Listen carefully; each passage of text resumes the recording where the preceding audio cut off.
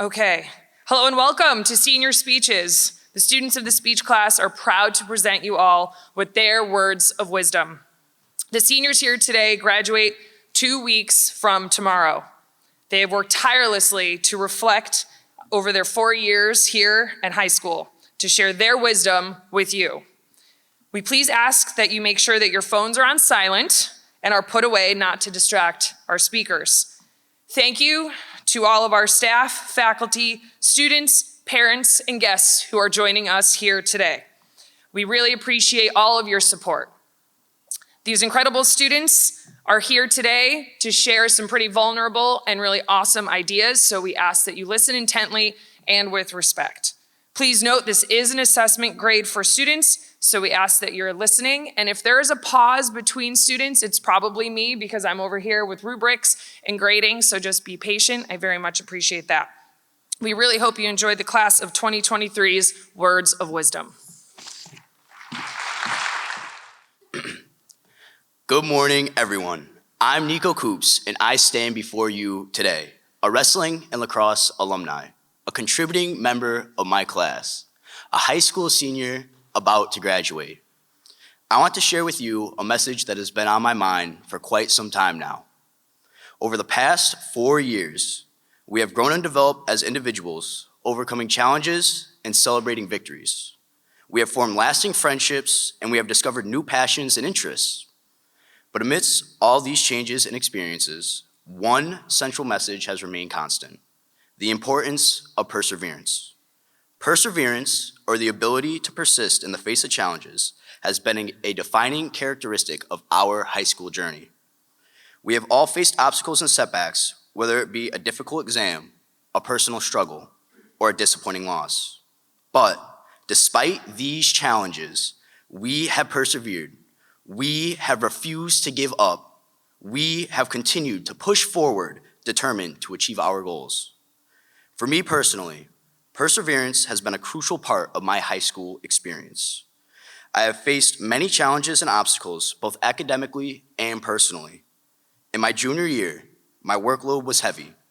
I took my first UConn AP course. I started attending one of my class's events, and I had to seriously think about colleges. This moment in my life brought about a mass amount of stress. Everyone around me, including myself, had high expectations. As an AB student, this was the first year I told myself I did not want to see lower than an A- at the end of each and every quarter. At this moment, I needed to make a decision. Would I fold under the pressure and continue with mediocrity, or would I rise to the challenge headstrong and conquer everything set forth? What do you all think? Well, here's the answer. I rose to that challenge and I surpassed it, but that did not come easy. I needed to persevere, and I did so by creating good habits. One habit that I developed was starting each and every day with a good night's sleep, generally 8 p.m. to 4 a.m. or 10 p.m. to 6 a.m., depending on what needed to be accomplished. Within any of those time frames, I would complete a morning workout consisting of 100 weighted push-ups, 50 pull-ups, a 2-mile run later that day. This created a good start to my day. I accomplished something as soon as I got up, before my peers even woke. It provided a sense of being ahead before the school day. When heading into school, I needed 2 things, 2 simple things: all the supplies for class and an attentive, positive attitude. Ask anyone that has had a class with me. I love to talk and talk. However, when it came time to work, I locked in and got it done right away. Side note, coming from a senior, that's a hint to get your work done as soon as you get it and not to wait. I would also ask frequent questions when I needed it, and I had a good relationship with all my teachers. One of my goals entering the school year was to have those connections with all my teachers. Students underestimate the power of that. At times, this gave me advantages others did not have. Most of my teachers were likely to give me that extension or be understanding when I was later to class. This is because they knew me and we had a positive relationship. To keep my last piece of advice short and simple for you all, find the meaning in everything. Those warm-ups at the beginning of class, the assignment that seems to have no meaning. Your teachers are smart and there's a method to their madness.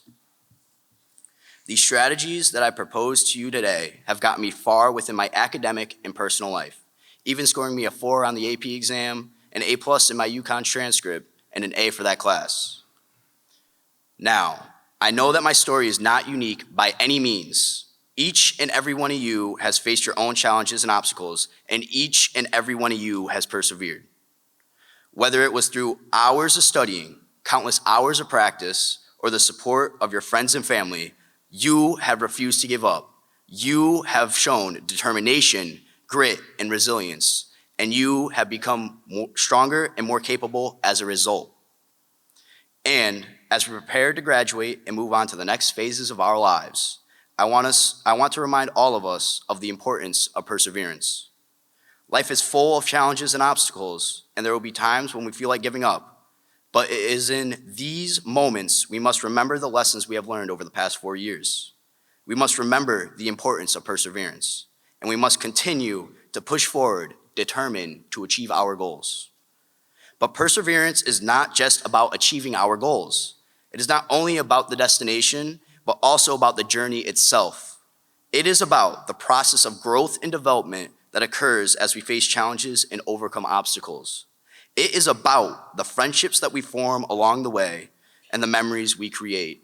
It is about the person we become as a result of our struggles and triumphs. So as we prepare to leave high school and move on to the next phases of our lives, I urge all of us to remember the importance of perseverance. I am proud to stand here today, a high school senior about to graduate, and to share this message with you all. The importance of perseverance cannot be overstated, and I hope that we will carry this lesson with us as we move forward in life. Congratulations to my fellow graduates, and may we continue to persevere in the years to come. Thank you.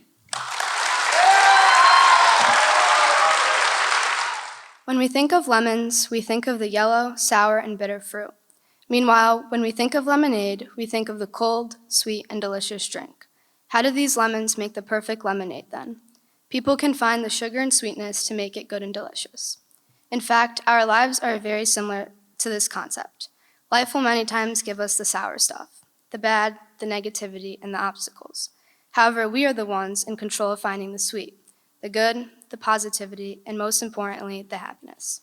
Hi, my name is Ali Navalas, and today I want to tell you about the importance of finding everyday happiness despite the obstacles and challenges life throws at us. There are too many misconceptions about the feeling, interpretation, and image of the word happy. Our society often perceives a so-called happy person as a person whose life is perfect, a person who does not have any problems or nothing bad ever happens to them. One may even say they don't experience any of the sour stuff, the lemons. However, this is a false reality. People who are happy are not perfect. Rather, people who are happy have succeeded at the aspect of life that allows them to find happiness in their everyday lives despite what life throws at them. These people are able to overlook the not-so-good things, the sour, and seek for the sugar, the things in life that give them something to be grateful and happy about. Happiness is a concept that is often altered by our internal thoughts, worries, and our reactions to what is happening around us. Many of us struggle to be happy because of this. I was once one of those people. Growing up, I stressed about the silliest things that I know many teenagers have probably stressed about the same, if not very similar things. I would work myself up over a test that was a week away, or even stress about a doctor's appointment that was a month away. I would wake up every morning dreading the fact that I knew there was something to be down or worried about. These thoughts and emotions would consume me, and I would not feel relieved and back to my happy self until these events had passed. I would be living in a constant state of fear and worriness. I would allow these thoughts to overpower my own emotions. However, a few months ago, I came across a quote that changed not only my mindset, but my life. It said, "Happiness is a choice, not a result. Nothing will make you happy until you do not choose to be happy. Your happiness will not come to you, it can only come from you." It was a wake-up call. Over time, these words became my thoughts. I began to wake up every morning, and instead of thinking about that test or doctor's appointment, I began to think of all the other things in my day to be happy about. I began to think of everything that I had to look forward to that day. I quickly learned that happiness can be achieved through the simple things. Having a night free of homework, getting excited for the Celtics game that night, or eagerly awaiting for my favorite dinner after school. Happiness is everywhere. It's a matter of finding it and believing in it. And trust me, I know. As a high schooler sitting in the audience, it can often feel difficult to find the happiness in the little things. As a senior who is graduating in just a few short weeks, I can surely remind you of many. Find the happiness in getting the snow day phone call, getting to go outside for class, having late arrival or early release, or watching a movie in class. These are the moments that we always take for granted and rather we must cherish. Seeking happiness in our everyday lives truly helps us to overcome the lemons in our lives. Life is never going to be full of the sweet moments. Rather, it is full of the sweet and the sour. We cannot sit around waiting for all the sweet, all the good, and all the joy to come to us. Life is never perfect. Life is always moving. If you do not seek the sweet in your life will continue to feel like a sour misery. We are all extremely unique in all good ways. However, with the world we live in today, we often take our character and the things that make us, for granted. We worry about society's standards, and we are prone to think that our differences and qualities are unfair and bad. We often perceive our differences as the lemons in our lives. I was once one of these people. My whole family moved from Poland to America in 2001. I was born 4 years later.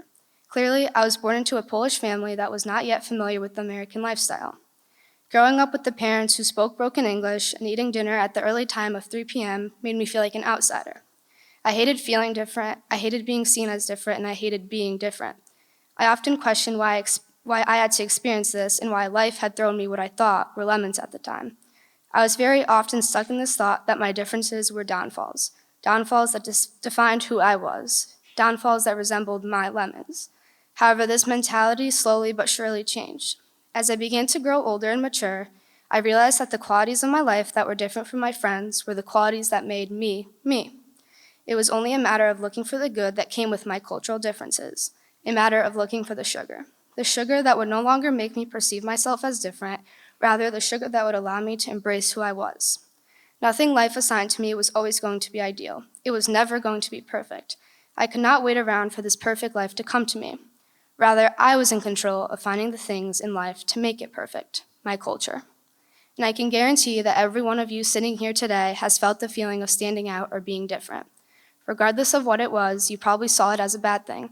What I am here to tell you is that the thing you viewed as bad is only bad if you are telling yourself it is bad. You need to find the goodness in that thing.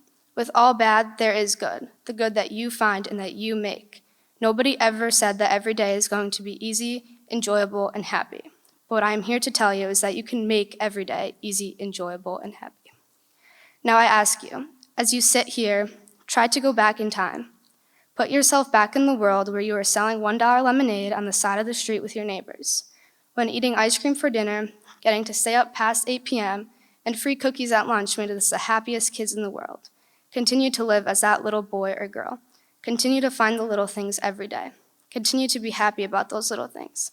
And remember, the next time life gives you lemons, make the best lemonade you've ever made. Thank you. A, the power of the letter A. The words that most define someone begin with this one letter. Adolescence, absence, achievement. All so similar, yet so different. Without fulfillment of all of these things, you are left with one thing, and that is failure. But it does not have to be this way. Well, what separates an A and an F? A's are used as honorary results, while F simply means you failed. But in our society today, the distinction between these two letters carry the capabilities of a person, although it really shouldn't. This letter begins every alphabet, and it begins our journey to learn, but does not end your opportunities or your future. The label this letter holds, its power, and the stigma that holds us back often takes over the confidence and expectations one deserves, all because of a result of a letter. Whether you're getting an A for a good grade or an A for being absent, it doesn't matter. It doesn't predict your future. Hello, my name is Brianna De Morris, and I'm here to tell you that the expectation you hold for yourself is more valuable than the expectations of the people around you. Through our adolescent years, we have no worry in the world. We aren't worrying about that next test or that next assignment. We had a life free of worries, pressure, or intimidation that society places onto people. We grew up in a euphoria of being who you are and who you want to become. We didn't have the mindset of, I need to get an A to get into college, simply because we had not a zero clue what that meant. At least I didn't even know what college was. We insisted on not leaving our adolescent years because that's when we felt the most vulnerable and true to ourselves. Who says we can't have the same mindset? Well, I know the answer. We all have a finish line to meet. It's to graduate high school with straight A's, get into college, graduate college, and then get a job. This timeline is held against every student on the current day. Our own thoughts as a child compared to a young adult differ greatly. It could be proven that kids hold more optimism than the average 50-year-old person. Where did this optimism go? Society took it from us. We are surrounded by a standard that we need to meet. This mindset of always striving for another person's idea of success is what tears the optimism of a person down. We need to resort to the lives of our adolescents, free of worries, intimidation, and pressure. A marks the beginning, not the end. Personally, I'm a student eager to learn and to achieve. Since the beginning of my high school years, I held myself to such a high standard that if I fell under the grade level of an A-, I would immediately doubt all my capabilities as a student. I would have these intrusive thoughts of failure, all because I fell short by one letter grade. I once got a B+ on my freshman year chemistry test, and it became one of the things that held me back the most in my early years of my high school career. At that moment, I felt that B+ is what defined me, my future, and my capabilities. A is in the beginning of the alphabet, but why does earning something right below this mark end your predicted future success? Telling my parents I earned this grade, they were surprised. They tried to say, "This isn't like you." Those words are what weaken the young mind of a teenage student. It's difficult when you try your hardest to meet the expectations of your parents and fall short. It isn't always just parents. There is always that one point in our lives where we didn't live up to that one expectation that someone else expects out of us. It's hard to deal with the fact that we didn't make that person proud, but it's more important that you make yourself proud. Your self-worth and your self-confidence has more of a positive impact than living up to the standards of someone else. I was stigmatized by that letter, but in reality, that does not define me. Try new things and make yourself proud. The future is unpredictable, and so is someone's absence. Absence can be difficult, often because it's not purposeful. Absence has a reason. The stress of everyday life surrounds a person like a dark cloud on a rainy day. We are hovered with the demands of our everyday lives and expectations. We trap ourselves under this cloud and isolate ourselves from dealing with the stress that society places onto us, causing us to just have to take a step away. The instance that we don't attend school for one day, well, I guess you're skipping. People assume a student did not attend school because they just didn't want to. We are defined by our absence. In the world we live in today, we need mental escapes. Escapes from the reality we live in of growing into a successful person that has a job right out of college. In the midst of the end of my sophomore year, I found myself distancing from the people I grew up with most and felt the most comfortable with. I underwent a period of time where I felt most capable of living up to what fit my mental status by doing more self-reflection and spending more time alone because that's when I learned the most about myself. I learned the ins and outs of my everyday life that made me feel like me. This absence did not define me at this time of my life, but it helped me define my true self. The absence because of mental stress is only one aspect of emotional well-being. Each of us possess a resource that helps us to grow progressively closer to our full potential and to be resilient in the face of difficulty, which could be taking a step away from reality and living in your own absence to grow. In the wise words of Benjamin Franklin, that absence is never without fault nor without excuse. Our presence in other people's lives every day always has a reason, but it should never be considered an excuse. Holding yourself to a standard that makes you feel complete in your natural being is what makes you fulfill your own standards. Create your expectations and opinions. Don't rely on others. Create your own happiness. Don't rely on others. Create your own sense of achievement. Don't live up to what other people think you should achieve. For the underclassmen in front of me, know that I'm not justifying not doing your work or simply to not care about school. It's still important to take pride and responsibility in getting good grades and working hard. Ultimately, getting that 1B doesn't define you. What defines you is how you decide to succeed. If school isn't for you, but you still try and fall short, know that creating your own success matters more because ultimately it is just a letter. A marks the start, A marks the beginning, and A marks the highest level one can go. This mark does not reflect the capabilities of an individual. Society tends us to hold us to a standard that has been engraved in each of our minds. Set high goals, don't stop until you get there. You can't fail. These standards force us to literally tear us apart trying to fit into this perfect picture. Society predicts the future for a person instead of that person themselves. It is okay to hold yourself to a standard that society may not approve of. That expectation is your expectation, and fulfilling your own standards is what matters. Don't live up to the opinions that someone else places on you. Live up to the standards that fulfills you and the self-achievement that you deserve. Thank you. As I stand up here, all of you are perceiving me differently. Some of you may know me, some of you may have never heard of me, some of you may be on your phones, not listening to a word I'm saying. And trust me, I've been there. In the past, I would consider myself a quiet person. I was reserved, minded my business, and just cruised through day by day. Looking back, I lived the exact lifestyle that I now despise. I took no risks, not caring enough to deal with the consequences, good or bad. I would turn down any opportunities, seeing them as chores to my uncaring daily life. I would wake up, go to school, play video games, and go to bed. Wake up, school, games, bed, wake up, school, games, bed. I'm sure this is a schedule that some of you are familiar with. While it may be sports or work instead, the repetition stays consistent. I was comfortable in this repetition. Everything in my life seemed boring and insignificant, nothing really piquing my interest, but I was okay with that. This is all because of my mindset and how I looked at life.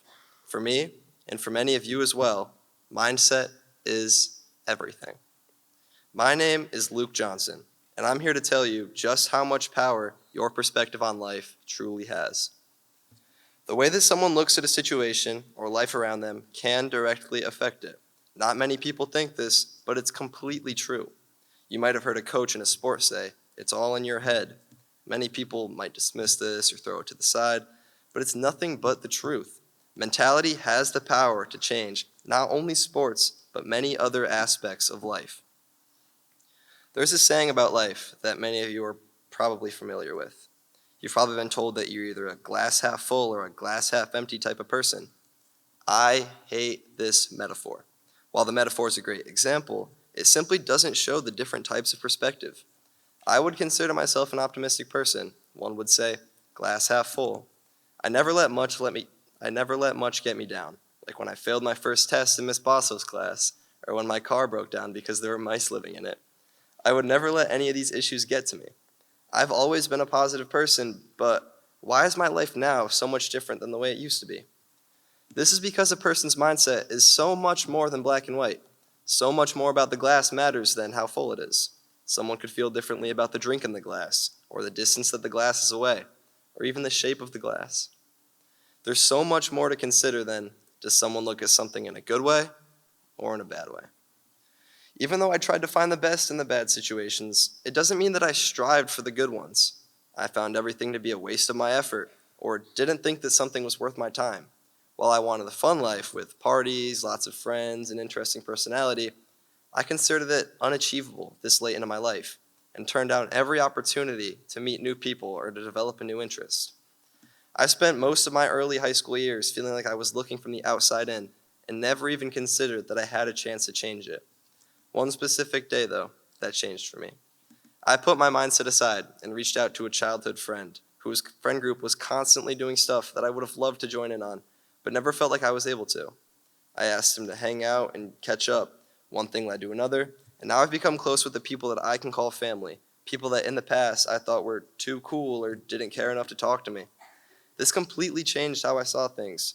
I realized that I was in complete control over how I lived my life. I started to realize that a lot of the bad things weren't so bad, and I started to cherish the good things. Perspective is everything in life. While you don't have to look at the glass being half full, at least appreciate the glass or the drink in the glass. Find enjoyment.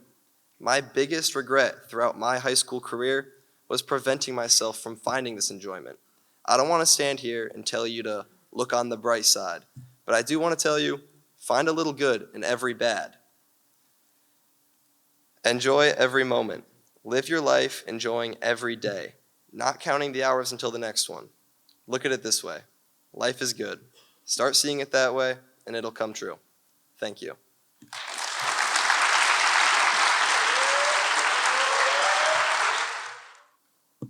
We live in a world that is becoming more and more diverse each day. Due to social media, we as a generation are more aware about the overall struggles of people around the world. For instance, the war in Ukraine. We are vastly aware of this and we empathize with the Ukrainians. Similarly, climate change is causing floods, tornadoes, oppressive heat waves, and severe thunderstorms across the United States, costing many lives. We are also vastly aware of this. Many students have championed causes to battle climate change. Right here at BHS, many students take part in service programs to help others in need because they want to feel that they are making a difference in people's lives. I hear students on the morning announcements preach kindness, respect, and acceptance. I see students posting signs all over the school that have messages reading, "You're worth it," "You matter," and "Just be kind." But no matter how much gets said or how much gets posted, based on my experiences here at Berlin High School, students haven't really internalized these catchphrases. I find students proclaiming to be inclusive, whereas in reality, that is not evident. At the high school level, students tend to run in cliques. And unfortunately, I have not witnessed efforts by most students to show anyone new or someone that may be slightly different that they matter, that they are worth it. Where's this kindness we all speak of? My name is Kevin Cordwell, and I am here to talk about my experiences with what I can only describe as a lack of true kindness and inclusivity around the school, and what we can do to practice what we preach and make Berlin High School a place where purpose, passion, and pride have deeper meanings. So what does inclusivity mean? The Oxford Dictionary defines inclusivity as the practice or policy of providing equal access to opportunities and resources for people who might otherwise be excluded or marginalized. That, of course, goes for people who don't necessarily fit the norm or norms imposed on them by society. But while we might not be able to offer each and every individual the tools that they need to secure a comfortable future, what we certainly can do is open ourselves up to the people around us and become more understanding and accepting of one another. Here is the problem I have encountered though. It's not so easy to actually practice what we preach. We've all had classes where we were in a room full of students we didn't know or were not familiar with. And the easiest thing to do was to focus on the work in front of you and not acknowledge the rest of the students in front of you. That's not so great. That's not so great because we are not training ourselves for the future. Think about it. Including weekends, us seniors have 16 days before we leave high school and ultimately move out into the real world where we have to start new relationships with new people who may have perspectives entirely different from the peers you regularly hang out with. If we're not acknowledging the person we're sitting next to in a classroom and actually taking the time to know them, who knows what opportunities we could be missing out on? Even if they are quiet and shy at first, even if you don't initially think you have anything in common, even if your other friends label them as weird, if you give them a chance, that person next to you might very well become your next best friend. In my years at Berlin High School, until very recently, I did not feel accepted by my peers. I sat next to hundreds of students these past 4 years, yet I was never asked to hang out later, or go catch a movie, or go to a basketball game, or go to the homecoming dance or prom. I was essentially invisible because I was judged in such a way that prevented others from approaching me. At the same time, I didn't know how to go about approaching others and making friends. I was also very nervous due to past rejections while I attempted to make connections. The combination of these was the catalyst for me making some big mistakes that prevented me from making further connections with people. While I yearned to feel included, I went about it the wrong way, which ended up pushing others away.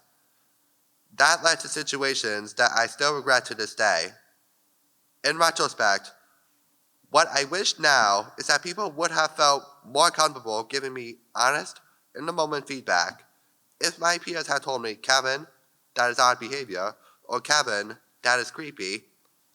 I would have been able to learn, adjust, and grow socially. For all those hearing this, I challenge you to be a social coach instead of making someone feel like a social outcast. Just like you would help the person next to you in English proofread the essay, or your desk partner in math solve that difficult inequality problem, I implore you to help the students who struggle with social interactions to learn. I implore you to take initiative when talking to a peer who is struggling to make small talk, which means asking them how their day is, or even more specific questions about what they are interested in. You might just find that you are in fact changing someone's life or being the riot light. As I look out into the audience, I see a bunch of familiar faces of people I know. I can tell you that one or two things about some of the individuals in the audience. But because I haven't had opportunities to be a part of their lives, I cannot tell you more than that. I am left to draw my knowledge from the social media posts that I see highlighting all of their fun experiences. Therefore, I thought that their lives were all sunshine and roses with little to no real problems. As I stand here today, I can tell you that those perceptions I formed were simply false. I learned a lot about the struggles that some of my peers experience and are brave enough to share right here, and were also brave enough to share through the Anti-Defamation League. See what happens when you take the opportunity to really learn about others? Perspectives change. Relationships begin to blossom. I feel that simply understanding that we are not alone in our search for long-lasting friendships, and that we all have struggled at some point in our lives, will go a long way in building bridges for everyone to come together. Human connection is a powerful and important aspect in our lives, and we should strive to connect with as many people as possible from all walks of life.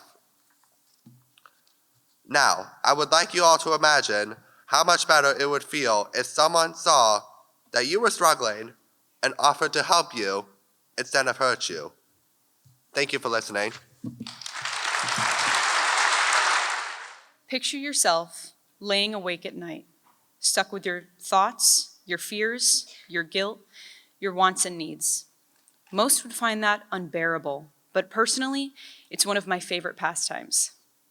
Hello, my name is Keona Myers, and I'm going to talk to you about honesty. I want to start this off by asking you a few questions. Do you know yourself? I mean, do you know what you like, your hobbies, your aspirations? What about your shortcomings, your flaws, past choices that stay with you for better or worse? Well, I used to worry about those things all the time. I used to float in a state of constant worry and uncertainty. What if I say the wrong thing? What if I do something stupid?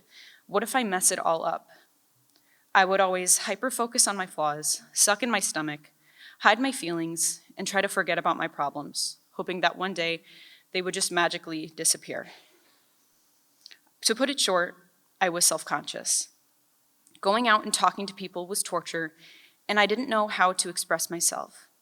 I didn't know how to fix that part of me. I know plenty of you relate to what I'm saying, and you're probably thinking, how did I get over it?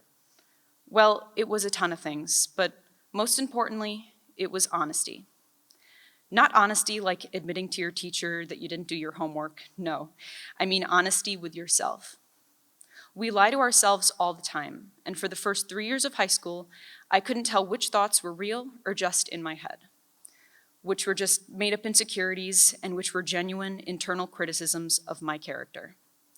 But if you take enough time thinking things over, sifting through your mind, and maybe getting some therapy, it does get much easier. Don't get me wrong, it's not an easy thing to do, but in the words of Eleanor Roosevelt, no one can make you feel inferior without your consent. I can think of a few times where I felt scared, embarrassed, angry, upset, but I didn't want to be. And more interestingly, I didn't know why. Earlier this year, I presented my capstone, which I'm sure all of the underclassmen and juniors in the audience are looking forward to their senior year. I was prepared, excited, and ready to get it over with, but still, for whatever reason, I couldn't stop shaking. I was having trouble breathing, and I was frustrated. Frustrated because I knew nobody was going to point and laugh at me. I knew I was going to pass, and logically, there was nothing to worry about. But my brain was still having this annoying knee-jerk reaction. After I was done presenting, I realized that nothing about my reaction was logical, but it didn't really matter, because it didn't need to be. If that was how my brain handled that situation, I'm not going to worry about whether that thing was logical or not. I'm going to ask myself why I reacted that way on a personal level and work through it from there. Still, I often get the feeling that my brain is some locked chest or deep ocean trench that I don't have the resources to explore. But ultimately, it isn't that scary to find and inspect untapped parts of yourself. As a human being, messy and irrational emotions come with the package, but it's on you to deal with them in a healthy and appropriate way. Swimming in your insecurities is uncomfortable and confusing, but it's necessary. I would recommend for all of you to do 2 more things from now on. Be reflective and self-aware. When you enter conflict or feel like you've hit a wall, it's crucial to look at yourself in the third person. If you were someone else, how would you look at yourself? What would you see? If you were watching a movie and you were the protagonist, what would you recognize as that character's weakness? If you could look into your own mind in a hypothetical mirror, what would you notice? How do you think you could change for the better? Going into senior year, with all of the experiences I've had, I began to understand my mind and how I think. I noticed patterns in my own behavior, and I moved forward with them in mind. I realized I had control issues, and I was prone to frustration and anxiety. I took a step back and realized I needed to confront these problems head-on for my sake and for others. When I look around me, I see some people who feel trapped, who feel insecure, who don't know where to go. I often hear others point fingers and blame everyone but themselves, using some external scapegoat, like their job, their school, their family. And maybe some of these things are a problem, but ultimately what matters is how you personally process those issues. People say that you know yourself better than anyone else, but do you? Knowing who you are is a privilege not everyone has. And after years of pondering in my own head and leaving my comfort zone just a little bit, I've learned that I'm persistent, I want a career in visual art, and I want a family someday, but I still have a lot to work on. Even today, as I'm presenting this speech to you all, I still feel nervous, but I can tell I've come such a long way because I'm standing up here now. And I signed up for this class knowing where I would end up. Today, I leave you with this. You are every part of yourself. You're not the best parts of yourself, but you aren't the worst. You're a person, and that's such a wonderful opportunity in itself. Make the most of who you are. Thank you.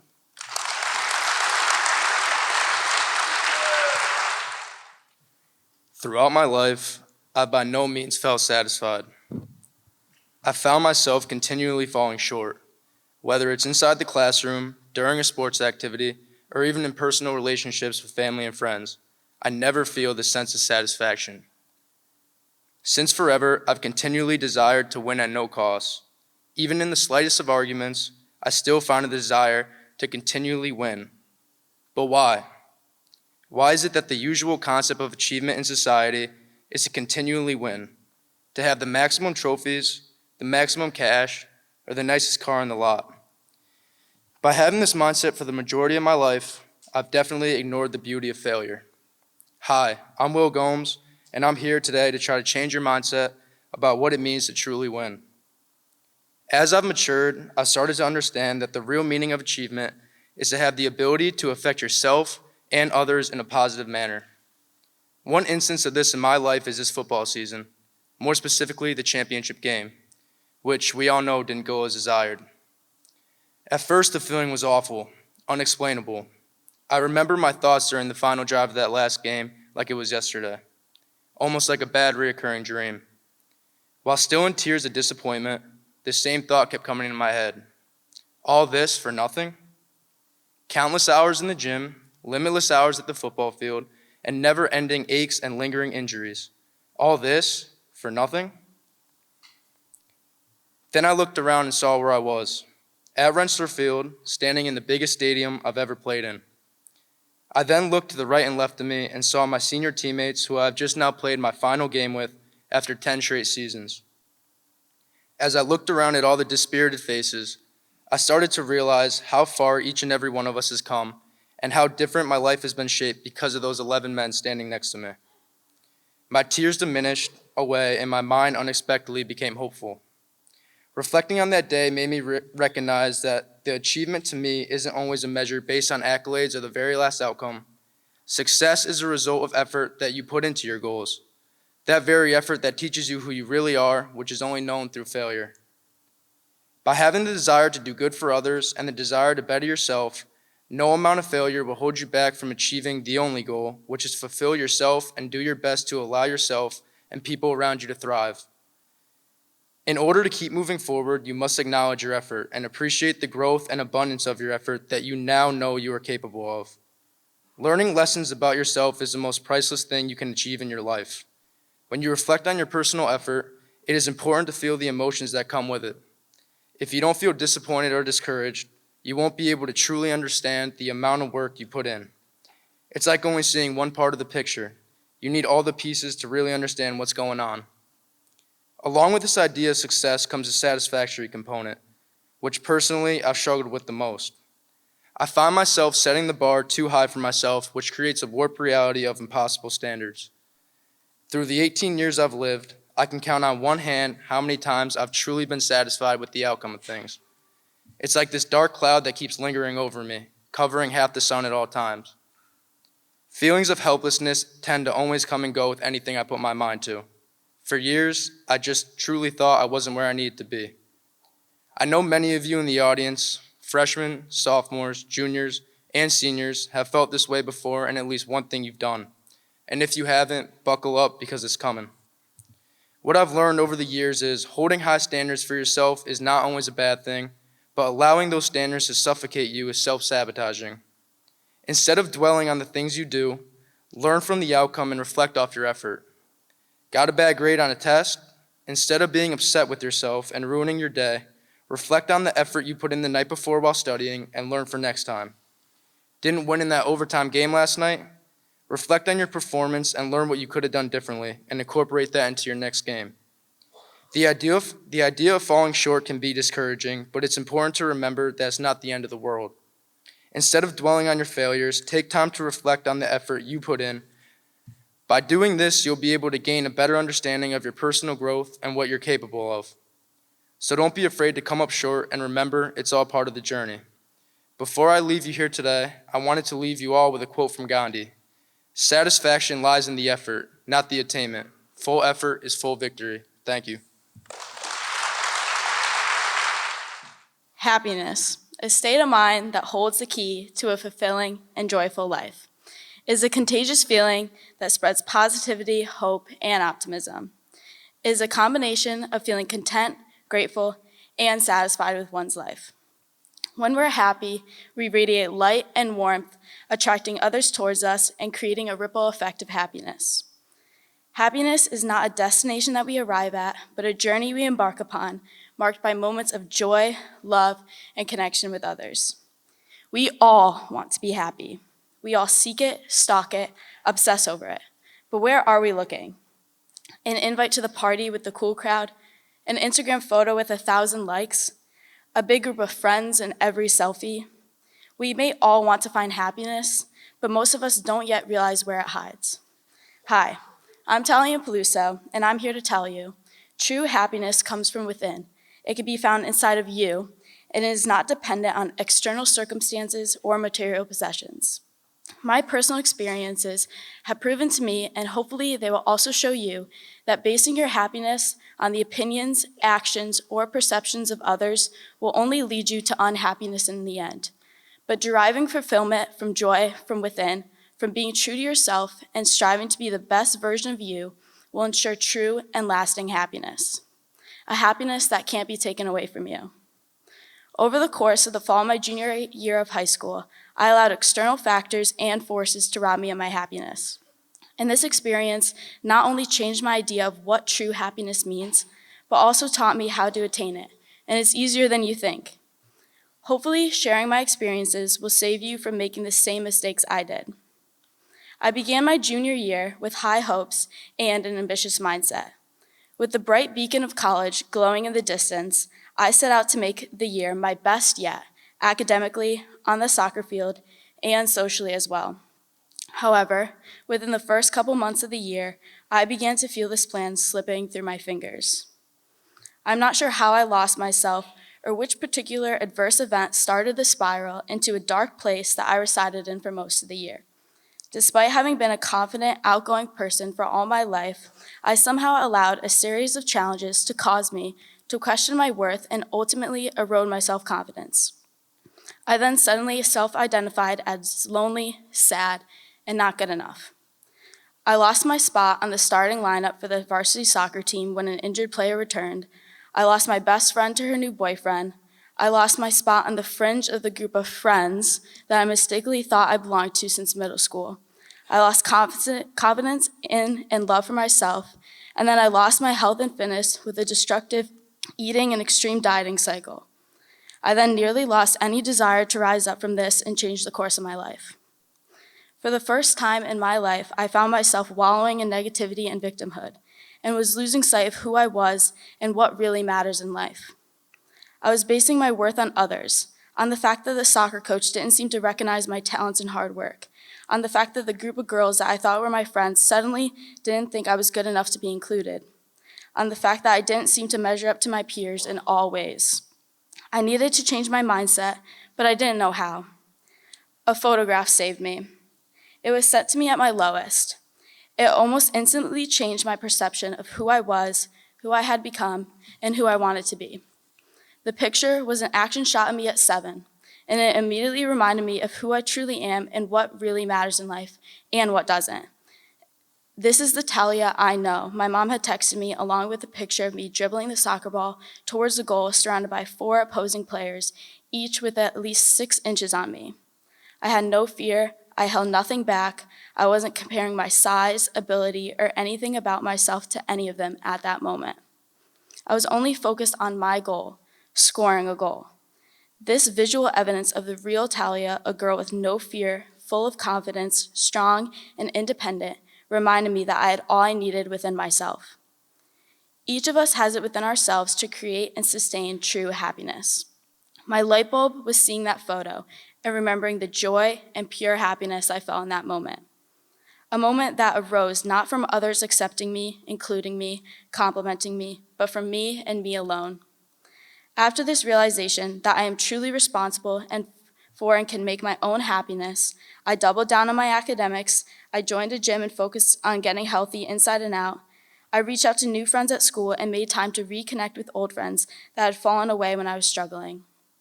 I spent more time with my family and was present when we were together, no longer zoned out, dwelling on things I didn't have or couldn't do, but instead, all I have to be grateful for. This entire experience taught me that I had created an artificial or temporary happiness that was dependent on other people and how they responded to me, rather than derived from within, what I'm capable of, and the potential I have inside. After that picture inspired change, each action I took to improve myself only served to make me stronger and happier from within. The struggles of that year shook me deeply, but the rediscovery that my worth comes from within is a lesson that will carry me through the rest of life's challenges and experiences. The picture was a catalyst bringing me back to a time before I cared about what anyone else thought about me. I wasn't thinking about how others rated my performance on the soccer field. I was playing just to play a sport that I loved and derived pride and joy from. It was a time before high school cliques arose, where you can be in one day and suddenly out the next, left wondering what you did or didn't do to be ejected. It was a time before boyfriends could swoop in and lure your best friend away without any warning. It was definitely a time where happiness felt easy, like an attainable goal, because I wasn't old enough to view happiness as something outside of myself, something that I eventually began to think resided in a coveted party invitation or a selfie of a big friend group, or likes on social media posts, or that being in the starting lineup was based on ability or effort and not on who you know or town politics. I wasn't old enough yet to compare and contrast myself with others. I was only focused on me and on what I was capable of, on giving 100% to myself, to something, everything, and knowing it was enough. And that is the lesson I want to impart on all you today. The sooner you realize true happiness comes from within, the sooner you will attain that seemingly elusive status. Set goals for yourself and celebrate reaching them. Always strive to become a better version of who you were yesterday. Remember what really matters in life. Focus on the things that you have control over, things that are within your power to achieve, accomplish, or affect. Rise above the noise that distracts you from these intentions. And if you need to, reach back in your mind and memories to being 7. Think back to a time what brought you happiness then. I bet it was not whether you were the most popular or the best athlete or the smartest, prettiest, coolest, or any is at all. As we grow, things come into our path that steer us away from what we knew as kids. But if we are prepared and can recognize the roadblocks and detours, we really can stay on the right path. The path to true happiness. Happy, not a destination, but a journey, and you alone are the guide and the traveler. Thank you. Everyone has a different perception of high school. Everyone has different experiences and is involved in different activities that create your own high school experience. Coming into high school, I was visualizing a high school musical experience. No, I was not picturing students sitting on top of lunch tables and singing at the top of their lungs, but I was picturing being in a massive friend group that did everything together. The minute I set foot into Berlin High School, I quickly learned this was not the case. Hi, my name is Libby Dunn, and I'm here to tell you that life can be heavy, but you can make it lighter by surrounding yourself with people that make you feel accepted and valued. Nobody has done it alone. We all surround ourselves with people that we enjoy being around and people who make us feel confident in ourselves. At least we try. Sometimes it may take someone else longer to find their true group of friends. For me, that was reality. During the entirety of my freshman year, I navigated through a new school with almost no true friends. It hurt when I would scroll through Instagram and TikTok, seeing my peers hanging out together and having a great time. I tried everything to get myself involved and to get to know my classmates. I joined clubs, sat with different groups of people at lunch, and even went to an upbeat weekend. Nothing was working. I kept asking myself, why can't I have an experience like everyone else? Is this what high school is supposed to be like? I felt as if I had no purpose. I felt that I was on the outside looking in, feeling left out and forgotten. Not being invited, not being wanted, not being chosen made me feel hopelessly lonely. However, I learned to take these feelings and apply them somewhere else. If you have ever been in a situation similar to mine, you would know that it can be hard to feel connected. My advice to you is to find an activity that can lead you in a new direction. Branching out and finding something that you enjoy can help expose your life to so many different groups of people.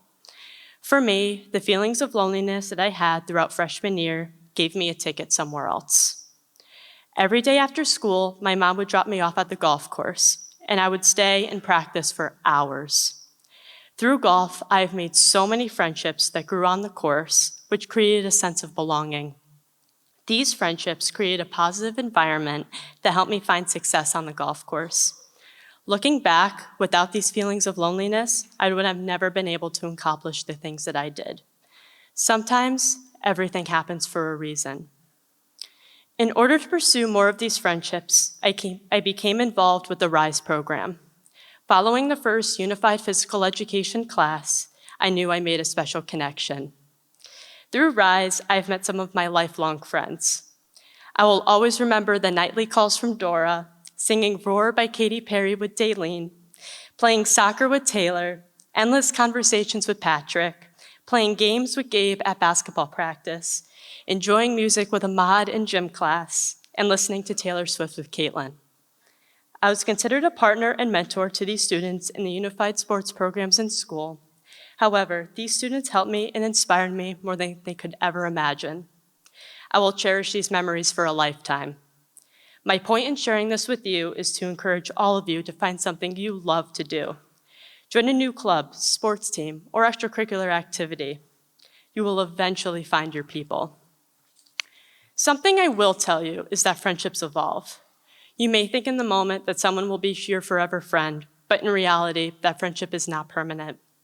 Appreciating the experiences of each friendship, old and new, gives you an opportunity to grow into a better person.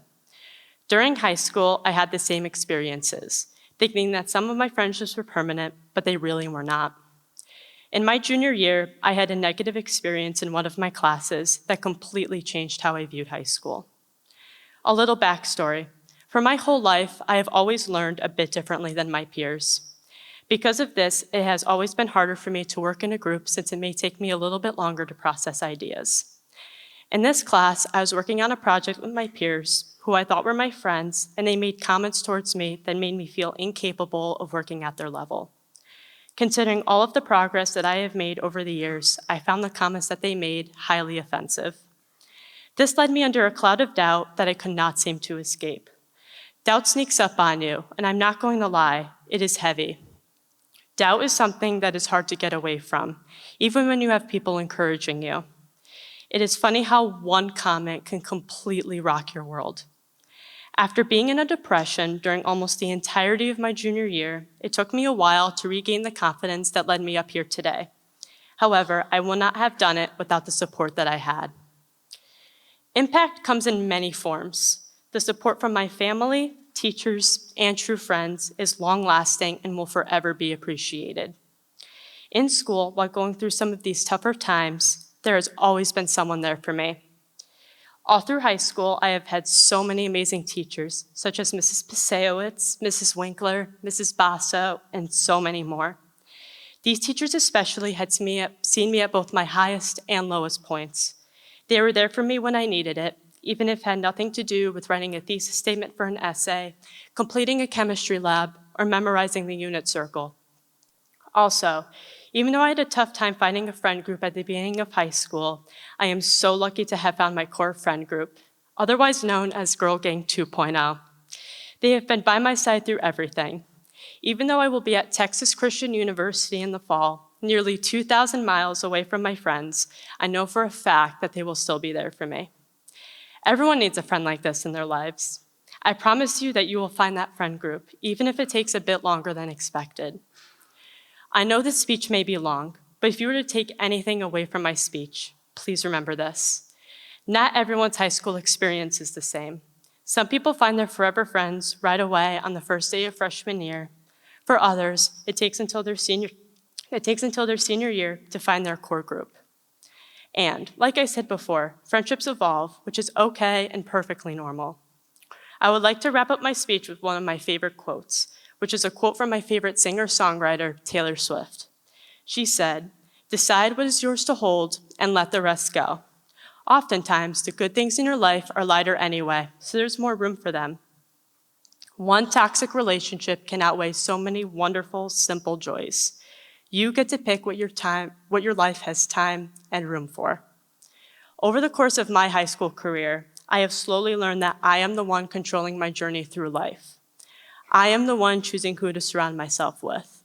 Remember, you can make your life lighter by surrounding yourself with people that make you feel accepted and valued. Thank you.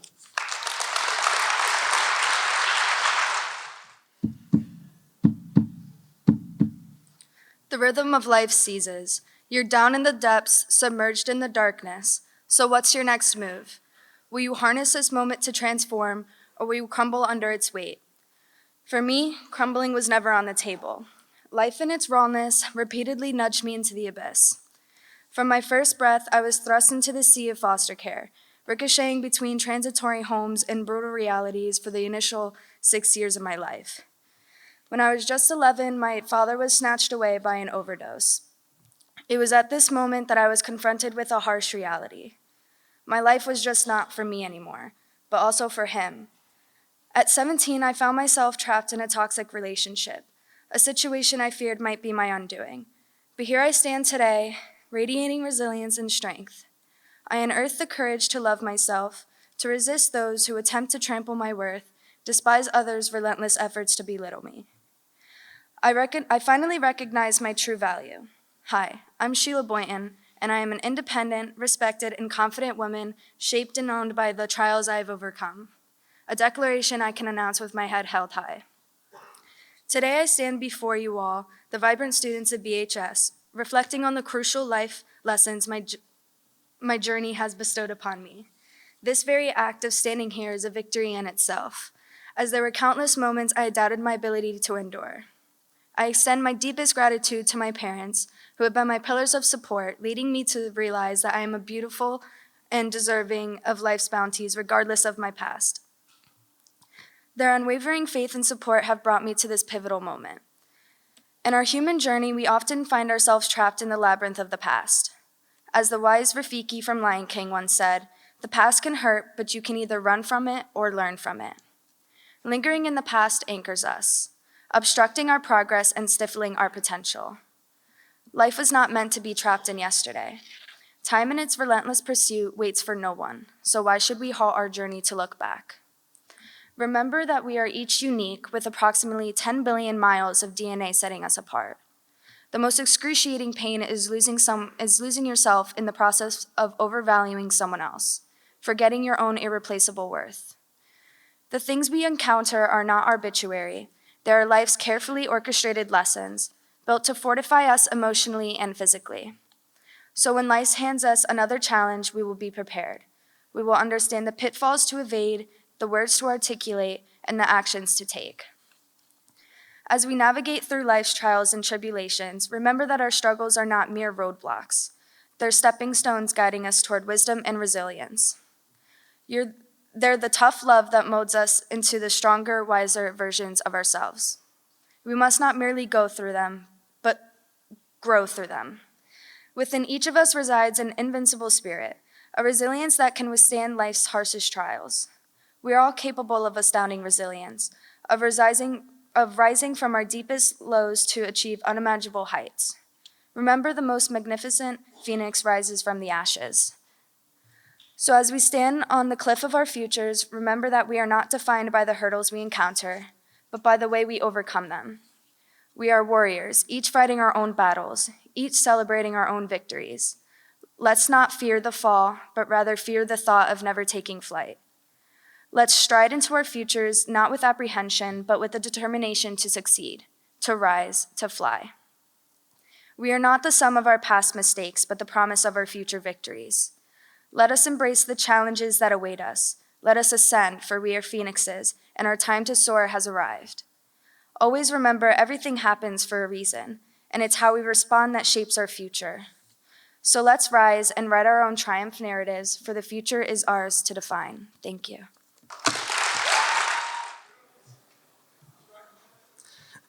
If you asked your best friend if they knew your passion, would they answer correctly? Do you hide your true passion because you're embarrassed? I did, for many years. I started working at a young age. I never wanted to be in school, and my interests were about cars and trucks compared to sports. I thought I had to change to fit in with everyone and be normal, but why? Who says you have to change and fit in with everyone else? Hi, my name is Sam Calvo, and today I'm here to talk to you about why you shouldn't hide who you really are and make your own path.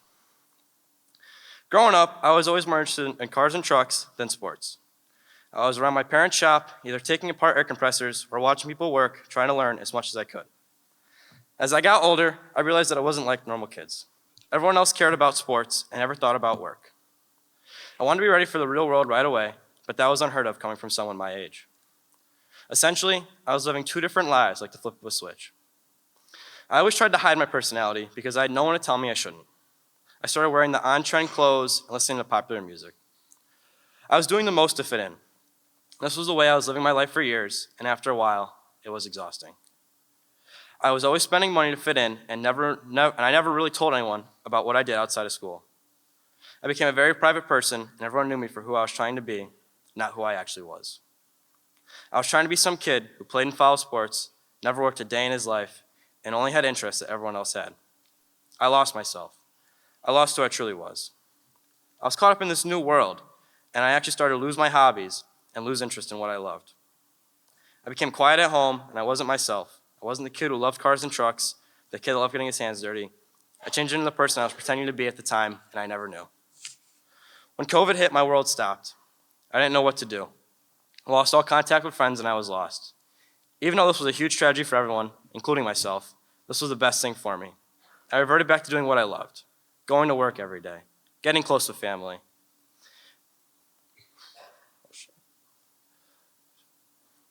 Getting close to family and getting back into my hobbies of working on cars. I had the best thing happen to me, and I never knew it would be a world tragedy. I realized that I didn't need to impress others. I needed to impress myself. I was having the best time of my life being myself. I started setting goals for myself, trying new things that no one else was doing, and I was having a blast doing it. I learned the most important thing in life.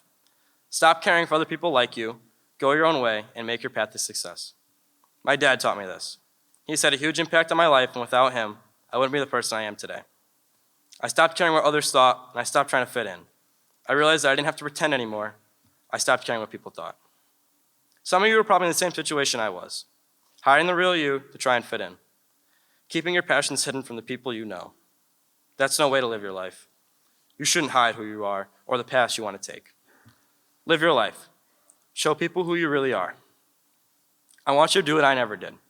Find yourself before you lose yourself. You need to be happy with who you are, and lifelong friends will come to you. Once you lose who you really are, it is really hard to get it back. Today, I want you to think about your life. Do you hide who you really are? Do you pretend to be who you really aren't?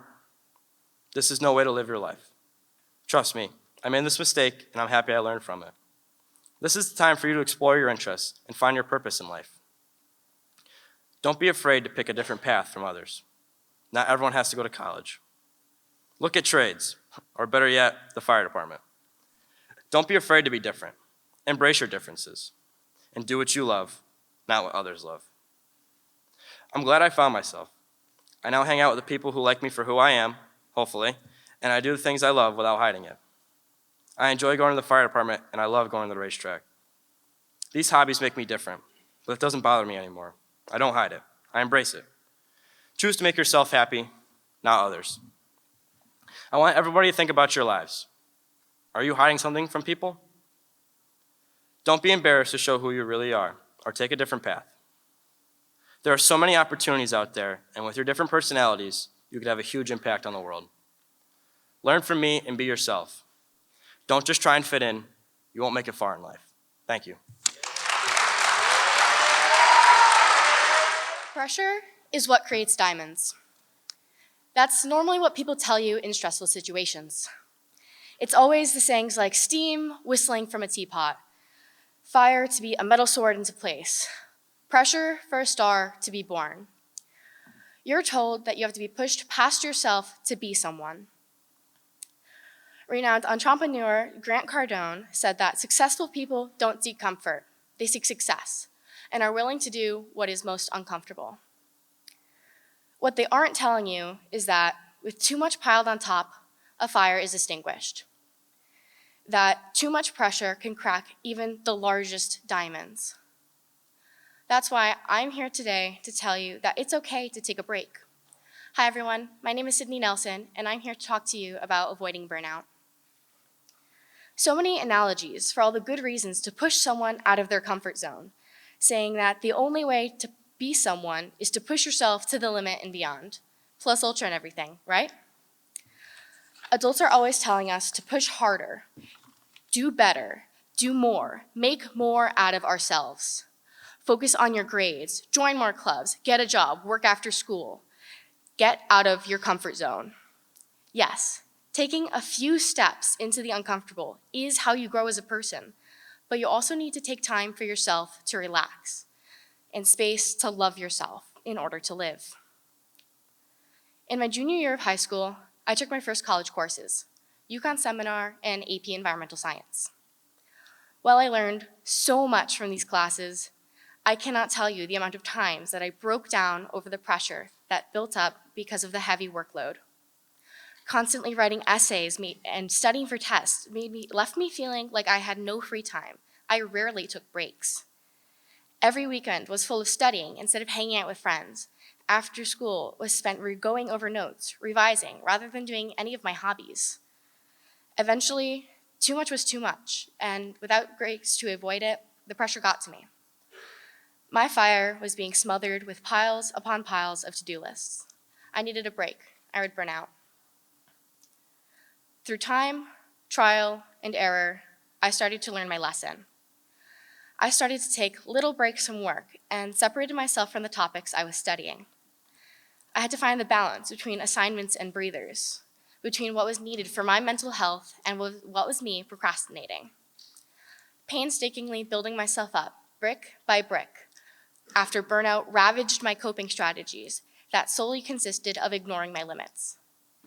I had to find new means to cope with my struggles in a way that wouldn't hurt me. I started therapy, practiced managing my schedule, and setting timers for how long I was allowed to study before I needed to take a break. I strived to change my negative mindset and started making more positive comments about myself rather than inflicting harmful jokes that damaged my self-esteem. Pushing yourself is the only way to grow, but too much will only hurt you. You have to give yourself consistent breaks between any mentally or physically strenuous activity. So far for me, finding the line between burnout and my stability has been one of the hardest things I've ever done in my life. And sometimes I still struggle with towing the line. I had to learn when enough was enough. There's such a difference between mitigating burnout, procrastinating, and never even trying. Somewhere along my journey, that was something I struggled with as well. Just a few more minutes, I'd tell myself. You deserve a break anyways, just a little longer. Combining my ADHD with my attempts to learn what I needed to function without hurting myself made me utterly prone to procrastination and executive dysfunction.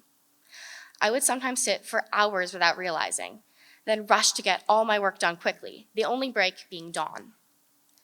The tightrope lining my comfort zone and the danger was only a thin wire. Walking it felt like fire licking at my ankles, motivating me to move forward, but pain threatening my every step.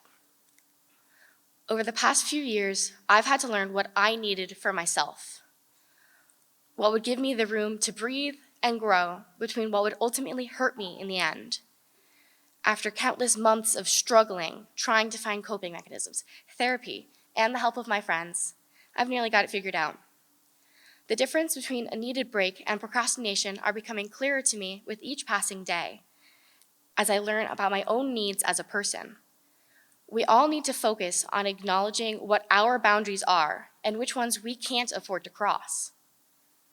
American author and leadership speaker John C. Maxwell reasons that to succeed in life, we must stay within our strength zone, but continuously move outside of our comfort zone. I couldn't agree more. In the end, I wouldn't have done it any other way. I learned from my mistakes, and I grew from the pressure I was forced but able to endure. If I had to do it again, I would have taken the same courses and same decisions in a heartbeat. But I would have taken time to breathe, taken some time for myself. Yes, fires need kindling and things to burn through to stay warm and brilliant, but spirits have been smothered from the pressure piled on top of such flames. I may have endured and grown, but I want people to learn this lesson without needing to hurt themselves in the same way I did, their fires burning out.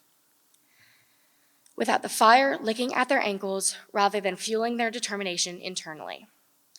Don't compare yourself to these metaphors that push you like a lion trying to escape its cage, because flowers need time and water to grow, and bread needs time and space to rise. Humans are not diamonds pressured and pushed from coal, or the steam leaking from a screaming teapot. We don't always need to explode to become stars. People need love and time to grow just as much, if not more, than we need life's pressures on our backs. Don't burn out. Your life is precious. Thank you.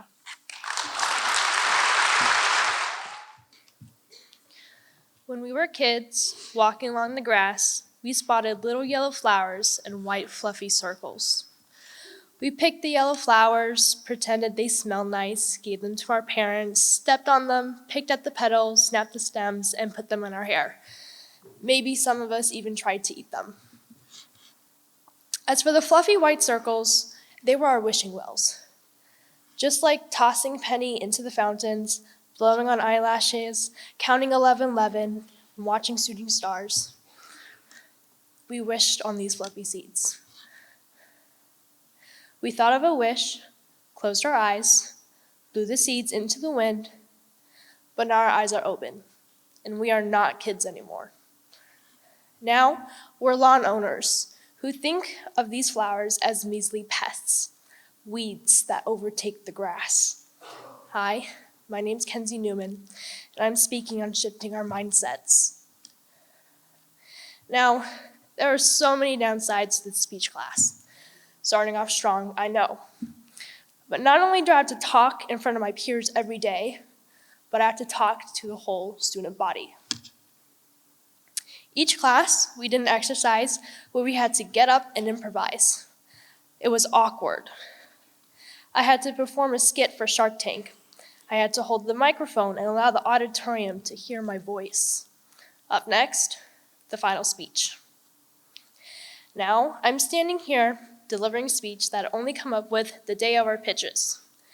I have the final draft in front of me, the mic at my level, and teachers crowding the back, and underclassmen in every seat. This moment has been dreaded by many people, including myself. This moment is my weed. At first, just like those lawn owners, I only thought about the weeds in my situation. I only thought about the inevitable time where I had to make that awkward walk up to the stage and start speaking. I only thought about what would happen if I messed up or someone else had the same topic. However, over time, I started thinking about the flowers. I started thinking about how I'd feel when I'm done, and when the audience claps and I finally get to sit down and feel my heartbeat fade into softer drums. I thought about how I'll smile when I talk and hear the congratulatory words from teachers in the halls. Eventually, this moment stopped looking like a weed and ended up looking more like a flower. It isn't always like this though, switching my thinking. So how come I did it this time? I started small, really small. For example, 5th and 6th block. This is lunch period, so every single day we have to sit through class with bells continuously remind us that it is not our time for lunch, that we must keep sitting and doing the work, get in our grades, and watch the minute hand slowly tick by. I thought this block would always be my weed, having a break from work so close, yet so far. However, I started thinking about how small chunks of the period would go.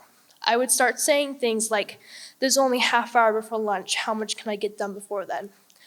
Or, I'm so excited for lunch, I'm gonna get through the next 10 minutes so I can enjoy my break.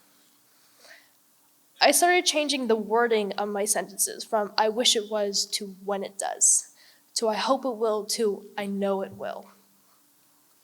It took practically all my life to do this though. My mind aged as I aged, and it got harder to unlearn things and relearn my own beliefs. And I wonder why that is. I used to wonder why I struggled to wake up in the morning, dreading the entire day ahead of me, having to wake up early every day with nothing in the near future that excited me or made me motivated. Then I discovered the meaning in the little things, how important that cup of coffee is or that study hall where I have time to read. I invented a plan. Every morning when I woke up, if I found that it was too hard to get out of bed, I would lay there and think of 3 things that I was looking forward to. A lot of the time, it was my morning coffee. When it started working, it was then going to work and watching the toddlers sing Wheels on the Bus. I changed my mindset slowly every day. Eventually, it got to the point where I didn't need to give myself a minute to think about what made me happy.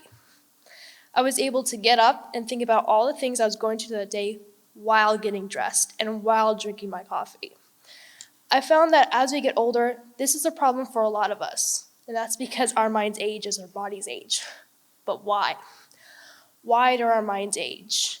Why do we have to look at dandelions and now only know them as a weed? How come we can't be kids again, picking pretty flowers? It's our minds, more specifically, our mindsets. We are like dandelions, filled with so much potential. In fact, did you know that dandelions are completely edible and medicinal? You can make dandelion soup, dandelion tea, dandelion jams, and so on. These plants are so good for us, and I bet most of us didn't even know it. We're dandelions. We have hidden potential inside of each of us, such as growing, healing our minds and bodies, becoming more outspoken, and finding the parts of us we love. In order to do this, we must open our minds and think differently than the adults above us had taught us. We must wish on fluffy seeds and watch where the wind takes us. We must make our mindset more flexible to the inevitable outcomes and weeds of our situations. Only then will we see the flowers inside of us. Thank you.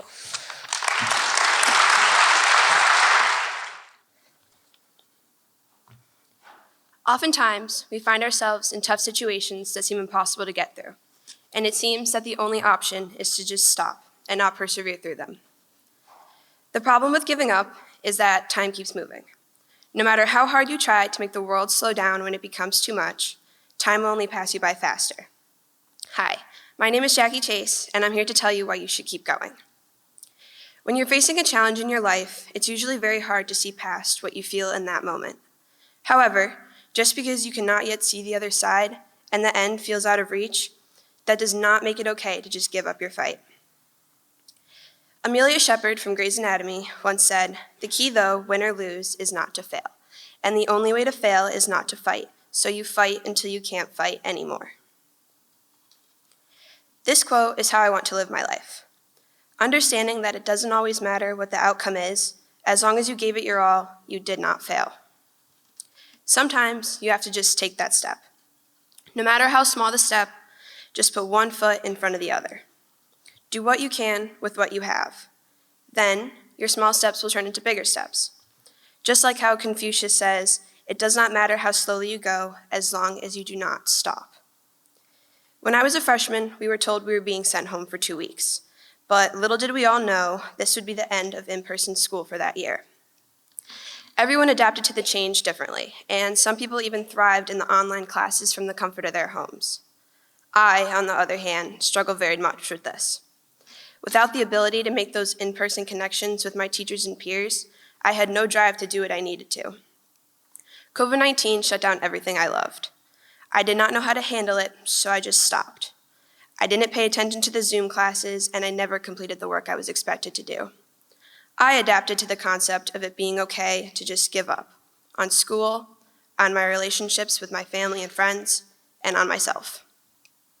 It took until the end of my sophomore year to realize I needed to make a change. With support, I took the first step. I was able to regain control and get back on the right track. I put my focus into the things that would only help me through these times. When I came back to school, I was ready to continue moving forward instead of dwelling on the hardships I had faced. We will all have setbacks in our lives that will interrupt the progress we are making. When you face a setback, do not try to ignore it or evade the problem and give up on it. Instead, face it and it will make you stronger. What you have to remember is that whatever you dream for in this life will always be worth the effort to pick yourself back up, take that step, and keep going. I thought COVID was going to be my biggest challenge of my high school career, but I had to learn that to take that step forward once again when last year I lost my favorite person, the woman who taught me to be the good human I believe I am today. I thought there was no way my life could move on without her in it. When I realized what was going to happen with her, I started to shut down. Instead of enjoying and making use of the time that I had with her, I isolated myself again and just pretended. That is where my regret is. I tried to stop because I didn't see the point in moving forward, and instead, I missed moments that would have meant the world to me to have had. I didn't realize it then, but now I know that giving up is just not an option. Trying to give up will only leave you wishing you had another chance. You will miss so much.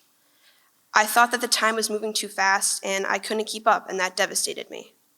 What we need to know is that just because some obstacles seem unfaceable, you can't just give up without even trying. It's like building a house. You can't expect to lay every brick at once. You have to go one by one to build it how it's supposed to be built. If you are unhappy with the life you have or get overwhelmed by it, do not just stop. Keep putting one foot in front of the other until you get where you want to go instead of thinking that it will never happen. When my grandma passed away, it felt like a piece of me went with her. The piece of me that had the drive to persevere. The piece of me that found meaning in all the little things. I lost the motivation to continue the life I should have been living. In reality, this is not even close to what she would have wanted for me. I needed help, though. This ended up being something that I knew I just couldn't get through on my own. Fortunately for me, there were adults in this school that were willing and waiting to give me all the support I needed when I was ready for it. The biggest thing I changed about myself when I was struggling was my willingness to ask for help. You can't be afraid to talk to someone about getting through a tough time in your life. You have to be okay with letting someone else into this scary time you're going through, because the weight of your world is very heavy when you're carrying it all by yourself. And it's okay to need help sometimes. Eventually, I accepted that help, and with time, I again learned how to take things one step at a time and rebuild myself. When you get back up and put in the effort, you will then see how important it was to take that next step.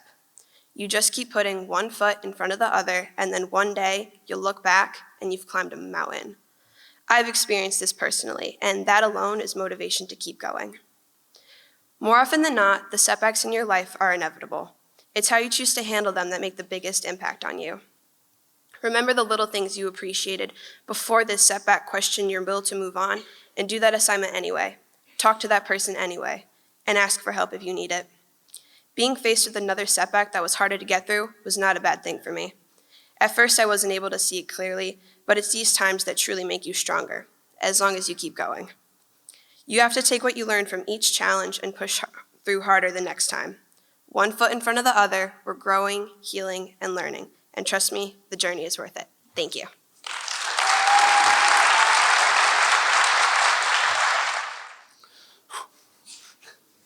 Imagine yourself being lazy, procrastinating, and being unproductive. Now imagine yourself going after it, being productive, and doing everything with a purpose. Choose one of those lifestyles and stick to it. From the second you get out of bed to the time you shut your eyes to go to sleep, everything that goes on in your daily life means something. Hi, I'm Ryan Catalano, and I'm here to explain how the importance of a work ethic is crucial in your lives each and every day. Every aspect of your life is tied back to your work ethic, an ability to compete with not only others, but yourself. Competition takes work. Success takes work. And productiveness takes work. If you haven't realized it yet, life moves pretty fast. And when you're in high school, it moves by even faster. These past 4 years have been a roller coaster, but also a unique blessing. They've taught me that you need to be ready for anything. You will face a ton of challenges that you may not know what to do or how to handle them. That was me. But as you will learn, there are many things that help handle these challenges. The one piece of advice I wish I had heard was to create a foundation for success earlier in everything I did, not only in school, but in sports as well. Without a strong work ethic, we often tend to develop bad habits that force us to fall behind in all the things we do. The strength of your work ethic defines you as a person. We all remember when we were sent home for COVID and how it was a very new and huge challenge for all of us. Personally, I struggled miserably. During school, I got extremely lazy and fell very behind. I stopped doing homework and other assignments and was always drowning in late work. Missing assignments was a huge problem, and if teachers didn't accept all of my late work, I would have failed every class. Through these times, I developed these lazy habits that did not benefit me at all during my first couple years of high school. I was barely doing the minimum, always looking for shortcuts, like trying to take an elevator to the top. As that year ended and we implemented the 1 week in person, 1 week on Zoom, my lazy habits continued and I could not break them. It was then where I realized I needed change. Immediately, my parents, counselor, and support from my friends kicked in. The main thing that changed was my work ethic. I sat down with my parents and counselor to set goals so I could achieve better grades and reach my potential that they knew I had. In my junior year of high school, with the determination to fix my work ethic, I was able to get back on the honor roll for the first time since COVID. The changes I applied in the classroom also helped on the baseball field as I saw improvement there too. The work ethic propelled me through all the workouts and physical therapy I needed during my elbow injury. I was then able to perform a lot better over the off season and into the season. With this improvement, I was able to succeed more often and my overall confidence increased as well. My work ethic in sports has continued to carry me through the difficult times as well. The strong work ethic carried me through bad starts on the mound and pushed me to work even harder when I got to practice. When obstacles come at us, you need to be able to push through them and beat them. When you develop that work ethic and the other building blocks of success, you will be able to overcome them. When you make bad habits good habits in one aspect of your life, they start to spread to other aspects. Developing the work ethic is the best thing that can happen to you as a person. Michael Jordan says, "I never feared about my skills because I put in the work. Work ethic eliminates fear. So if you put forth the work, what are you fearing? You know what you are capable of doing and what you are not." This whole idea is complicated and hard. The process is difficult, but in the end, it's worth it. Take the stairs instead of the elevator. Outwork everyone in order for you to come out on top. Life is about competing and winning, but it starts with your work ethic. It is an essential to life, it is a building block to success, and it is what creates a better person. As I leave what I have called home for my entire life, and all of you in the audience continue to try and push through the ups and downs of high school, remember that your work ethic matters. The important aspects of your life cannot be overlooked. Set aside the unnecessary things and shift your focus towards hard work. I hope none of you run into the deep struggles I experienced in my high school career, but instead realize the importance of your work ethic throughout your next 4 years. I want to leave you all with a quote from Derek Jeter. "There may be more people that have more talent than you, but there is no excuse for people to work harder than you. Everything in life is a grind if you really want it, and you won't just be able to hop on the elevator, you're going to have to take the stairs." Thank you.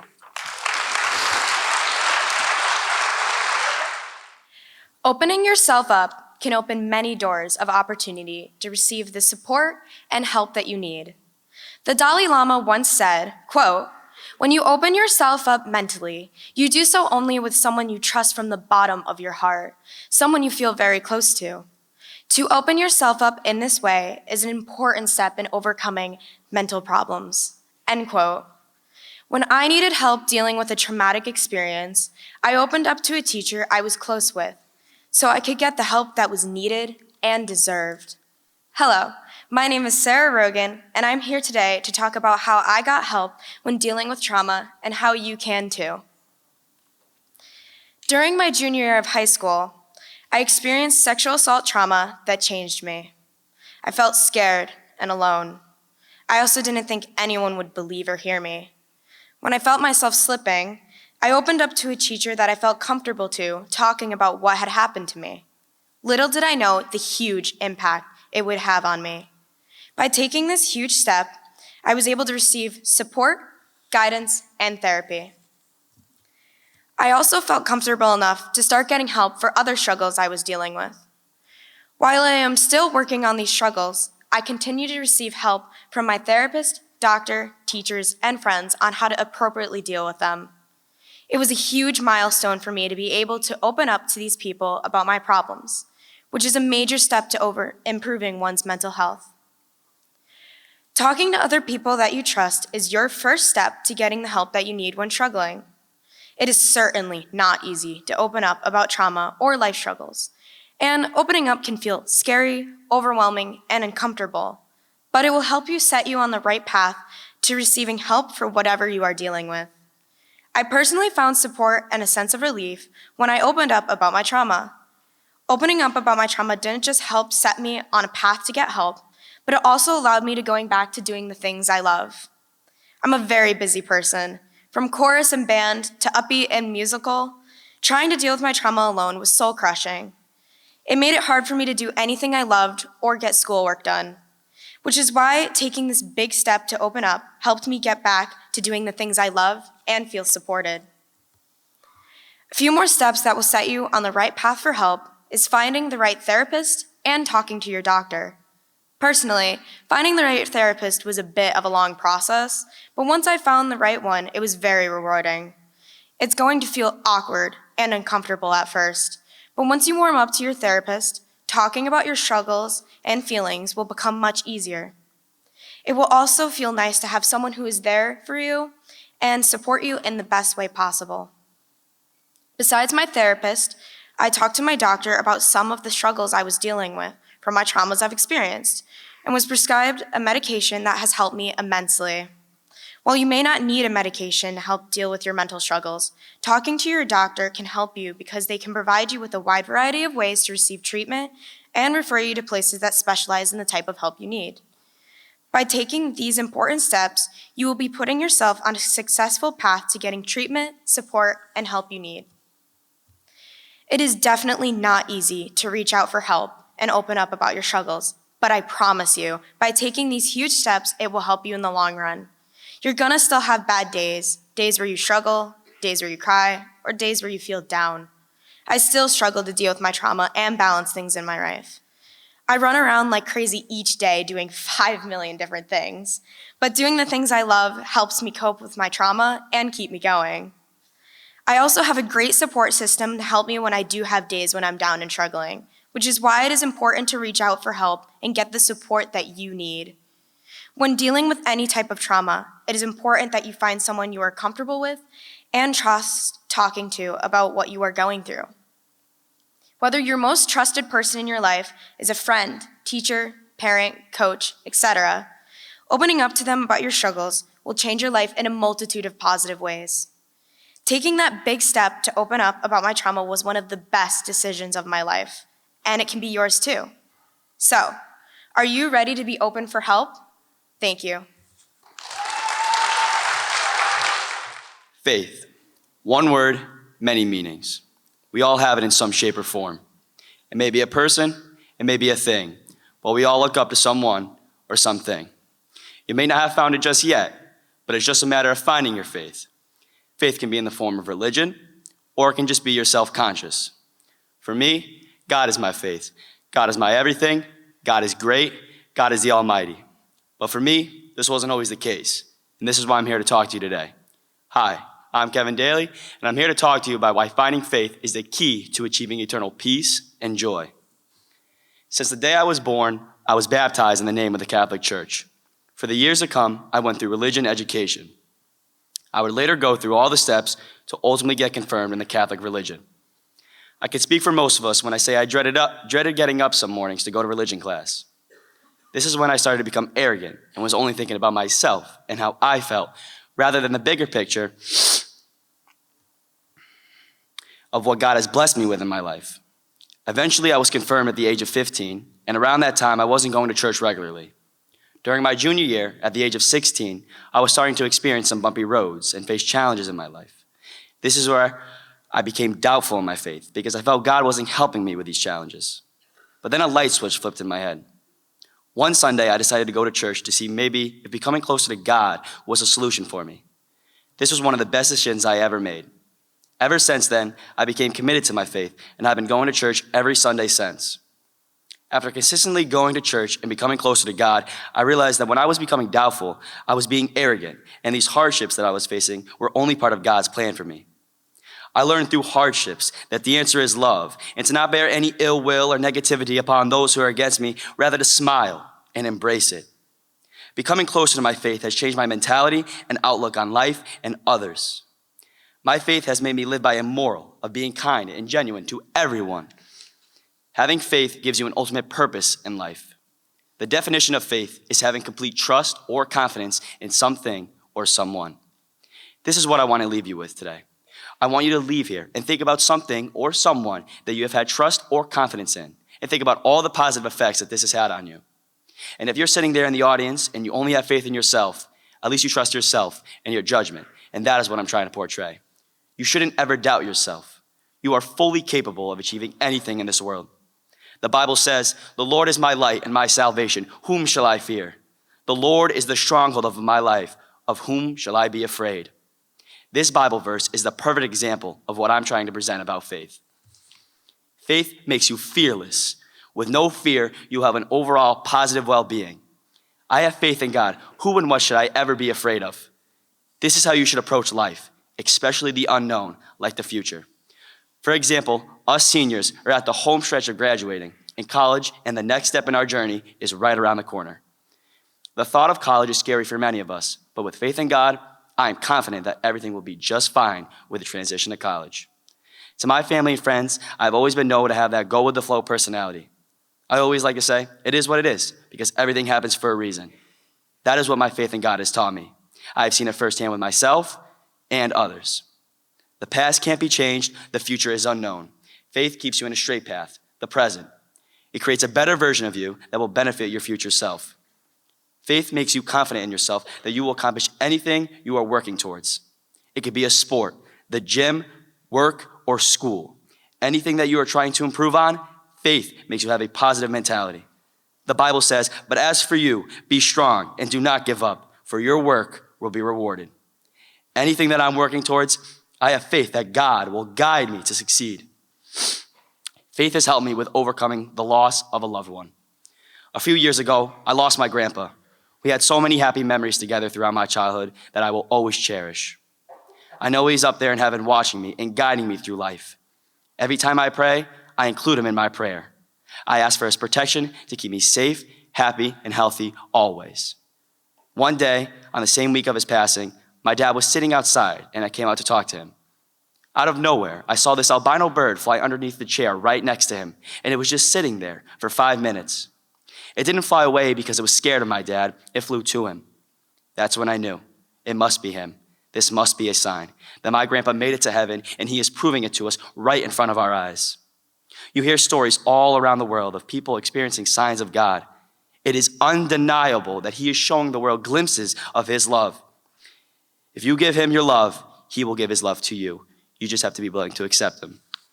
I want to leave here knowing that I made you think about what you have faith in. I hope it made an impact on you and even maybe positively impacted your mentality moving forward. I want you to go home today and hug your loved ones. It could be your friends or family. Just thank them. Thank them for everything they have done for you and all the good things that they have contributed to in your life. I have faith that doing this small act will cause something good to come your way. I want to leave you with this Bible verse. Above all, love each other deeply, because love covers over a multitude of sins. Amen. Thank you.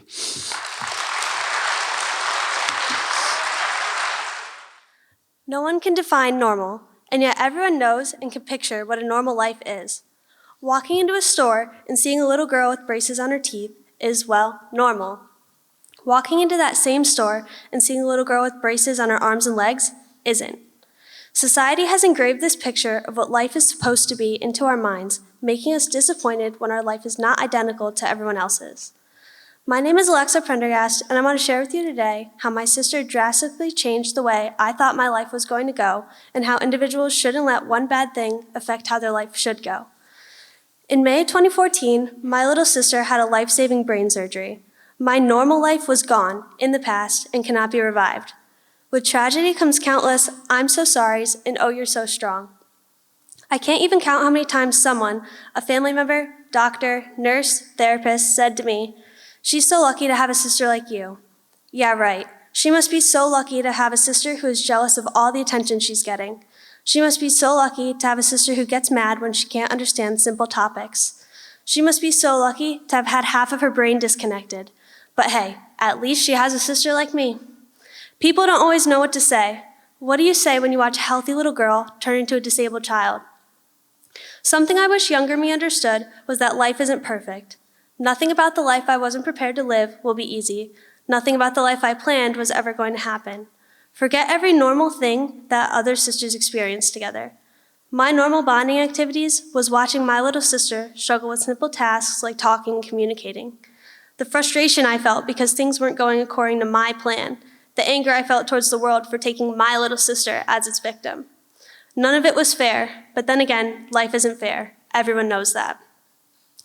It's like some part of me thought this isn't real. She's just playing pretend. I couldn't accept that this is my normal. I no longer have to look forward to going bike riding with my family or maybe try skiing for the first time. I had to say goodbye to going to trampoline park birthday parties just because my sister couldn't go. No more running around the playscape or fooling around in the backyard. I instead spent summers correcting my sister's speech, hoping one day there wouldn't be an impediment. The only thing I ever wanted when we were younger was to have the type of bond where we could talk about anything and gossip on the weekends. I struggle to accept that we have to find other ways to bond, ways that are easier for her to comprehend. The only thing that can be done when things don't go to plan is to keep moving forward and change with your surroundings. Just because your life isn't turning out the way you planned it or how you pictured it doesn't mean anything. Life is everything you make it, and if you want to let one setback decide your future, then go ahead. That is the real disability, not being able to change and roll with the cards you've been dealt. As a kid, everyone is so focused on fitting in and being normal. Just forget that. It's a big waste of time. There's no definition to normal, and to say something is normal is completely based on perception. Your perception of others and yourself will determine the kind of life you're willing to live. I don't judge anyone at first glance anymore before truly getting to know them, as I can never really grasp what is considered their normal. She taught me that you really can make the best out of a terrible situation. Her happy attitude turned my bitterness into appreciation for the things I do have and for what I am able to do. My little sister is teaching me that outlook and how you look at the world really determines the life you're going to live. Once that clicked, I never looked at the world and everyone in it the same way again. The human brain is naturally curious and questions things when something looks weird or different.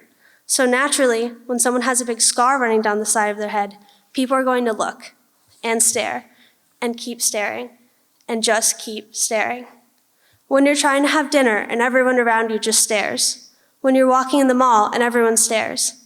I just want to take everyone's eyes off my sister and put them on me. She doesn't deserve that. I will never understand why people feel the need to stare instead of simply asking. Always ask questions. Most individuals are open to answering questions about their disabilities. It hurts when my sister comes home from school and tells my mother how many people stare at her leg and arm. Robert M. Hensel says, "There is no greater disability in society than the inability to see a person as more." Failing to look past someone's physical and mental disabilities prevents individuals from being able to best understand those around them. Some disabilities are visible and others aren't. The only difference between physical and mental disabilities is that you can see when someone has a physical disability. We don't stare at those who have mental challenges, so why should we stare at those who have physical challenges? Wanting and wishing for something to be different in life isn't going to change it. It changes absolutely nothing, so why waste the time worrying about it anyways? I'm not saying I never thought, oh, how would things be different if she never got sick or if she never had her surgery, but it's just not worth it. Stop trying to change something that can never be changed. Roll with the punches and just keep moving forward no matter what ends up happening. Everyone has a choice. You could choose to embrace the changes or fight against the abnormalities just because you want to fit in. Other individuals who refuse to see people as more than a disability are the ones who truly need to change their lifestyles. No one should work to change their life to fit the mold of others. If anything, it's those people who need to change instead. My sister ended up teaching me how to live my life without worrying about what others think or without fitting in. Be like her, change people's lives. Thank you. In life, we meet so many people. We meet the good, and we meet the not so good. Now I want you to look to your left and look to your right. Some of you might be sitting next to your friends. Some others might be sitting next to a complete stranger. Well, we know they're not a complete stranger since Berlin is so small. Those who grow up here since day one get it. Friendship is one of the most important things in life. Hi, my name is Emily Orshak, and I'll be talking about how building relationships is important. You must be wondering why I'm telling you this. I'm about to graduate and never see most of you guys again. So why am I up here telling you to build relationships, how to gain friendships, and how to have the confidence to step out of your comfort zone and meet new people? Building relationships is one of the key features of life. While most of us complain about advisory, I would argue that most of us don't fully understand the whole purpose behind it. Advisory is a place where students can gain a connection to a teacher. Socializing can be scary for some, but it doesn't have to be that hard. Now, I'm not saying become besties with whoever you're sitting next to. I'm saying it wouldn't hurt to meet those around you. I know it can be very hard to step out of your comfort zone. I've struggled with it for years. Having social anxiety hasn't helped me much. I've met a lot of people along the way who have helped me gain the confidence that I have been lacking, which led me to be able to stand up here and give you my wisdom. Now, you're probably sitting in your seats waiting for this to be over. Freshman year, it might not mean a lot, but once you get to your junior and senior years of high school, you'll see how important building a relationship is. Once you build a connection with a teacher, whether it's Ms. Patel or Mr. Jones, they can help you with either writing your letter of recommendation or even signing off your community service hours. Every teacher in this school has more than enough resources to help you build a successful life. When a student has a better connection with a teacher, research says that they tend to feel more motivated to be engaged in the class and learn. Teachers all go through crazy hours just to help us prepare for that final essay, that final exam, and that final walk down the hall till it's our time to leave into the real world. A lot of us went through the Freshman Expo, that one night before school starts in the cafeteria, where all the clubs and sports set up tables and booths for you to look around and sign up for anything you find interesting. I urge you to sign up and try new things.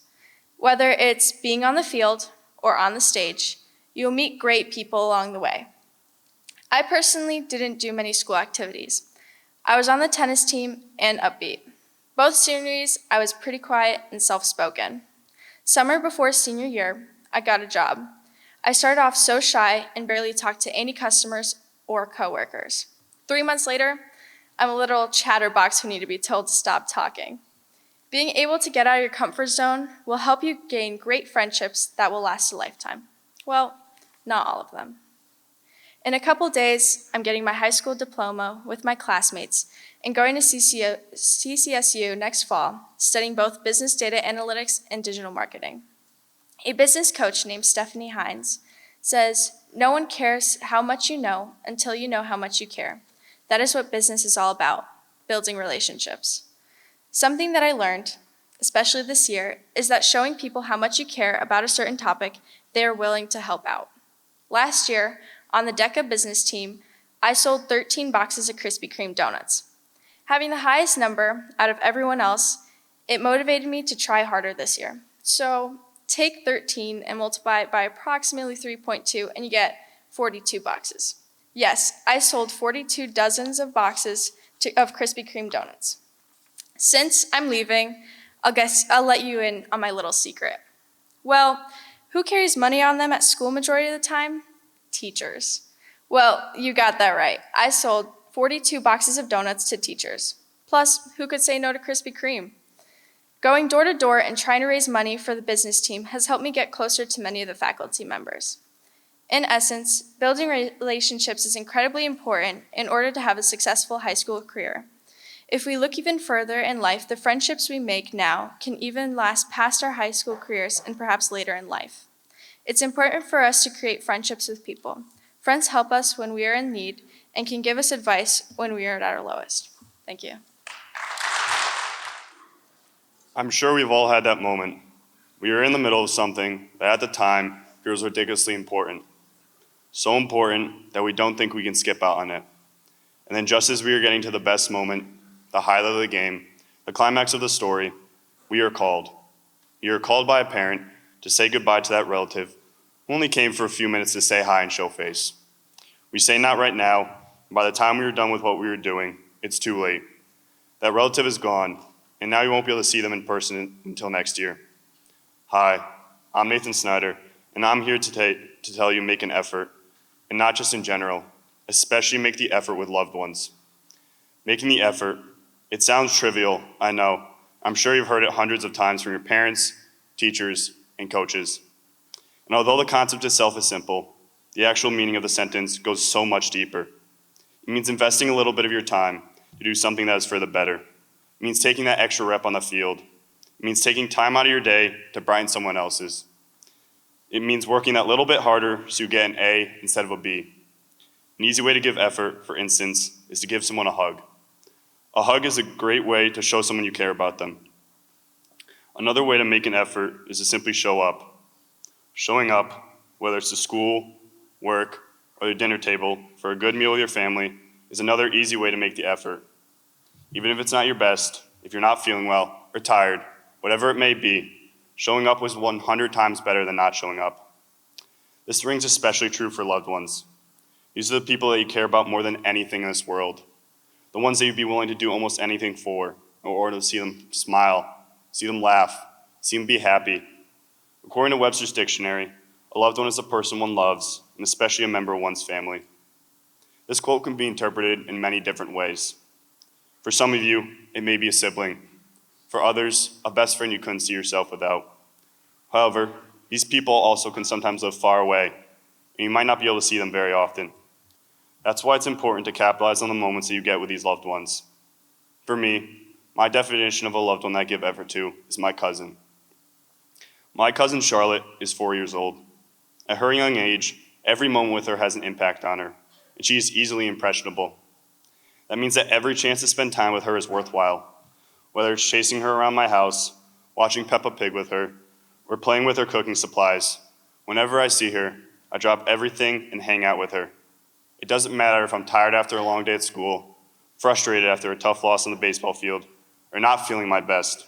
I will always make an effort to do something with her. For me, it's the highlight of my day, and although she more than likely won't remember these moments, it doesn't matter. Seeing her light up, laugh, and have fun is all I need to know that my effort wasn't for naught. Now, some of you may be saying, why should I give an effort today when I can give an effort tomorrow? Why is it so necessary when that person will be there next time? I was the same way. I procrastinate, say tomorrow, say I'll see so-and-so the next time, and tell them I love them. But as I had to learn the hard way, time just isn't on your side. As Brenda Lee Compton says, we usually do not expect the unexpected, so try to remember to give your loved ones an extra tight squeeze and tell them you love them. For me, losing my grandma showed me how effort is needed at all times, not just when you feel like it. My grandma and I were inseparable. Whenever I went over her house, the only thing I would want to do was sit on her lap and talk with her. However, as I got older, that wasn't a priority for me. I didn't feel like giving the effort to talk to her, to say goodbye, to tell her I loved her. And one day, I paid the price for that. I was her typical 8-year-old who thinks he's too cool for school and who didn't want to say goodbye to my grandma when I was told. Instead of giving her a big hug and telling her I loved her, I simply walked out the door. And to this day, I still regret that, because 2 days later, she had a heart attack and passed away.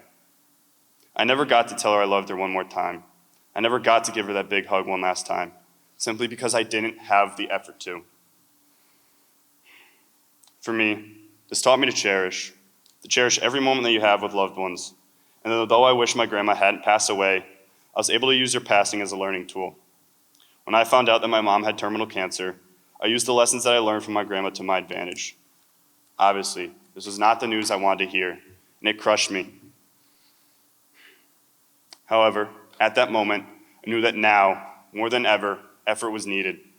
Because now, I had some notice, and I knew that in a few short days, I wouldn't be able to spend more time with my mom, that I wouldn't be able to hug her, kiss her, or tell her that I loved her. During those last few days, I spent nearly every waking hour by her side. I was up until 3 in the morning, just sitting with her, and then would wake up at 10 the next morning to do it all over. I wanted to be in the moment, and during that time, nothing else mattered to me. Not the schoolwork I was missing, not the video games I could have been playing, nothing. Nothing mattered more to me than giving every ounce of effort I had to my mother. And when she did pass, I was not left with regret like my grandmother. I was filled with a sense of fulfillment, knowing that I gave everything I had to my mother and then some. So the next time you're in the middle of a video game, a call with a friend, homework, whatever it may be, and that loved one is leaving to go back home, make the effort. Make the effort to stop what you're doing, pause the game, put the call on hold, finish your sentence, and go say goodbye. Give them a big hug, tell them you love them, and then go back to what you were doing. You won't regret it, because at the end of the day, it was a couple of minutes of your life that you didn't waste, but instead used for good. Because when it comes down to it, tomorrow is not guaranteed, and that person that is leaving might not be back the next day. Remember, you can't put your arms around a memory, so make the effort and hug someone you love today. Thank you. Ladies and gentlemen, it is an absolute privilege to have the opportunity to speak to you today on the topic of the importance of finding a purpose in life, which is a fundamental part of our lives. Our desire to live meaningful lives, accomplish our goals, and leave a lasting impression on the world is fueled by our sense of purpose.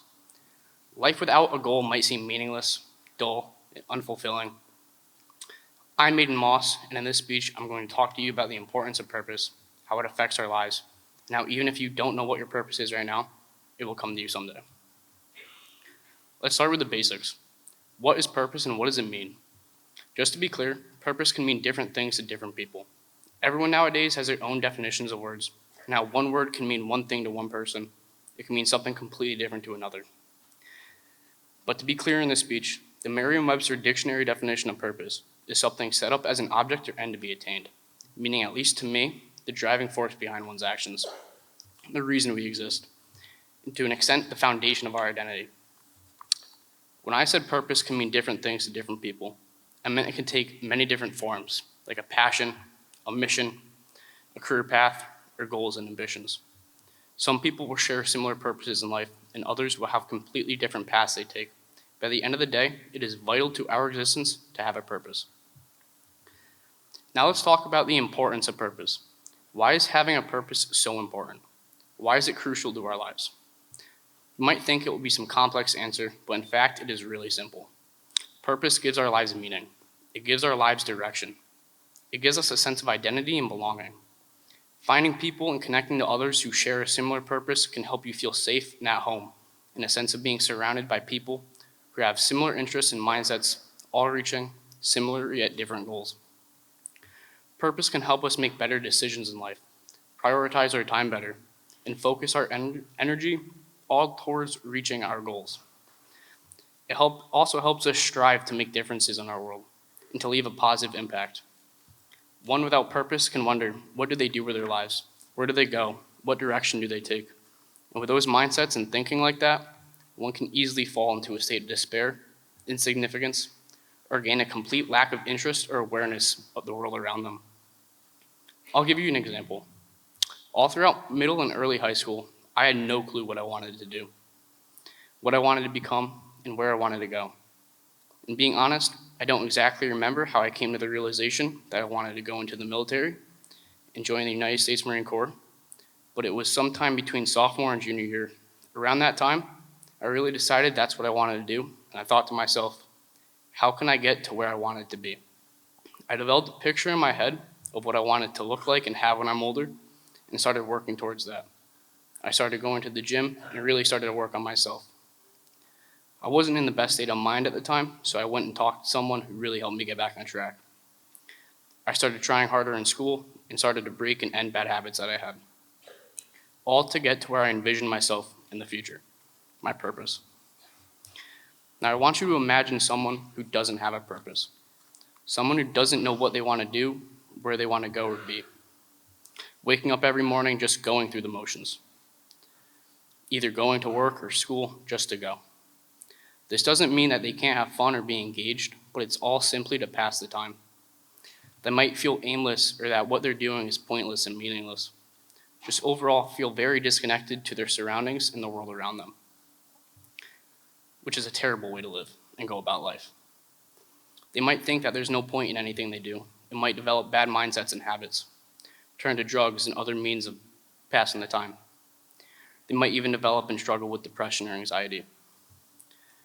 The differences between the examples I've told you about are drastic. One has a purpose, something to aim towards. puts every fiber of their being into working towards that goal. Their mindset changed in life, thinking how they can turn the time they have into working towards that goal, while the latter just aimlessly goes through the motions, not knowing why they're doing what they're doing and not working towards anything. Having a purpose in life is the difference between a life that's fulfilling and meaningful and one that's unsatisfying and empty. It is the difference between a life that some say is worth living or just simply existing. So how do we find our purpose in life? Some people, it just comes naturally, like they were almost born with it. It comes with something they find interest in, like a passion, hobby, or a talent they have. Maybe it's just a calling that they feel very connected to and passionate about. But for some people, it might take a lot longer and be a bit harder to find their purpose. It might involve taking new risks, changing one's behavior and getting out of the cycle that they've been in. Or maybe exploring the world around them, taking in ideas and inspirations from their surroundings and the people around them that they care about. Sometimes just listening to what the people who care about them have to think about what they should do might help. It might spring new ideas or show them what they don't want to do and to stray away from. There's not a simple answer on how to find your purpose. And sometimes it might take a while to see it. If you have no clue, it honestly might take a long time. But don't worry. Life has a way of guiding us to our purpose, and sometimes it might take a while to see it. For some, it might take a tragedy, crisis, or major event in life to awaken our true callings. But for others, it might just come through a multitude of small events, experiences, connections, or insights. Finding your purpose will be a long process of experimentation, self-discovery, exploration. But the key is to stay open-minded, to stay curious, and engaged with the world around us. To never let ourselves get stuck into a level of autonomy and to be willing to take risks, try new things, to be able to learn from our experiences, to be able to listen to our intuition and to follow our passions, and overall trust the journey, to trust the process. Thank you. This is the sunset moment of my senior year, today. Today I am presenting my senior speech to you, my fellow peers, and the BHS faculty on my personal words of wisdom. This is one of the last times I'll be presenting as a BHS student or the last time I'll be in the auditorium as a student and not a visitor. As the colors start to fade together, I've realized that these remaining days of school will consist of many of my last. I will no longer have lunch with my friends of 10 plus years next period. Senior privilege will no longer be a thing for me. I will not be hearing the bell to dismiss me anymore, but instead, I will watch the sun disappear through my goodbyes to my teachers and classmates. While I can choose to look back on the sadness of it all, I'm going to be looking back on the lessons my high school memories have taught me and the better beginnings that it's bringing. The sunset of your senior year is something that you don't want to forget. However, one sunset doesn't define you. Hi, I'm Brianna De Morris, and I'm here to tell you to not dwell on old sunsets, but rather await the new ones that are yet to come. The sun will always set no matter the occasion. Time will keep moving on with or without you. It changes people, it changes you, and it changes me.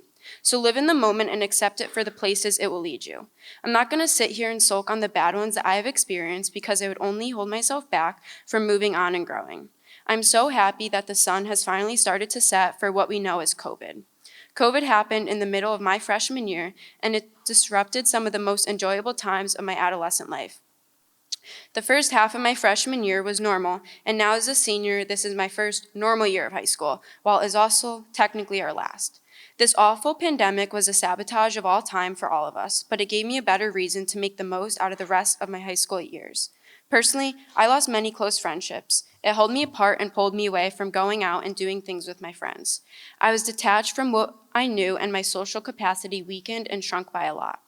After COVID, I had to rebuild many broken friendships, and it taught me to go out of my comfort zone and get back to my old normal. Although I lost some old friends during this time, it gave me the gift of new beginnings.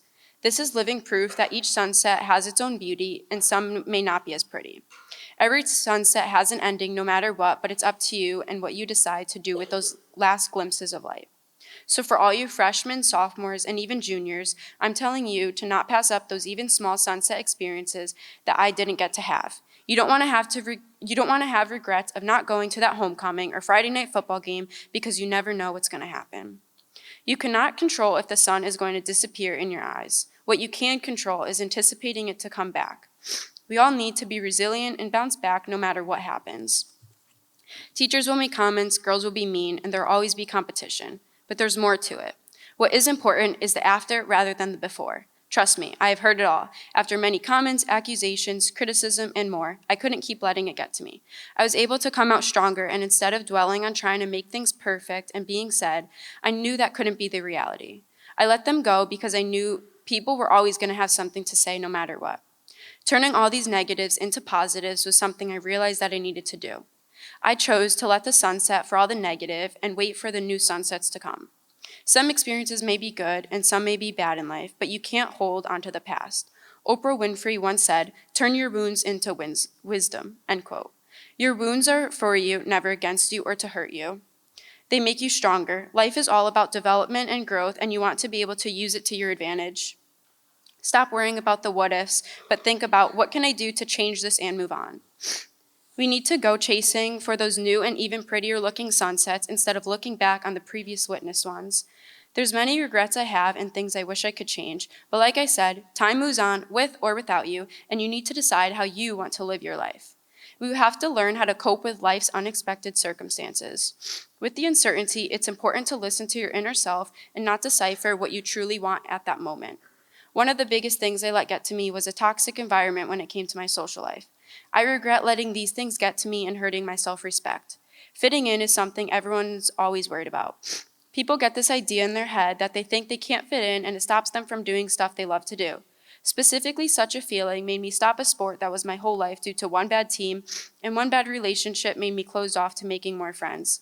I held on to this idea that I couldn't fit in and I just needed to stop in order to please everyone but myself. You need to remember that you should come first to yourself before anyone else. I didn't do that and I was apprehensive when I knew that wasn't my character. You have to stop letting these ideas get to you. I'm a senior in high school who is about to go to college with an exciting possibility in front of me to dorm and get the real college experience. Yet I told myself I did not want a dorm and just to play it safe because of my bad experiences with friendships throughout high school. I came to a realization with myself after hearing from many people tell me that I would regret it and get the chance to dorm and live with a new built-in best friend. I was guilty of turning my back on these new sunsets instead of waiting to chase them. This was the reality that I didn't want to chase. I was stubborn to the truth because of my regret. Now, I will be dorming at my school with not just one, but 3 other girls. This opened up my eyes and I never thought I would be this excited. Chasing this new sunset was what I needed. Past beliefs will come and go, but they will get you somewhere. These moments in my life were small sunsets for me that helped me grow and change for the future ones. Tomorrow's sunset for me will be a step closer to a new, independent chapter in my life. We develop as time elapses, and it's a reality that we have to accept. Soon, our last day of school will be our high school reunion. All these endings that we'll have to come face to face with are bittersweet, but they are all necessary in order to move forward and grow. It will take effort to come to terms with the reality of life, but to get there, you will need to go through many different sunsets. We cannot control the past and the memories it holds, but rather what possibilities awaits us and how we can use it to our advantage. Thank you.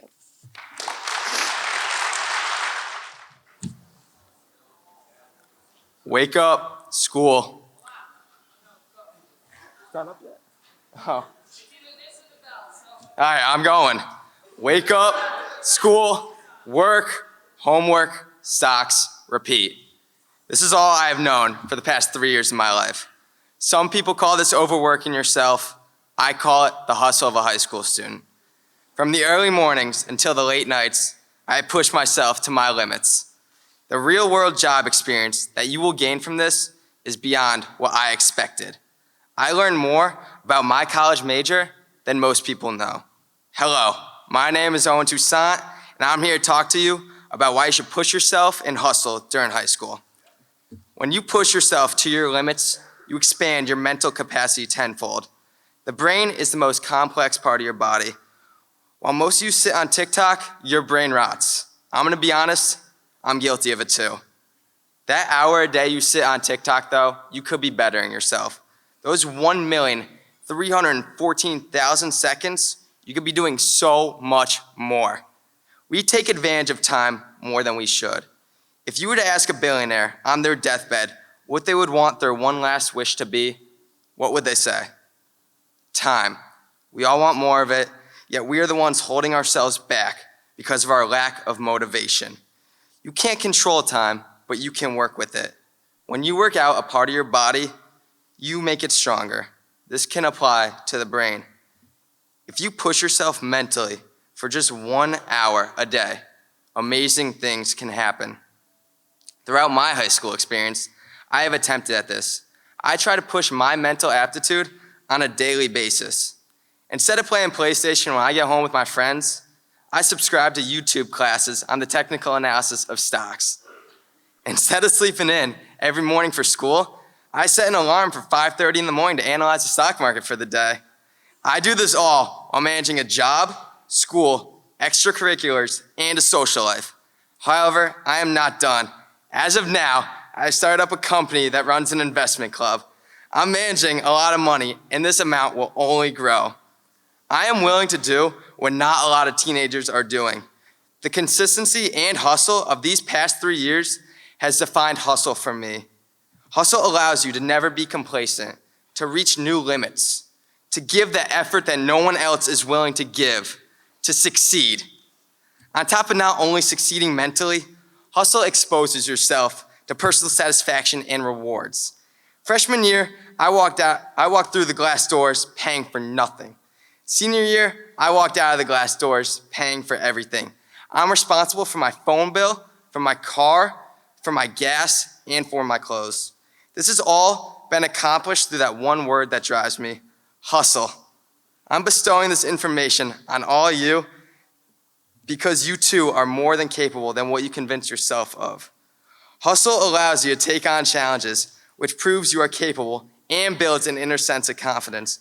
When you are content with yourself, you enable yourself a better chance to achieve excellence. However, excellence is only guaranteed until you commit to working hard. The great Aristotle once said, "We are what we repeatedly do." Excellence then is not an act, but a habit. I'm gonna stop talking for 1 second and let that sink in to each and every one of you. This is one of my favorite quotes because it encapsulates what Aristotle stood for. When you make that work ethic a habit, you will see success. And success can mean different things for everyone in the crowd.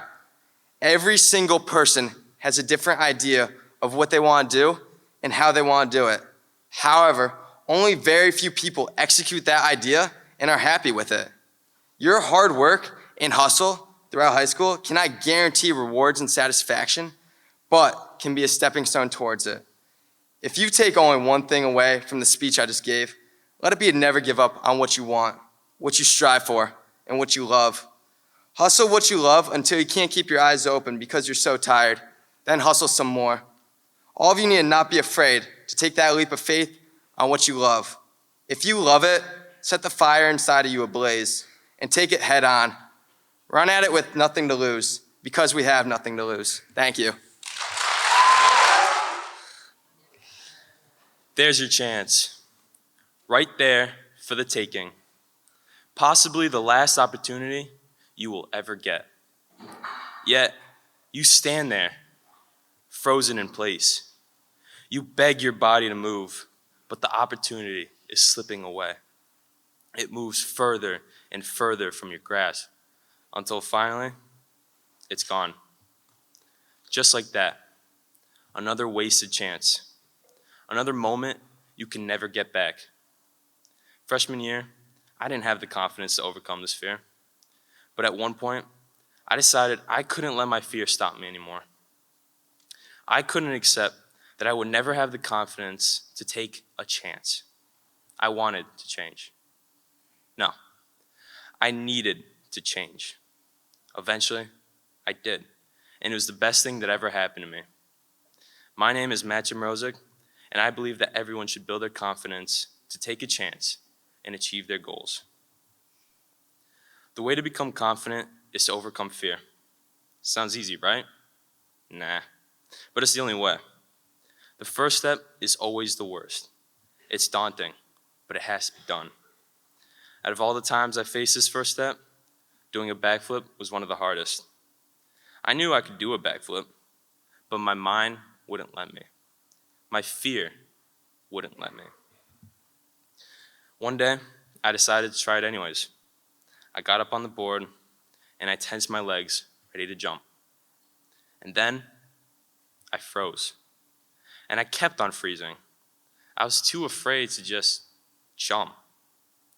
After countless tries, I finally convinced myself that I could do it.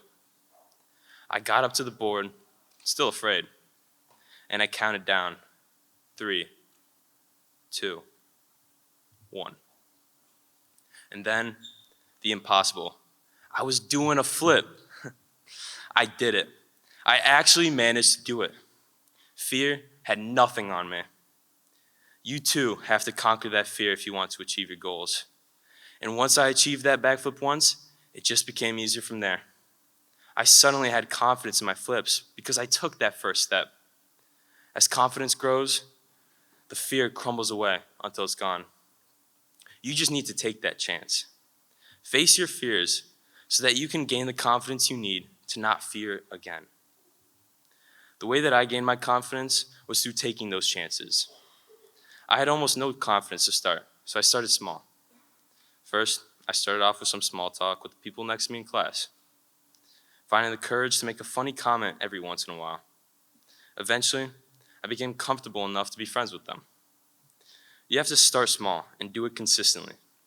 This is how you build your confidence. I've progressed to a point where the other day I was stuck in a long line at Walmart, so I struck up a conversation with a complete stranger. It was so easy, but in retrospect, freshman me would never have even looked at that person. By consistently taking small chances and setting aside my fear, I've grown into the person I am today. To grow the same confidence, you have to take those chances. Go talk to those people sitting next to you in math class. Go to that football game with your friends. Go and take a chance. Gain the confidence to live the way you want to live. Confidence is also that belief in yourself that allows you to own your actions and embrace who you are with no shame. It's that trust in yourself and abilities. To perform at your best because you believe you can do that. Playing sports is something I've often found myself struggling in. Even in swimming, as a varsity player and captain for 2 years, I've experienced many low points. For the first month of my senior year, I started off really behind. While my teammates were back in shape after a few weeks back in the water, I was struggling to keep up. There were days I doubted myself and even thoughts of quitting many times. But I persevered. I was confident that if I kept on working at it, I would eventually catch up with my teammates. If I came to practice every day, if I gave 100% on each set, if I didn't give up on myself, I would succeed. This confidence I had in my abilities let me push through the negative thoughts until finally I caught back up. I was back. I kept up in practice. I performed great in my races, and I achieved one of my greatest moments, earned the school record for the 200 free relay. I believed in myself, and I was proud of what I accomplished. Letting the fear control you will only allow you to miss out on everything you could have done. Have faith in yourself. If you have confidence that you will reach your goal, you will reach it. You can succeed if you just believe. If you don't have confidence now, you can change that. Take action and believe in yourself. Overcome your fears and build your confidence. No matter how much time it takes or how much effort it requires, the results are worth it. Don't miss out on possibly the best last 4 years of your childhood. It is time for you to take a chance. Thank you.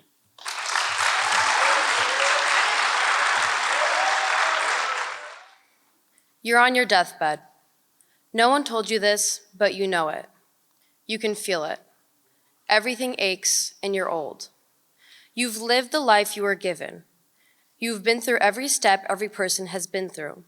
School, college, marriage, kids, a job, retirement, and whatever else life threw at you. You are done. But are you proud of who you've become? Did you do it right? Who's standing around your bed as you lie in the bright white sheet staring at the blank white ceiling stuck in the dim white room? Is it your family, your friends, your parents, your kids? More importantly, did you appreciate? Did you appreciate the people who raised you? Did you appreciate the experiences that made you? Did you appreciate every single step of the way, good or bad, that made your life the life you had? When did you start appreciating it all, if you even did in the first place?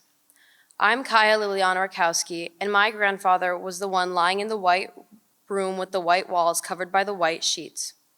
My grandfather, Tadeusz Tofil, fought cancer for 7 years. He was in and out of hospitals for the last few years, and for the last few months of his life, he switched between hospitals and hospice. My grandfather was born in Poland and didn't come to the States until he was an adult. The language barrier between him and the staff consistently helping him was obvious, but he didn't want this to stop him. He wanted a way to show thanks, but more than just a simple thank you. He asked my mother one day what way there was to show love, to show gratitude, something more than just a thank you. That day, he began to say, "I appreciate it." Every doctor, every day nurse, every night nurse, every staff member that entered his room and helped him with any simple task. I appreciate it. Although he was constantly sick with yellow skin, fluid building up in his lungs, and never quite feeling like himself, he still felt the need to show his gratitude the best he could. I appreciate it. Every individual in this room has gone through unique experiences that built you to be the person you are today. We feel so old and in charge right now, but so much can change. Ever since we were young, we always wanted to rid away our childishness. We took our age as foolishness, immatureness, something unwanted. We wished away our childhood in such desperate need to be an adult. We're still doing it. Wishing for the future, wishing for the school year to end, wishing to graduate. We keep wishing and wanting and willing to withdraw from whatever point of life we're walking through. We beg for the next stage of our life. But do we ever just stop? Do we ever just stop and think? I myself keep asking for the future every day, but do I ever stop and think of how I got to be the person everyone sees? Do I ever stop the constant pressure pushing on my pre-planned agenda to keep moving forward and just say, I appreciate it? I appreciate everything. I appreciate my parents constantly chasing, clawing, charging towards change, clearly choosing their child every time. I appreciate the teachers surrounding me since I was 5, filled with fast, fiery, faultless passion for their job, a fire burning in their hearts. I appreciate the friends who have stayed and gone, shaping, sharing, and creating security, whether it was shortly lived or not. I appreciate so much of this and more, and I feel as though I started too late. My grandfather showed me how important it is to appreciate. Everybody says thank you. It's lost its meaning. You say thank you without even realizing it. But have you ever said you appreciate something? My grandfather was on his deathbed, barely functioning, yet he was able to tell the staff he appreciated it if they brought him water, a snack, blankets, put on his socks, changed his tubes. He was able to put whatever love he had left in his withering body to those around him who deserved it, yet I couldn't even be bothered to stop for 1 minute and reflect on how much I've experienced and how much of it I haven't appreciated. Everyone in this room is in a different place in their life, me included. Different friends, different classes, different ups and different downs. Not a single person in this room is going through the exact same situation as another person, but the differences don't make us different. We may all be going through our individual moments, but that doesn't mean we can't all stop and appreciate whatever step you've gone through, whatever step you just accomplished, overcame. Take accountability for absolutely all moments in your life, whether you admire them or avert from them. Take all of these memorable moments and appreciate them. Like Eckhart Tolle said, acknowledging the good that you already have in your life is the foundation of all abundance. Appreciate. Stop and appreciate what you have in your life right now, how you got to have what you have. Appreciate the forgotten and appreciate the future, for you never know when the future is finished. If you don't stop to appreciate it, how will you know? How will you know what really got you to where you are? Who really got you to where you are? When will you start appreciating the little things that you don't even realize? I appreciate the English teacher whose room I walked into junior year who broke me and my confidence in my writing skills. I went from getting 90s on essays to 60s. This destroyed me, but she made herself available to me after school, and she made me work for that 90. which made me appreciate it that much more. I appreciate my parents always arguing about when I should come home. It frustrates me, but what I lack to appreciate is that they only do this out of the love they have for me. I don't appreciate the fact that my father doesn't like to go to bed without knowing I'm safe at home. I don't appreciate the fact that those fights really are love. When will you appreciate the teachers who are burnt out and brittle, begging for a break, and yet they let you hand in your work late? 1 week, 2 weeks, 3 weeks. When will you appreciate your parents supporting every single situation, financially, emotionally, physically? When will you appreciate the people you see once in your life, for approximately 1 second? What did they do to help you appreciate? What did they do in that singular moment to help shape who you are? Did you appreciate them? Will you appreciate them? I stand here before you, someone who didn't appreciate enough. I still don't. But while writing and editing and reading the speech over and over again, I cannot stop thinking. I can't stop thinking about the tiniest things that I don't appreciate, and if they didn't exist, who would I be today? How would I be today? I want to keep appreciating, for I worry if I don't, it'll be too late. As we all continue on to tomorrow and keep going through our individual ups and downs, our good and bads, our next moment, appreciate it all. Appreciate how you got to the moment you are going through right now. I've begun to appreciate the things I don't normally, but the one thing I wish for in this moment is that I could have told my grandpa that the one thing I appreciated the most was him. Thank you.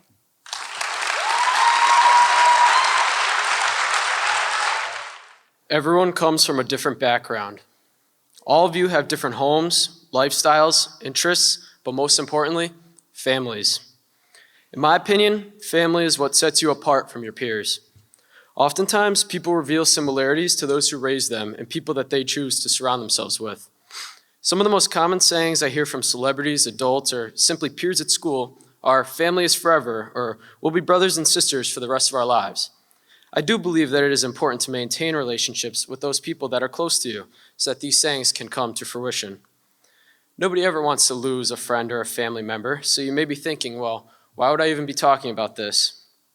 Well, to that, I would ask you, how long do you consider forever?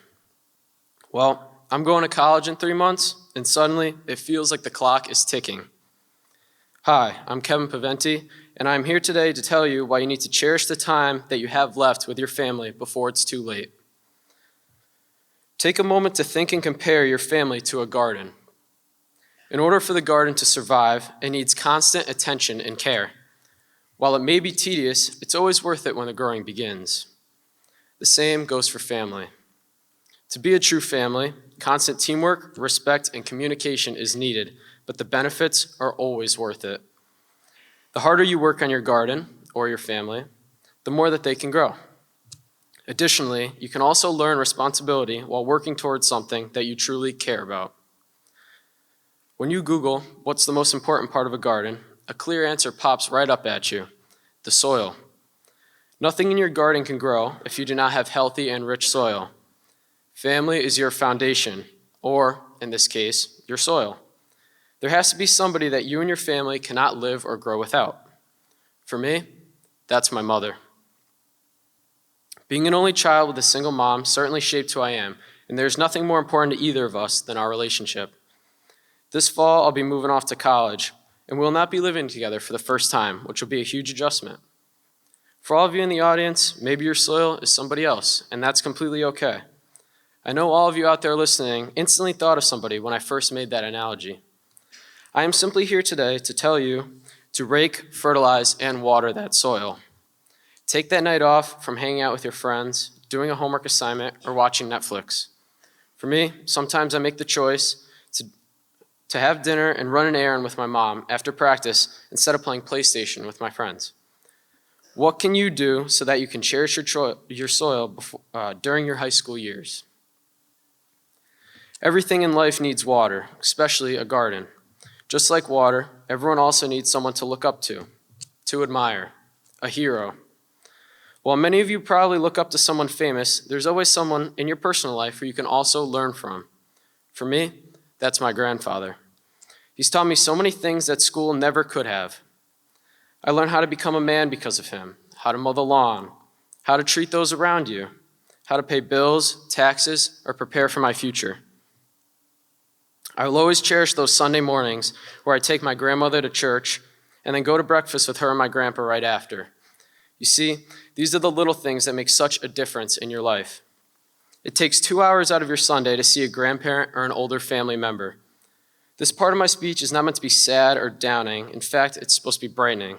If you have the ability to spend time with those people, whether it's your grandparents, role models, or anyone who is growing older, why would you ever pass up that opportunity? You can learn so much from their experiences, wisdom, and love in which they hold for you. Do not make the mistake of being too busy for your heroes. Now that we've applied the actual family to the garden, the soil and the water, the ingredients which are permanently attached to you, however, we're still missing one thing. It's the sun, which is not attached by any means, but it's just as important to your growth. All of us share a common sunlight because, well, we all have at least one of them in our lives. That would be our friends. To me, I consider my friends family. We've all had those long weeks where you're exhausted from school, work, or whatever else you've been doing, and then that Friday night rolls around, and your friend invites you to that football game or group gathering. Yes, you may be exhausted once in a while and decide not to go. With that said, from a senior who's graduating next month, just go. Hanging out with your high school friends will bring some of the best memories of your life, I can promise you that. After football season ended and there are no more games to go to, my friends usually end up coming to my house on a Friday night. We spend time together, catch up, watch sports, take drives, play basketball, or just relax. I personally look forward to the end of each week because of this, and I hope that some of my friends feel the same way because, well, those memories are priceless. Next year, my group will be split up at various different colleges. The same will go for most of you out in the audience today. At the end of the day, all friend groups are different, and what you choose to do in your free time, it's completely up to you. I personally choose to cherish the time that I have with them now because it won't last forever. Well, you've heard enough about those who I consider family and how important they are to me. Over the last few months, I've paid increasingly close attention to the time I'm spending with these people in hopes of maximizing my last few months at home. When I'm in college, working a job, starting a family, or whatever it is I may be doing in the future, at least I can live knowing that I did my part to keep my garden alive.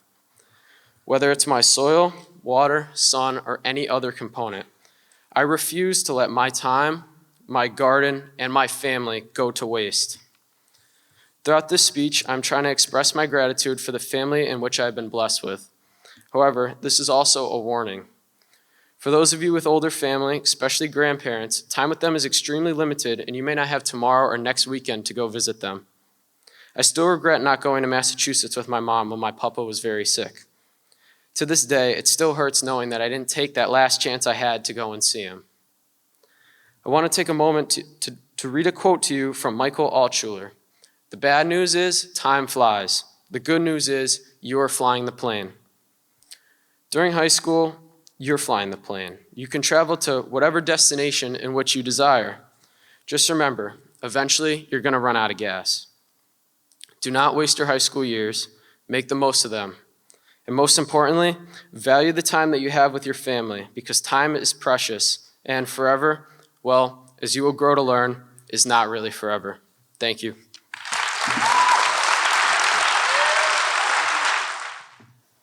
Paul Kagame, the fourth president of Rwanda, said, "We cannot turn the clock back, nor can we undo the harm caused, but we have the power to determine the future and to ensure that what happened never happens again." Throughout my years in high school, I truly learned what he meant by this. I've made many mistakes, I've hurt many people, I've been hurt. But when the clock hits 12, I ensure that my mistakes do not define me. Hello students, my name is Abby Kopacki, and today I will be talking to you about how the mistakes you make do not define you, and each day is a new opportunity. Throughout my years in high school, I've made a lot of mistakes. I want each and every one of you to think about a mistake in your life that you have made that may have hurt yourself or your loved ones. Now, if you make that mistake at 1:55 p.m., the next time that it turns 1:55 p.m., will you make that same mistake again? What I mean by that is, every time the clock hits 12, it's a new day. I've always cared about what my peers have thought about how I sounded. I've suffered with speech impediment all my life. I have trouble saying my R's. I took a speech class when I was younger, but they did not help.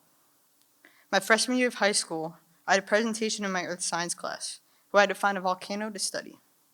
The one I chose was called Eyjafjallajökull, a volcano in Iceland. I remember when we had to watch our presentations in front of the class. I had to close my eyes and cover my ears because I was afraid that I would be made fun of for not being able to say the name correctly. To this day, I still suffer with this fear. Over the course of my high school days, I've become more comfortable in my skin, and I was able to realize that these things make me who I am. One of the biggest mistakes of my life was worrying so much about others' opinions. This would have been my biggest fear my freshman year, standing in front of all of you, sharing my story, putting my voice out there.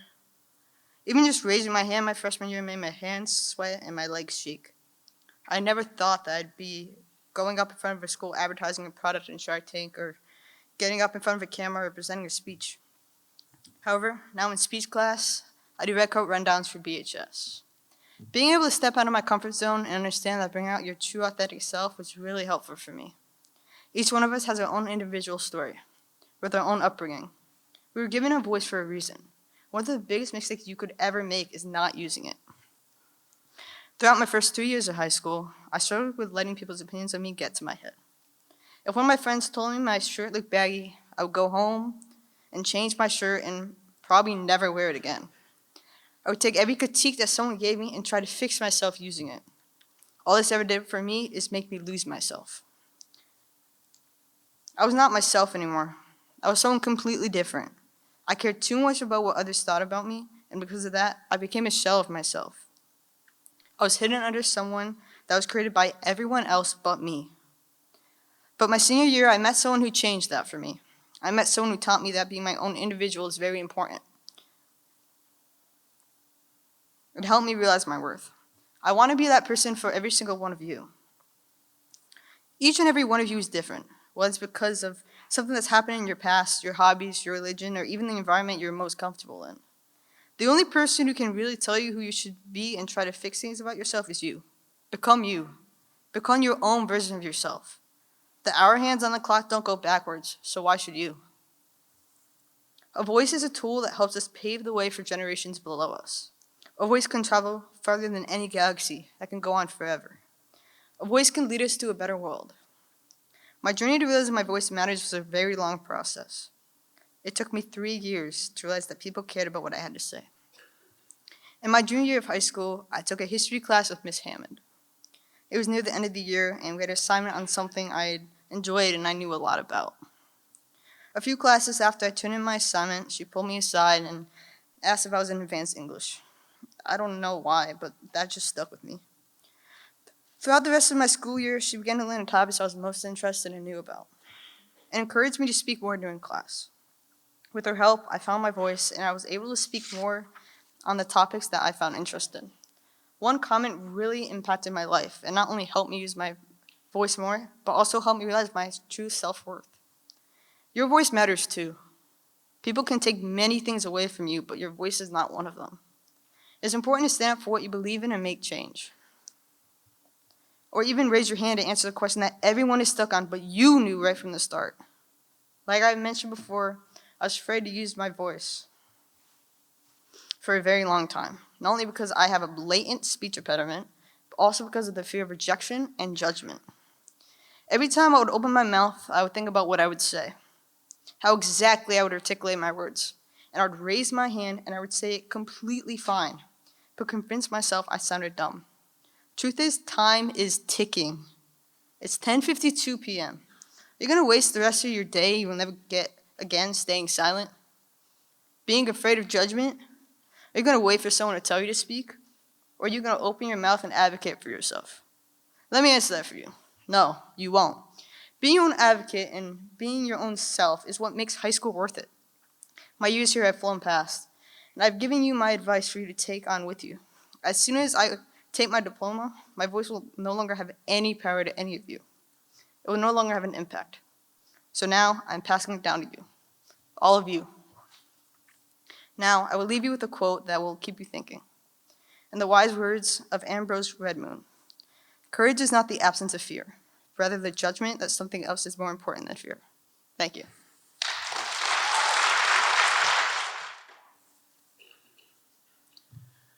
PPOS, perfection is possible. I know that at some point, someone has told you, nobody is perfect. And that's pretty good advice, because they probably told you that to make you feel better about a mistake you might have made, or a flaw you think you might have. But it is my belief that if you are not perfect, then something's wrong with you, and you should do something about it. My name is Gabriel Brunel, and I want to change the way you think about the word perfection.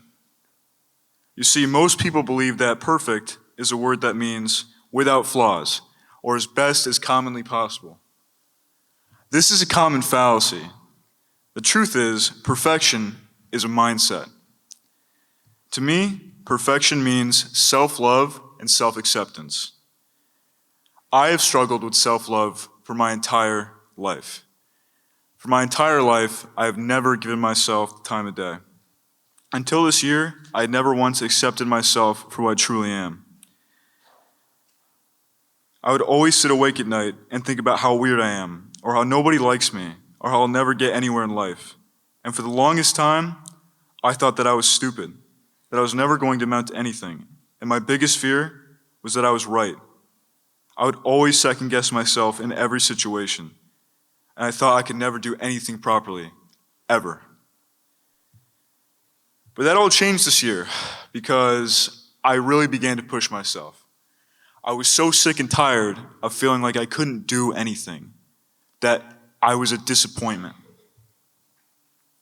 And after following a perspective of positivity all year, I was able to totally change my mindset.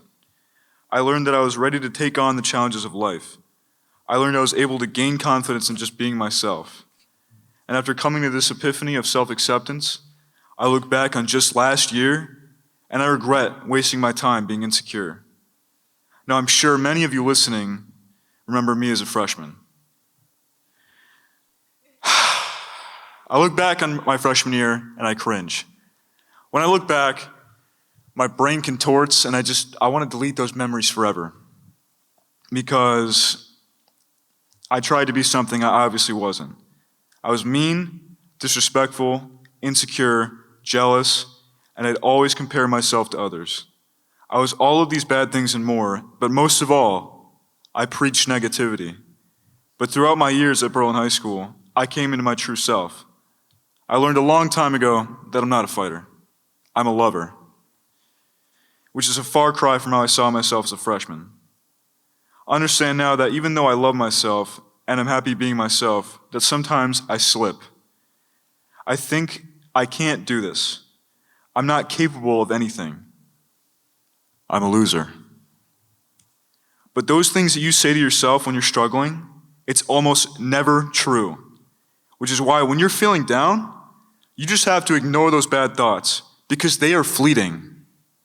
Those bad thoughts you have in your head when you slip up or fall are just a bad habit. And the only way to break a bad habit is to suck it up and be positive.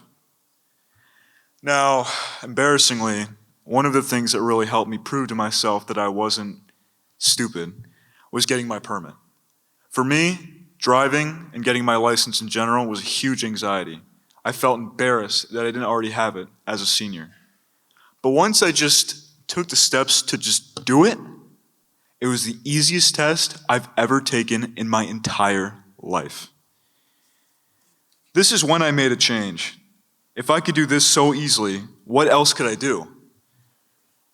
I knew that if I didn't make a change, I'd never be as happy as I could be, and I hate missing out. I began to try more, and I figured out that I'm so much more capable than I ever thought I ever was. I began to realize I can do this. This new sense of believing in myself has made me realize how miserable I've always been. For my entire life, like I said before, I never gave myself the time of day. I never truly believed in myself. I never thought that I was going to make it in life, but now here I am. I'm looking at a potentially bright future and a long life ahead of me. It just made me realize how much you have to gain. No matter how hopeless you feel, there's always a way out. Another thing that helped me realize this realization, I know, right, was something my teacher told me, Miss D. Tomaso. She said, I don't think that there's a single person who could be uncomfortable around you if they just knew you. This stuck with me all year, and ever since I heard these words, I made it my goal to embrace it. This idea, I loved it. I loved the idea that I could be a positive force in the world. And after following a positive mindset all year, I've come to learn that I love being nice. I love being as positive as possible. I love being there to listen to anybody who's willing to share, or anybody going through problems. I love giving advice, even if nobody listens to it. Her words are part of the reason why I made it a goal to not only accept myself, but to be as good a force as I can be in the world. Because I love it. I love being nice. This is what PPOS means to me. To find your perfection and chase it. Do not misconstrue my words, though. Perfection is subjective. This means whatever's perfect to you is not what's going to be perfect to anybody else. I'll give you an example. I had a friend last year, a buddy named Connor Reed, and he drove the most beater car I've ever seen. This thing was falling apart, it was dirty, it was rusty, and it was like from the 70s or something, I don't know. But he loved this car. It made him so happy to have this relic that he could fix up. It was like his own project. Now to others, perfection might be a pristine truck without a single scuff or scratch. But to him, it made him the happiest he could be. This is what I mean by perfection. Whatever makes you happiest, go do it. I don't mean what makes your friends happy or your parents happy. I mean what makes you happy. You might not know it yet, and that's why you have to go out and find it. But I want you all to think about your lives. Now tell yourselves, are they perfect? Thank you.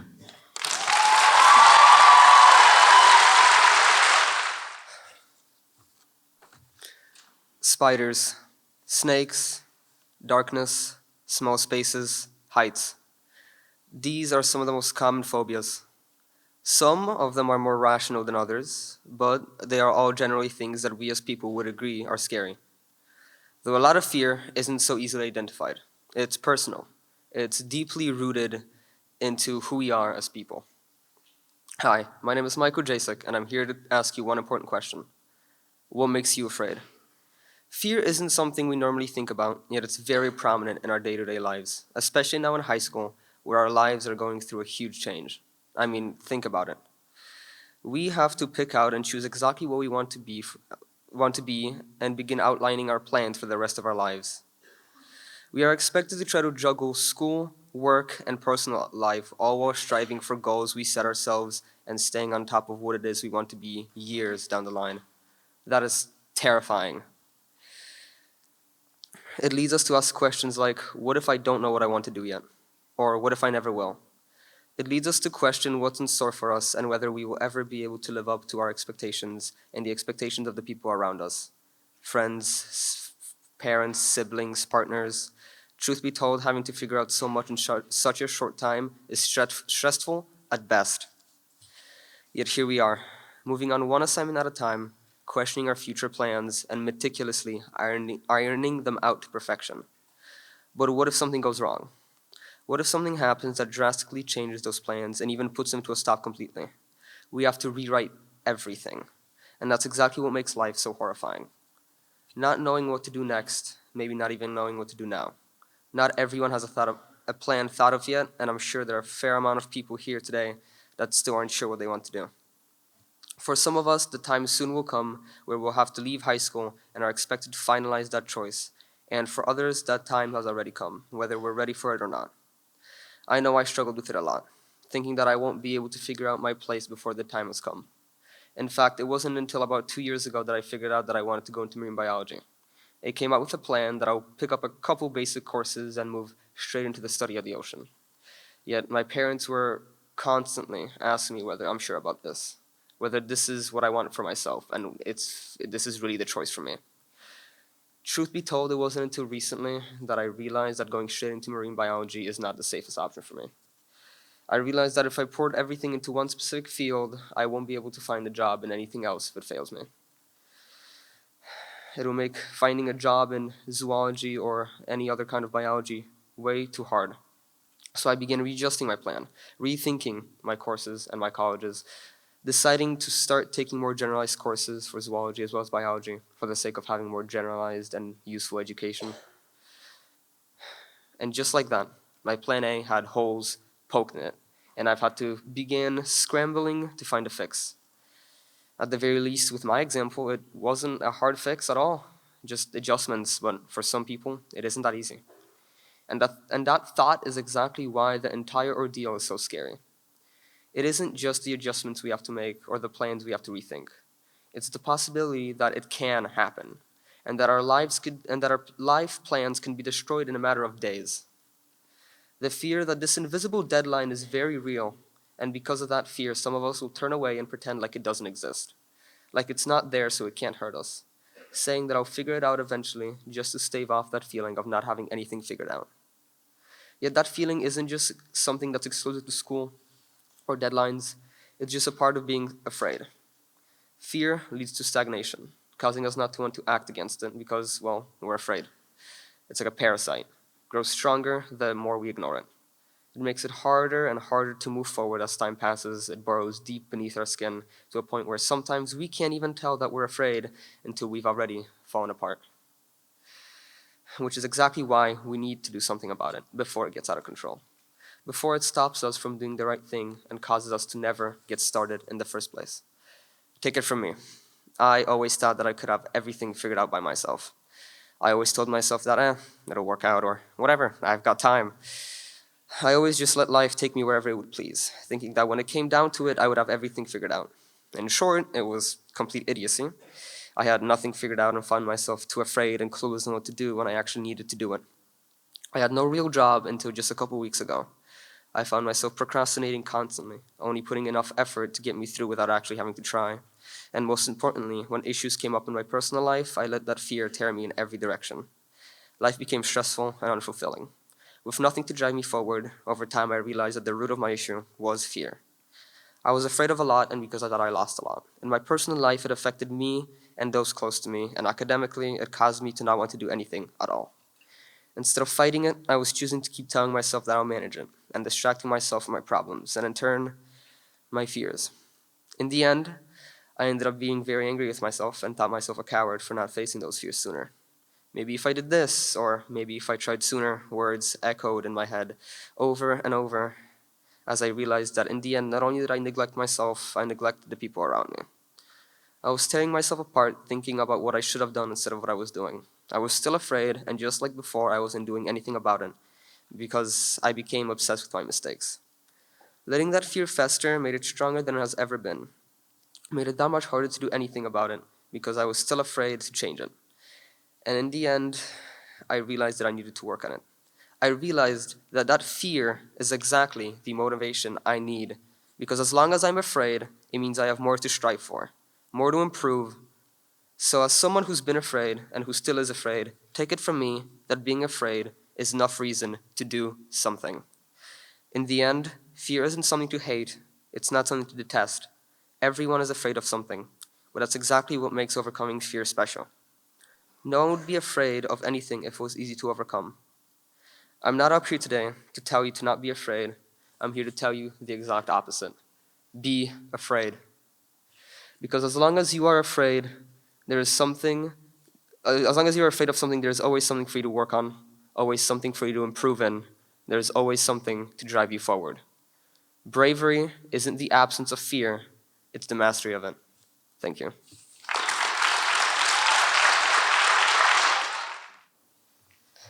We all have that one group, your go-to, your other half, your absolute best friends. These relationships make up most of your puzzle, but where do you find the other pieces? These pieces are found in all different directions and places. Each piece of your puzzle adds variety to who you are. When we acknowledge this, it can make us whole in terms of our personality. Even though some may strike me as an outgoing person, I held myself back until I recognized where expanding my social network could take me. Expanding your social network can benefit you in more ways than just adding another quick hi in the hallways to your day. These additional relationships have the potential to form your puzzle. Hi, I'm Trista May, and I believe that creating more connections and forming strong relationships with others helps in building your truest self. Coming into high school as a freshman, I was stuck in my own bubble, shutting out the other curiosities that the world supplied. I stuck to simply one friend group. I was unaware that I was neglecting the other aspects of my genuine self, which was concealed by unrecognized connections. I knew there was more connections I could make to fill the rest of my puzzle. There's more to your picture, you just have to be brave and willing enough to look for it. By expanding your social network, you are opening up new parts of yourself that you never even knew existed.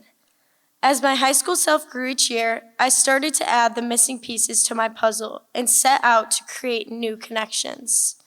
I began to make conversations with those people that were once strangers. I gave people a chance rather than shutting them out. You never know, those kids walking by you in the hallway can turn into your closest peers outside of school if you simply start communicating. Those strangers that say the simplest comments to brighten your day can become your friends.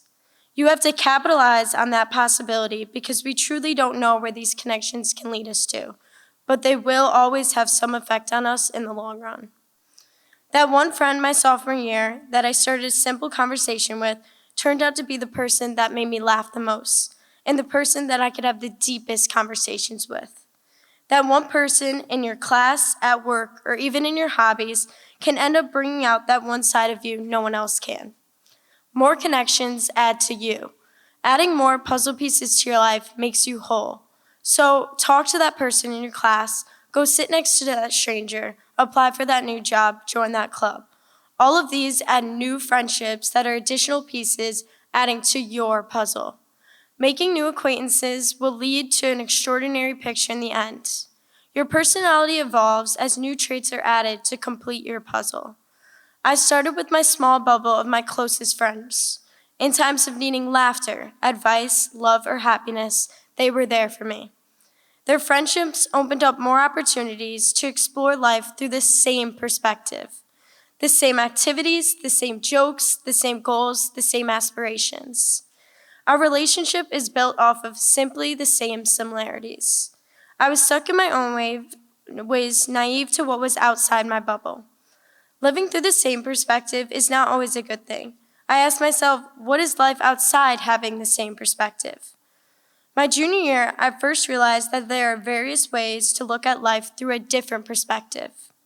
After getting involved with the officers of my class, I added new pieces to my puzzle.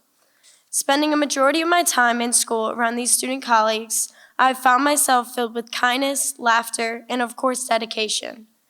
These individuals may have different lives outside of school, but through sincere teamwork, we help our classmates. We have created a bond.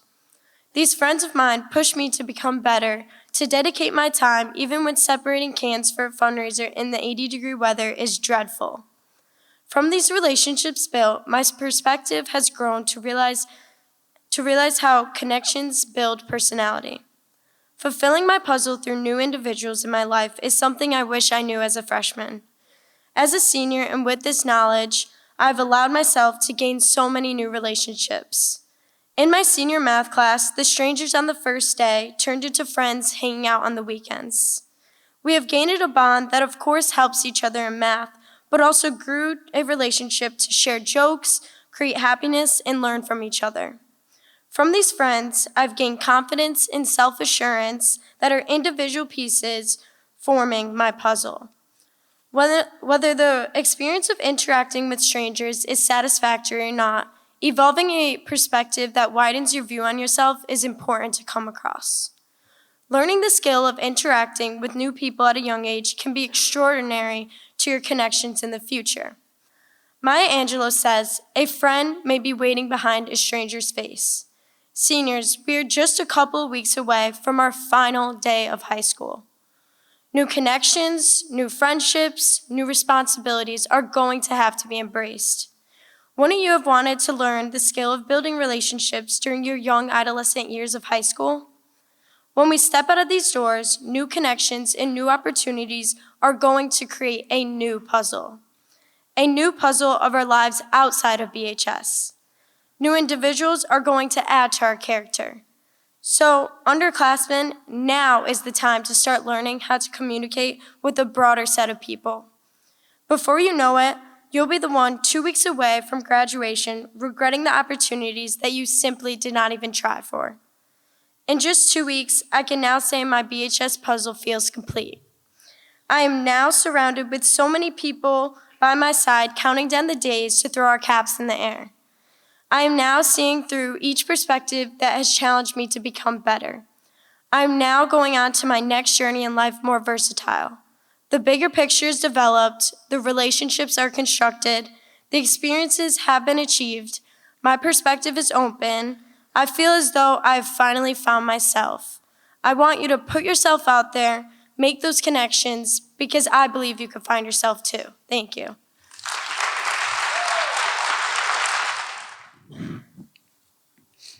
This was a question that genuinely altered my view on life. What is one thing you would change about your high school years if given the power? Well, I could answer that with one word: gratitude. The first day of my freshman year, I was already so done with high school, mentally. I distanced myself from the people I loved and really kept to myself. All I wanted was for these next 4 years to fly by. I was going through each day hoping the next would be better, having a poor mindset and taking everything for granted. I didn't take the time to appreciate every little blessing that I was handed, like how I have a healthy family, or that I even have access to an education. I truly thought school was the only reason I felt constantly drained when all I needed to do was fix the way I looked at life. Hi, my name is Haley Bigelow, and I'm not here to change your opinions on high school, but I hope to encourage you to be grateful for everything given to you before it's just a memory. The first 7 months of my freshman year felt like forever, and of course, I still kept the "I'm ready to get out of here" mindset. One day, I'm sure all of us will never forget, was March 13th, 2020. It was a bit over halfway through the first year of high school for me, and the biggest topic of discussion was COVID. Being told we would be out of school for 2 weeks was the best news I had ever received. This was until we were informed that we would not be returning to school. No end to my freshman year, no more going to my grandparents' house for dinner every Sunday, no more bonfires with my friends on the weekends, no more normal life. I started to realize that the best news I had ever received had slowly become the worst thing that could ever happen to me. I began to reflect on the past 7 months, August to March, the start to my entire high school career. Everything I'd hoped high school would be completely gone, and I never gave myself the chance to enjoy it. All of those Sunday dinners I would spend visiting my great-grandmother were taken for granted. Every weekend prior just felt like a routine. Wake up, do nothing, try to get some homework done, then go to family dinner. It seemed like there was nothing really that special to it, but little did I know, these would be the last few years she would be alive. I wish I would have understood those dinners were a blessing. As much as it felt like a boring routine, 3 years go by and I would give up anything to get those moments back. As soon as COVID hit, I was unable to see her. She was kept away from us for the sake of her own health, yet I still missed everything about her. Her cooking, her hugs, her jokes, her laugh, her smile, everything. Of course, I was always grateful to have such an amazing woman in my life, but I never took the time to acknowledge how grateful I was for all of these little qualities of her. Now that she's gone, I'm left with nothing but memories. Memories of times that I didn't appreciate as much as I should have. I would have lived in the moment and enjoyed spending as much time with my family as I did, since I was so lucky to have such amazing role models in my life that not everyone is as fortunate to have. As time passed by, I would have never expected that 3 years ago would be the last time my life would be normal, the last time I would ever see my entire family in good health. Now, back to that initial question. What would I change? I would have changed my outlook on life in order to easily recognize how blessed I've been and show my gratitude more often. I definitely would not have wished my time away during my freshman year. I wanted these 4 years to fly by so bad, and that they did. Now, as a senior, I wish I could get all that time back. I would have appreciated my first year of high school when life was last normal instead of wishing I was out of here. As Kenny Chesney once said, "When the hourglass runs out of sand, you can't flip it over, start again. Take every breath God gives you for what it's worth. Don't blink." So, before your time runs out, enjoy every moment. Wishing your time away is just like an attempt at erasing possible memories that your future holds. Sure, not everyone is going to look forward to going through what feels like the same pattern every day that consists of waking up, going to school, going to practice, going back home, repeat. If you feel this way, focus on what you do have instead of focusing on what you don't have, even if it doesn't seem big. Look for one thing in each day to be grateful for, because focusing on only negative things will only make us blind to what we are gifted with. A lot has changed since March 13th, 2020, but it was mostly my overall outlook on life. I no longer dread getting up every morning to go to school. I look forward to seeing the people I have grown up with and made countless memories with. I now cherish all of these moments I live in before they turn into memories. Many people may not notice how much something is positively impacting their life until it's gone. So, instead of expressing gratitude once a year at that family Thanksgiving dinner, express it every day. Be grateful that you wake up in the morning, or that you have access to an education. Celebrate your family's health along with their presence. Or, before you yell at your sibling to get out of your room because they're being too annoying, think about how lucky you are to have them in your life. Tomorrow isn't promised, neither is next week, or next month, or next year. As our hourglass winds down to its final grains of sand, the last thing anyone wants is to be wishing we had lived life differently. Tell people what you're grateful for, day by day, and surely you'll start to realize that every day is filled with blessings. Thank you. Good afternoon.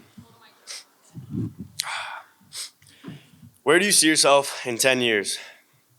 Where do you see yourself in 15, 20, maybe even 30 years? Where do you see yourself in 10 years is a question I asked the majority of the senior class, as well as myself.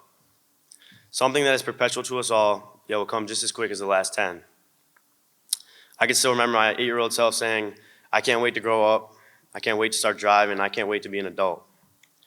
Now I do anything just to play kickball at recess and simply relive all the simplistic nostalgia of a young child.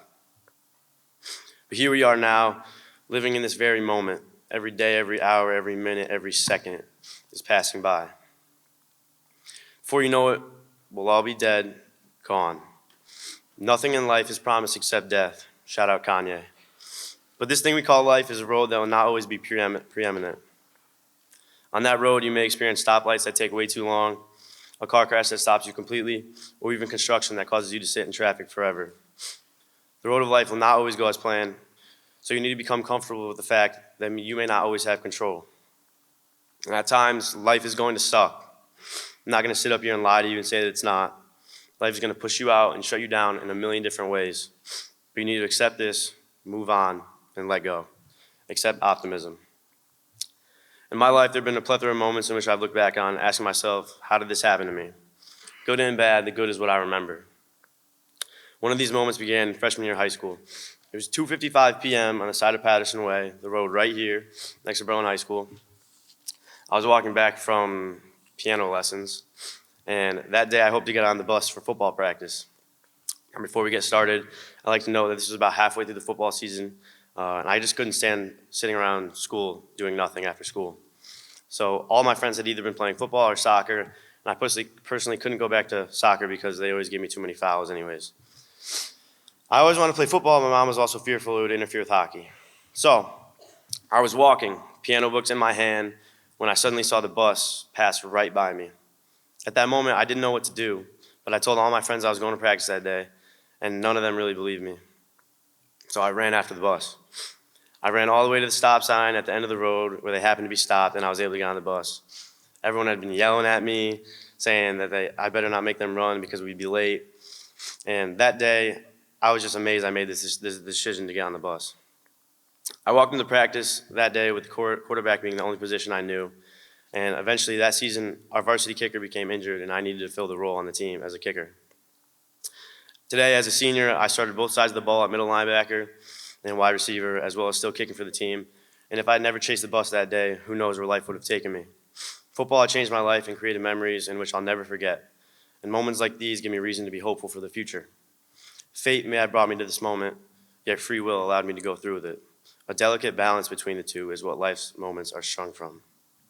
Accept optimism. Life is a journey full of ups and downs. Sometimes we hold on to the past, wishing things could be different.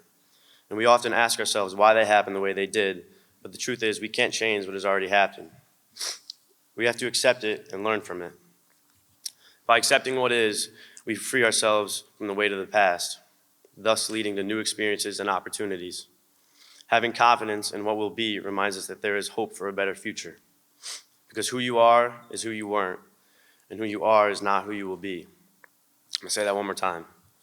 Who you are is who you weren't, and who you are is not who you will be. You need to embrace the present, let go of the past, and have faith in what's to come. Accept optimism. If you ask the average person if you want to be happy or sad, they're going to say happy. If you ask them, do you want to be rich or poor, they're going to say rich. If you ask them, do you want to make good memories or bad memories, they're going to say good. The problem with humanity is we have an issue with depth perception. We think that good is further away than it really is, and we just create patterns and behaviors that perpetually keep it there. Accepting an optimistic mindset adapts our way of viewing these things. In truth, you could be one job opportunity away, one relationship, one interview, one thought, one emotion, and one conversation away from completely changing the trajectory of your life. Accept optimism. So take it easy. One of my dad's favorite songs by the Eagles, and I can agree it's a great song, but it's something we all need in our lives. Each and every one of us has something going on. It could be work, school, sports, family, etc. But that doesn't matter. We have to sit. It doesn't mean that we have to sit and complain about all the stuff we have to do. Put down the phone, possibly the best and worst thing to happen in the world. I'm going to guess at least half of you are on your phones right now. And as teenagers especially, our minds are flooded with the distraction from tempting social media feeds. As a freshman in high school, I was always so stressed about the schoolwork I had to do, pushing myself beyond limits just because that's what I thought I needed to do. Maintaining all this schoolwork and playing sports all year round got really stressful over time, not to mention my father sending me out to work with him.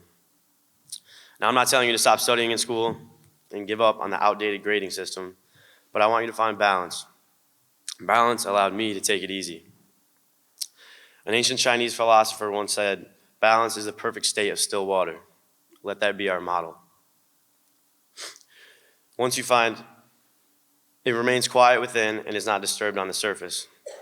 Once you find balance in life, you become undisturbed by the negativity and pressures of your surroundings. Like I said, life will not always go our way. Creating this balance is found by simply doing what you love while still maintaining the things in which you need to get done. Now, looking back as a senior, I can confidently say that I turned out okay. Even though I wasn't as stressed as my peers, I wasn't as angry I had to go into work, and I wasn't complaining about this and that, I held confidence and optimism for myself through balancing what was important to me. Accept optimism. So as we come to the end of this phase in our life called high school, we find ourselves in remembrance of the good times whilst forgetting the bad. And we find ourselves focusing on the future. We begin to worry. What am I going to do in 10 years? So all of you out there listening, if you haven't paid attention to a single thing I've said yet, just remember, if someone asks you where you were, what are you going to do in 10 years? Just remember to accept what is, let go of what was, have faith in what will be. Accept optimism. I'm Josh Grimm. Thank you. Excitement, bright, carefree, wild. These are the words that make up a majority of my childhood. My favorite days are the ones spent outside with my neighbors. Lemonade stands, bike rides, wiffle ball games. The days where my mom would do a cartwheel if we ate all of our vegetables on our plate, where we would be so excited to get homework to be like the big kids. These were my brightest days, as I'm sure they were for many of you. Such simple yet exciting times when we were young and naive, wishing to grow up but not knowing what was ahead of us. Hi, my name is Marissa Modifica, and I'm here to talk to you about growing pains. Pain, sadness, grief. I'm laying in my bed freshman year with my eyes closed, wishing I could skip to the future, wondering when things will get better. I count down the days until graduation, wishing nothing more than to be able to leave this small town. My mind would race. Why do my friends like hanging out without me? Why are my parents never satisfied? Why am I not good enough? The common doubts that go through a teenage girl's mind. Flash forward to the fall of my senior year, and I find myself taking the long walk down the hallway of the rehab facility where my grandpa eventually took his last breaths. The stench of dirty diapers and the cries out from each of the rooms filled my mind and engulfed my nostrils as I entered the room to visit for the last time. Flash forward another 9 months, and here I stand. The past events and doubts are now a somewhat fading memory. All that I endured has brought me to this point and helped me grow into the person I am today. Contentment. Prom, senior sunrise, homecoming, senior night, and now senior speeches are all significant events that my younger freshman self dreaded.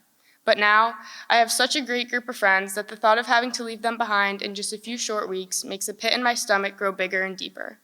I have my family who support me through everything. I sleep with ease knowing my grandpa is in a better place, and I'm leaving for college in a little short of 4 months. I can assure you that things do get better. However, without the bad, I wouldn't be able to recognize the good. Take a minute and look where you are now and look where you were 3 months ago, 3 years ago. You've changed, haven't you? That's because you've grown. You have to go through the rain, the clouds, the hurricane to make it to the sunshine. These hardships are things that we all endure at one point in our lives, which I consider to be shin splints. Whether they throb when you're running or just a nagging pain that would keep you tossing and turning all night, I'm sure you've all experienced them at some point. For some, they are worse than they are for others, which is similar to the cards that we are dealt. Some people are dealt a tougher deck that involves more pain, whereas others have it easier. But no matter the severity of the shin splints, growth always follows. We all get them and we all know they suck, but once they're gone, you stand a little bit taller and you appreciate how it feels to not have them. We all think that if we do badly on one chemistry test, miss one math homework assignment, have one bad day, we're done for. But that is not true. If you don't have those bad days, you will never appreciate the good ones. The things that my freshman self would dread are the things that my senior self looked forward to the most this year. I was beyond excited to get to the Friday night football games and stand in the front row with all of my friends. I looked forward to going and dancing with my friends at the homecoming dance, and I looked forward to cheering with my classmates at the pep rally. The one thing that I am no longer looking forward to, though, is graduation, and my younger self would cringe if she heard me say that. But if I didn't have those hard days where I struggled, I wouldn't be as grateful for these moments as I am today. Although these growing pains we go through can really hurt us, they shape us into who we are meant to be. They show us strengths we never knew we had. Each piece of my piece has built the foundation of who I am today, just as they will do for you. You will most likely find yourself in a really tough situation at one point or another throughout high school, whether it's with your friends, your family, or with your grades. But rather than freaking out and shutting down, try to problem solve. You might discover a talent you never knew you had. Rather than dwelling on the bad, think of the good that can come out of the situation. Think of how it is changing you, how you're growing and learning. The butterfly effect is defined as, quote, a small event that has the potential to majorly influence events in the future. The butterfly effect is like a ripple in water. It begins with one small ripple before turning into a chain reaction of many ripples, end quote. These tiny events in our lives that we might think have very little significance actually tend to be some of the largest influential moments in our development. My freshman year summer, I went on a trip with one of my friends and her friend who I had barely spoken to prior to this trip. Flash forward 4 years, and she has been my best friend ever since. The pain I went through struggling to find good friends helped me to be more optimistic and open to giving others a chance, which didn't used to be the case.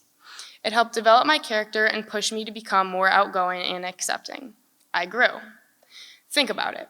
What do you do when you get a bad grade on a test? You're determined to get a better grade on the next one, so you study harder. What do you do when you grow out of your old friendships or relationships? You make new ones. Although these things like a bad grade and losing friendships are very upsetting, you're growing and learning from them and your mistakes. You will never learn if you don't fail. Rather than focusing on the pain and the situations you endure, I encourage you to focus on the bigger picture, that life moves on and you will heal. These growing pains will help you blossom into something better and stronger than you ever imagined. Thank you.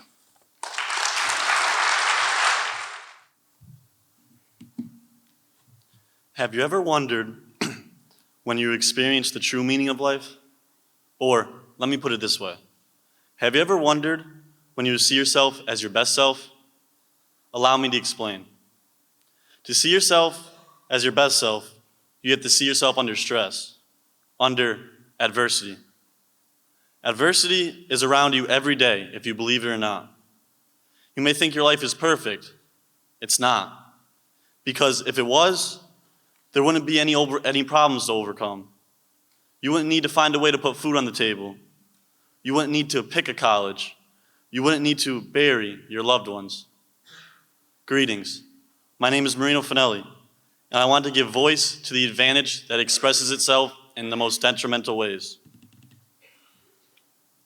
I would like to shed light on a person's life that should have been illuminated ages ago.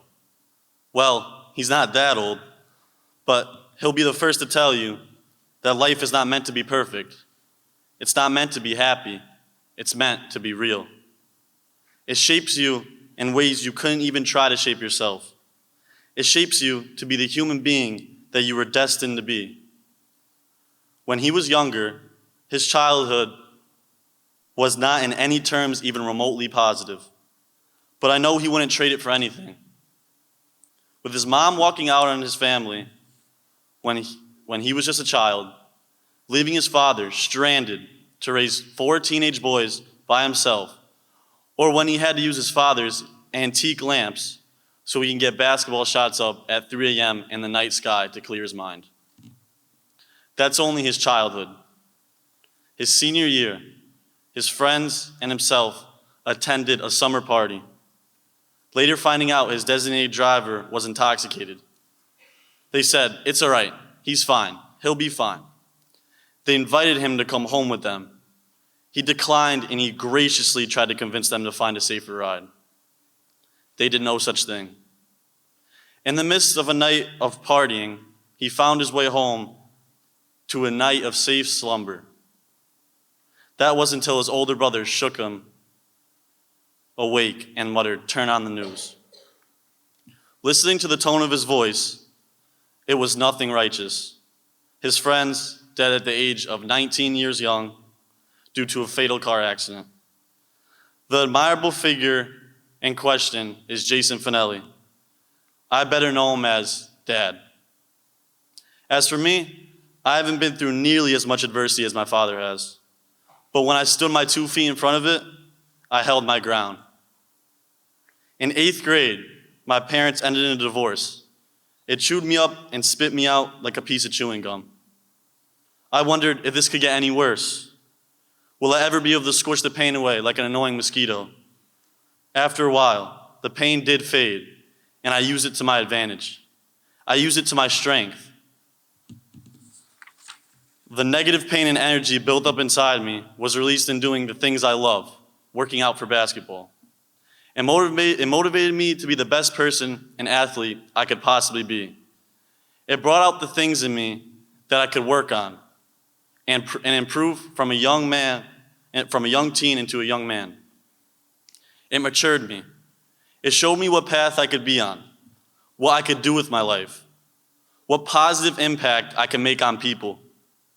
Crazy, right? How did I get so many positives out of this huge negative? I started to look at the bigger picture.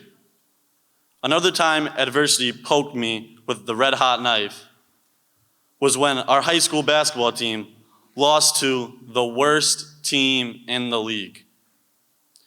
A couple practices later, Coach Phelps, our basketball coach, finally had the conversation of adversity with us.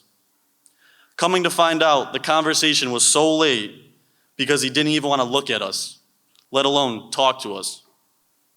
After the conversation, Coach emphasized something great that I would like to share with everyone. Adversity is where you see your whole self, not just the good, but the bad too. It will show your teammates and yourself what type of person you are. Are you the type to point fingers when a mistake is made? Or are you going to accept it and grow from it? Sharing these life stories with you is in no means to inflict sorrow upon you all, but it is to emphasize why adversity is advantageous.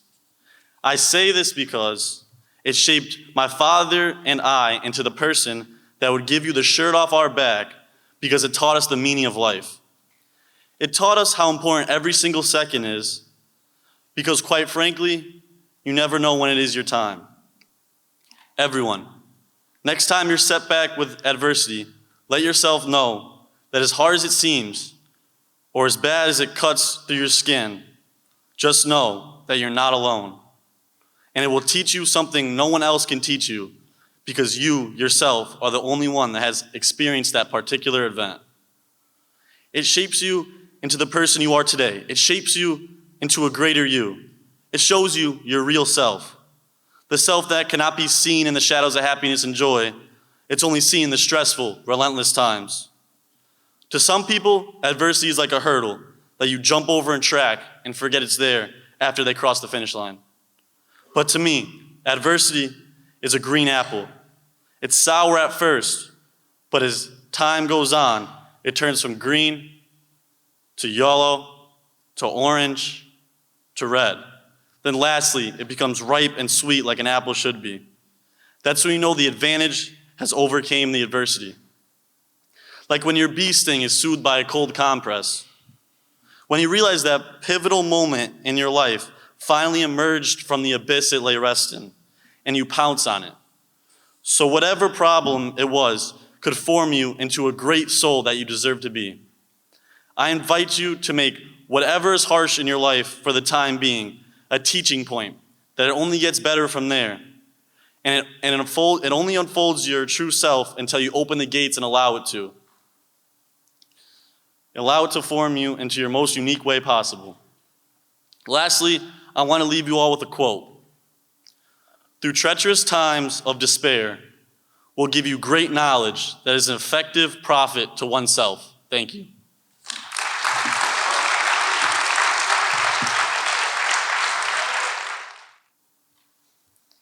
Like everyone, I have given and taken advice, compliments, and feedback. Simple things, right? In my book, not really. These three interactions positively contribute to our daily lives. Advice provides an opportunity to reshape ourselves. Compliments have the ability to build self-confidence, and feedback encourages us to better ourselves. All three are beneficial to our lives, and they have one major theme in common. They inspire, something I have always wanted to do. My name is Camden Delude, and I'm here to tell you that you can be an inspiration no matter the circumstances. A lot of people who have inspired me were upperclassmen with leadership positions. Bailey Buklaski, the 2021 drum major, is the one I looked up to the most, both literally and figuratively. She helped me feel like I was part of a family in marching band. Then it hit me. If I were drum major, I could help future band members feel the same way and invite them into the magical marching band world that I know and love. When the time came, I auditioned for the 2022 drum major. It was agonizing to wait for the audition process to begin, but the results came soon enough. With shaky hands and heavy breath, I opened the email of truth. And to my disappointment, but not to my surprise, my name was not at the top of the list. My heart was shattered and my dreams were crushed. I didn't care that my name was on the list as captain. It wasn't at the top. Drum majors. They get their full names announced every single football game. They get to wear white instead of black, standing out against the rest. They are the ones who lead the band to success and inspire the upperclassmen. Guess what? That wasn't going to be me. I considered quitting band altogether because I was convinced that my chance to inspire was over.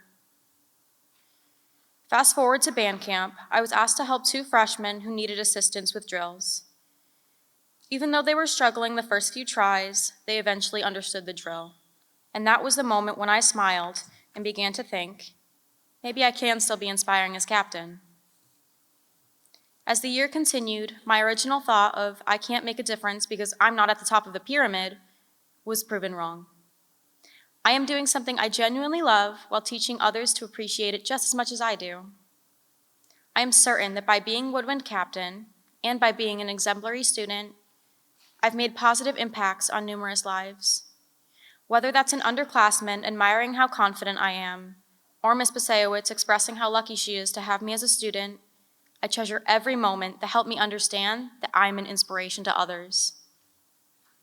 Inspiring others provides strength, confidence, and presents people with the opportunity to grow and learn. Knowing that you are inspiring to others brings up a sense of pride that is indescribably exhilarating to witness. By sharing our insight and making positive impacts, we are shaping the future, teaching future generations, inspiring the world. Pass on your best advice, compliments, and feedback, because as much as you give it, you will receive it. Continue to encourage and support one another. Be vulnerable and share your experiences. Do something positive that everyone will remember you for. Take all the steps necessary, because in the future, people will thank you for all the hard work you put into being such an exemplary role model. So try out for that leadership position. It is better to aim high and miss than to aim low and hit. Even if you don't get captain of the soccer team, or upbeat coordinator, or class officer, you still have the opportunity to inspire and be a part of an activity that is enjoyable to you. Being labeled captain or president is great, but these labels are not required in order to share your insight. Don't be afraid that you will never inspire, because you will. All it takes is a positive attitude, even if things don't go exactly as you planned. While it is good to be bold and pass along your experiences, both the good and the bad, the most important step is to remember that it all starts with I. I can do it. I can make that difference. Be the I in impactful, be the I in insightful, and be the I in inspire. Thank you, everyone. You have to be a doctor, a lawyer, an engineer. Many of us have heard from our parents or peers about a career they want us to go into for us, without letting us explore the vast opportunities this world has to offer. Don't live your life through what people around you say, but live your life that you will enjoy.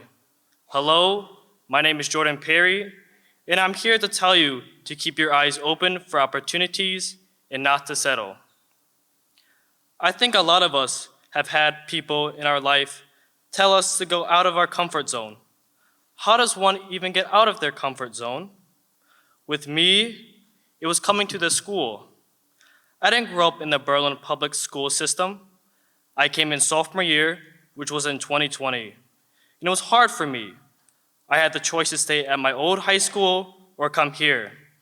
I saw the opportunities this school had to offer compared to my old school. When I came here, I didn't know a single person except my cousin. I had to get out of my shell and talk with people. So I started talking to people. The person sitting next to me in class, the person sitting next to me at those single tables in the lunchroom. I think this is one way we can explore life. It's just by talking with people and making new friends. Humans tend to get stuck in our own thoughts on life without seeing it in a different way. When you interact with someone new, you may look at life from a perspective that you wouldn't have done before. With viewing life in a different perspective, you start to understand how certain things work and interact. You get a clearer sight on why someone engages in a certain way. Wayne Dyer, an author, once said, "If you change the way you look at things, the things you look at change." In my personal experience, I have recently connected with some new people who have altered the way in which I view certain events in my life. This time in high school is very crucial to explore what you like and what you don't like. While talking with my friends, I was able to explore different hobbies and classes I wouldn't think of doing before. My cousin influenced me to join and try the broadcasting club. It was a cool experience. I went to the football games and learned how to use a broadcasting camera. Of course, the broadcasting club doesn't do just football, but it was still an interesting club that I wouldn't have thought of joining until my cousin influenced me. I was able to meet new people, create connections, and learn new skills. This school has an enormous amount of clubs, sports, and hobbies you can try out. The First Responders Club brings in all different types of first responders, and they just talk about their career and stories they have. They even brought in someone who works for the FBI. Personally, I think that's pretty cool. There are clubs dedicated to hiking, biking, and even sewing. There are so many unique clubs out there just to try out. Just throw yourself out there and see what happens. If you don't like it, then don't go back. That is okay. I joined the wrestling team. I never wrestled anyone before, but I still went out there and tried for the team. I know I didn't do well with wrestling, but I met new people who I've become good friends with still to this day. Go try something new. You might meet someone with similar interests, and perhaps you might find a new passion in something you wouldn't have guessed. By talking with different people and exploring life, you might find a career path you wouldn't have thought of before. These people who we talk to give us this possibility to explore the tremendous possibilities of a career this high school can offer, but even past the school. There was a time in my life where I wanted to dedicate my life to the church. I wanted to become a priest, an unmarried priest. I was so focused on being a priest. People around me told me not to settle down just yet. You are too young. But I didn't listen. The friends I made really helped break down this tunnel I was in. And it made me look around to see what life has to offer besides what the church has to offer. I want to do the same for those who are so focused on one career path. Don't settle down just yet. You're only 14, 15, 16. Life has so much to offer that we have not yet experienced. Go explore. Throw yourself out there. It's very common for people to enter college with one major and graduate with a different major. Now, if you're 100% sure what you want to do, go for it. But if you aren't sure, that's okay. Don't sweat it. I'm still on my journey. Currently, law school seems like the route for me.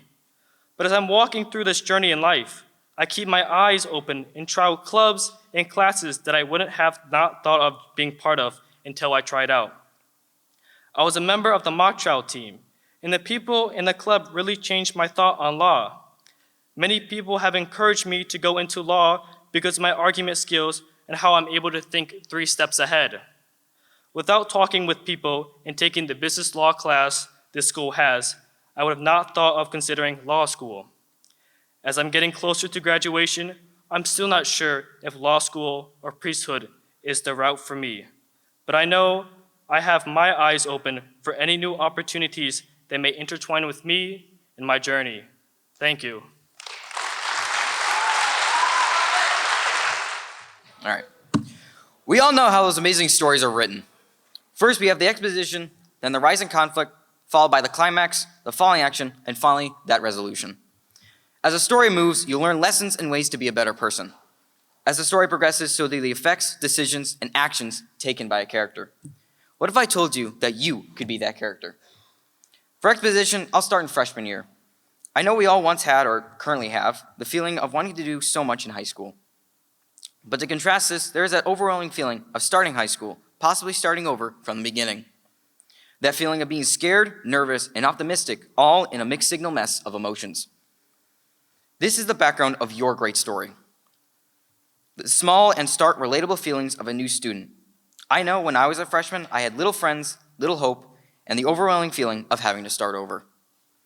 Everyone also has things that bother them in life that follow them to school, even if you wanted to stay home. For me, that was an issue with my father. It followed me to and from school like a cloud of darkness.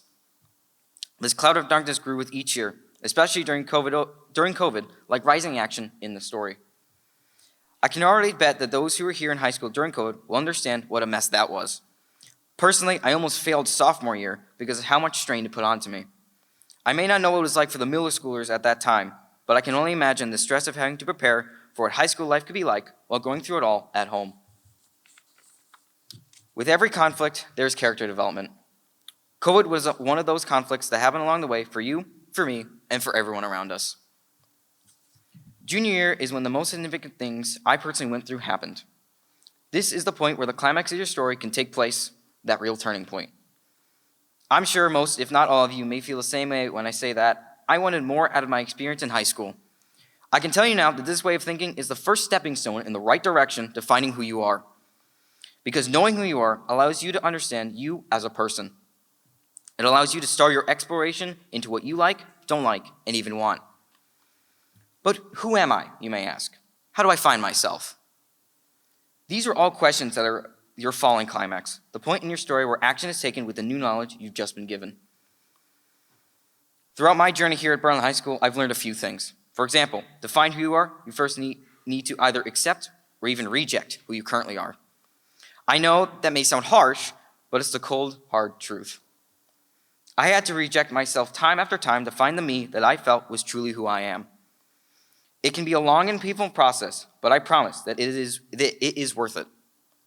Believe me when I say that before I did that searching, I didn't know I was a go-getting, expressive leader. That can be you. That can be you in those shoes of a go-getter, an inspiration, and a leader.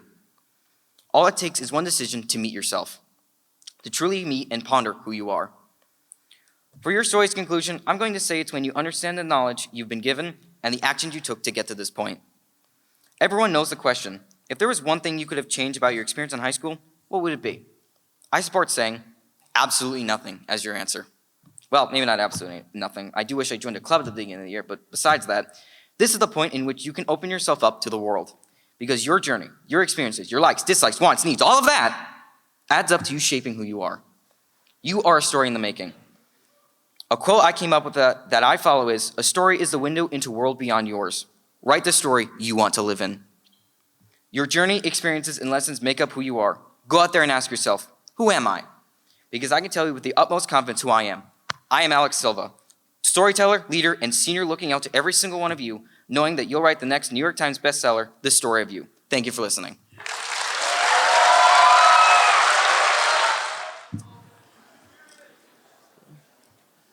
Do you ever feel stuck? Stuck in this endless loop called life where only death and taxes are guaranteed, making split-second decisions that impact your future this very second.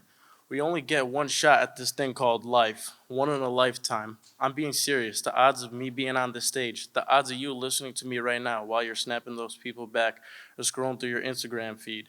You had a better chance of winning 100,000 jackpots than sitting today as your unique self. So let me ask you, are you willing to be average because you don't get a redo? Do you want to live this one life being miserable and suffering? Hi, my name is Hamza Marabit, and I want to show all of you why developing skills to manage your money while expanding it will start setting up your future with the critical skills you will need sooner or later. Just like the catchphrase from the 1976 movie President's Men, follow the money, keep digging at it. Personally, from late middle school into my freshman year, my experience and learning taught me to find things on Letgo for cheap than reselling it for a higher price, or even my freshman year going to the dollar store and filling up my bag full of candy to resell in school. You can always do things your own way. Find what works for you. Stick with it. In the beginning, you will struggle to find new ways to find what people want. You must remember to stay persistent in your journey. I hear people who try to make me believe the idea you have your whole life to work. That suppressed mindset doesn't sit right with me. I can't wrap my head around how people are willing to work their entire life away for an average of $54,000 a year. Money gives you freedom. Money makes you independent to give you the things you want. Even my junior year working a full-time job 6 days a week, then senior year working 2 jobs to feed my needing craving to have even more. I'm continuously learning how to keep building what I already have, how to then use that money to keep expanding into stocks. And it doesn't take much money to start up. Throughout these processes of learning, you might hit some roadblocks, but consistency is key. This mentality will teach you how to learn to manage your money and invest in your future. 2 words I want to talk to all of you about is higher education. There are so many ways, even if your grades aren't there.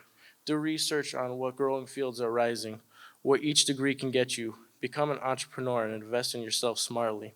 The mentality that high school and college being your fun years just doesn't sound appealing to me. Just partying, having fun, with an average of 40% of students dropping out after the first year, and the number graduating doesn't look that good at 41% best of the college class graduating according to Think Impact. With data being taken by Statistica, only 19% of kids who are enrolled into high school and college incorporate work while they are actively taking classes. The number one reason for these awful numbers is people losing motivation and persistence. I want everyone here listening to me today to be different. Look at all the people that are sitting to your left and to your right. Think, where will they be in 20 to 25 years? Set your goals. Put the right people around you. As my dad likes to say to me, Hamza, limit your liabilities. Don't have any freeloaders around you. Only keep a core group of people around you.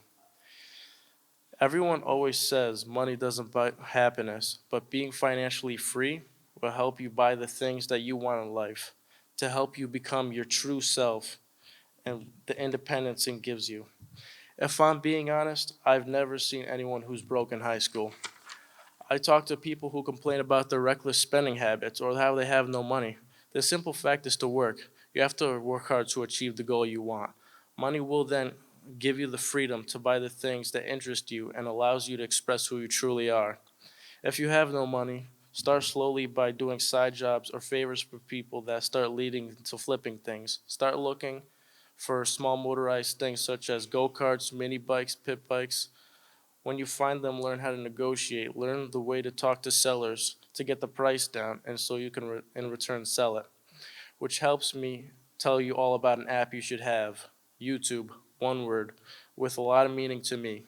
YouTube is my best friend when it comes to finding stuff I need to learn. People don't understand that YouTube is priceless due to the fact you can learn any bit of information for free. YouTube is the same way when it comes to money. If anything, I look at YouTube as a money hack because people are so lazy and are willing to buy that one TikTok scammer course for $49.99 and learn the same exact thing that's free. My point being is I want all of you to leave here today with an entrepreneur mindset because in America, entrepreneurs get rewarded and the pawns are willing to work their entire life away for the entrepreneurs to keep expanding their wealth. I also see so many people who are willing to be complacent in life, which helps me make my last point. Why are people so willing to settle? We're in America, especially all of us in the suburbs of Berlin, Connecticut. With a new chapter in my life, I had a lot of great memories in Berlin, Connecticut. I feel people are sad to leave BHS or wish they could stay a little longer because real life is right outside these doors. Trust me, they come knocking faster than you expect. You must make the most out of it. For me, I see myself building my life in the next 5 to 10 years, working hard, expanding, and potentially starting my own businesses. My last question for all of you is where will you be and what will you achieve with the one life you're given?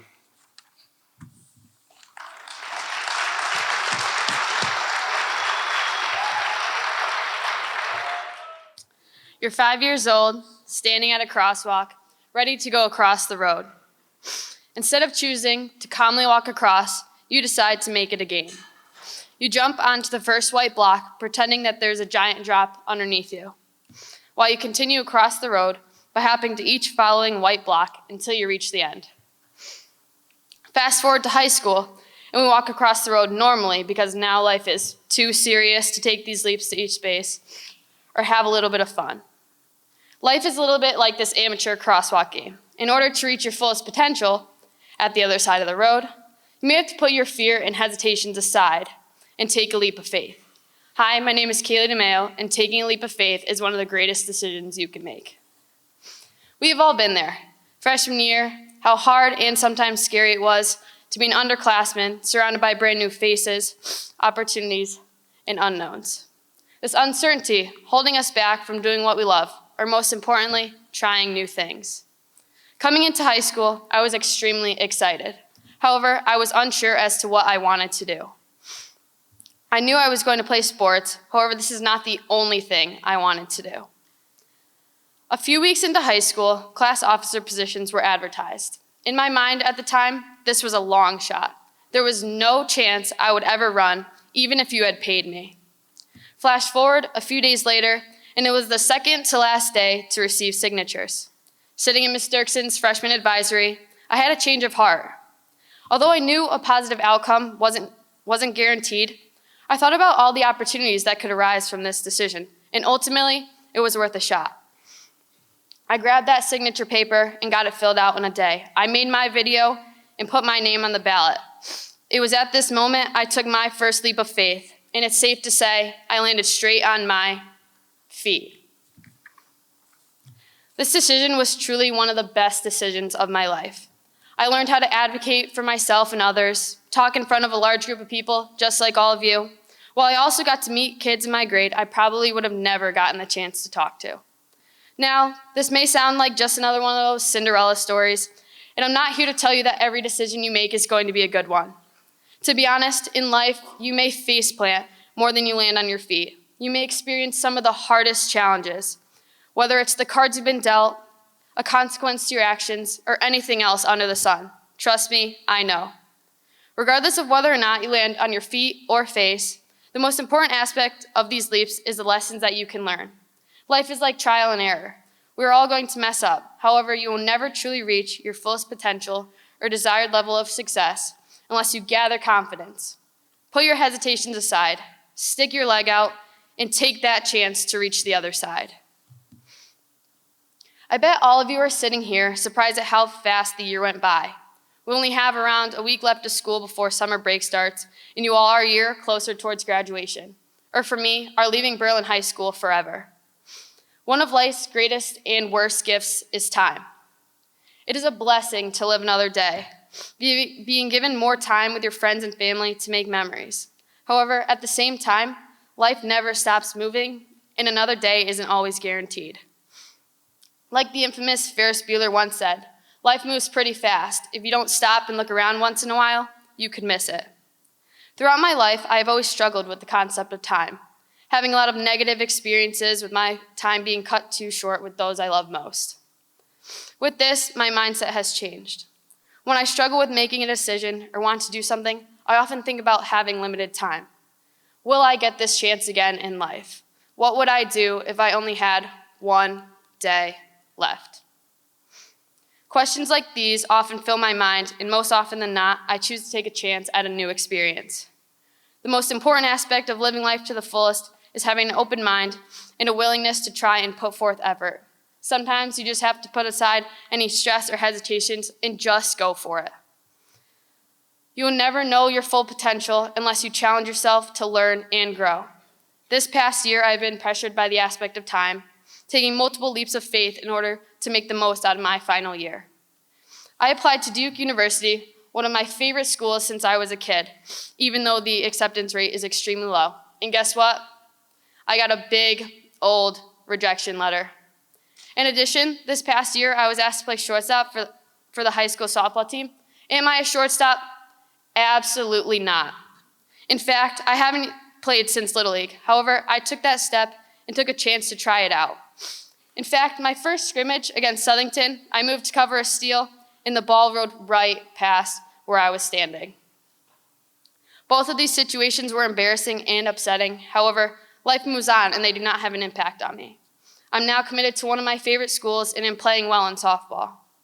All of my experiences, both positive and negative, have taught me that with hard work, it will get better, and your failures do not determine your success. Now, keep in mind, living life to the fullest does not mean you need to go out and do something crazy or illegal, but simply using your time on earth wisely and taking full advantage of different opportunities. Don't wait until your senior year or let the pressure of time control your life. Take these chances, do what you want, what makes you happy. Go on that first date, try a new food, do something that scares you, talk to that different person in school. Become comfortable with the uncomfortable. At the end of the day, you will be happy you did it instead of living with regret. We all focus on getting older, waiting for that 2:10 bell to go off each day, for the week to end and it's finally Friday, having all new experiences. In reality, we never truly know how long we have on earth, so why do we always look for something more or wish for time to move by quickly? It's important to make the most out of every living second, making memories, doing what you love and what you want. And maybe even going back to the past and playing one of those childish crosswalk games. Sometimes the greatest lessons can come from the most simple things. In life, sometimes you just need to put your fears and hesitations aside. Regret is one of life's greatest weapons, and it's a feeling no one should drag with them. You are capable of great things.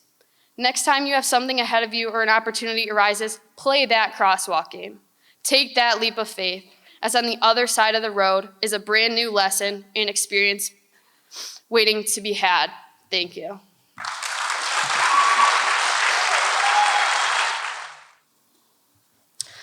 Temperature rises, hot air begins to flow up, turns into warm, moist air, then is met by colder air as it goes higher and up into this atmosphere.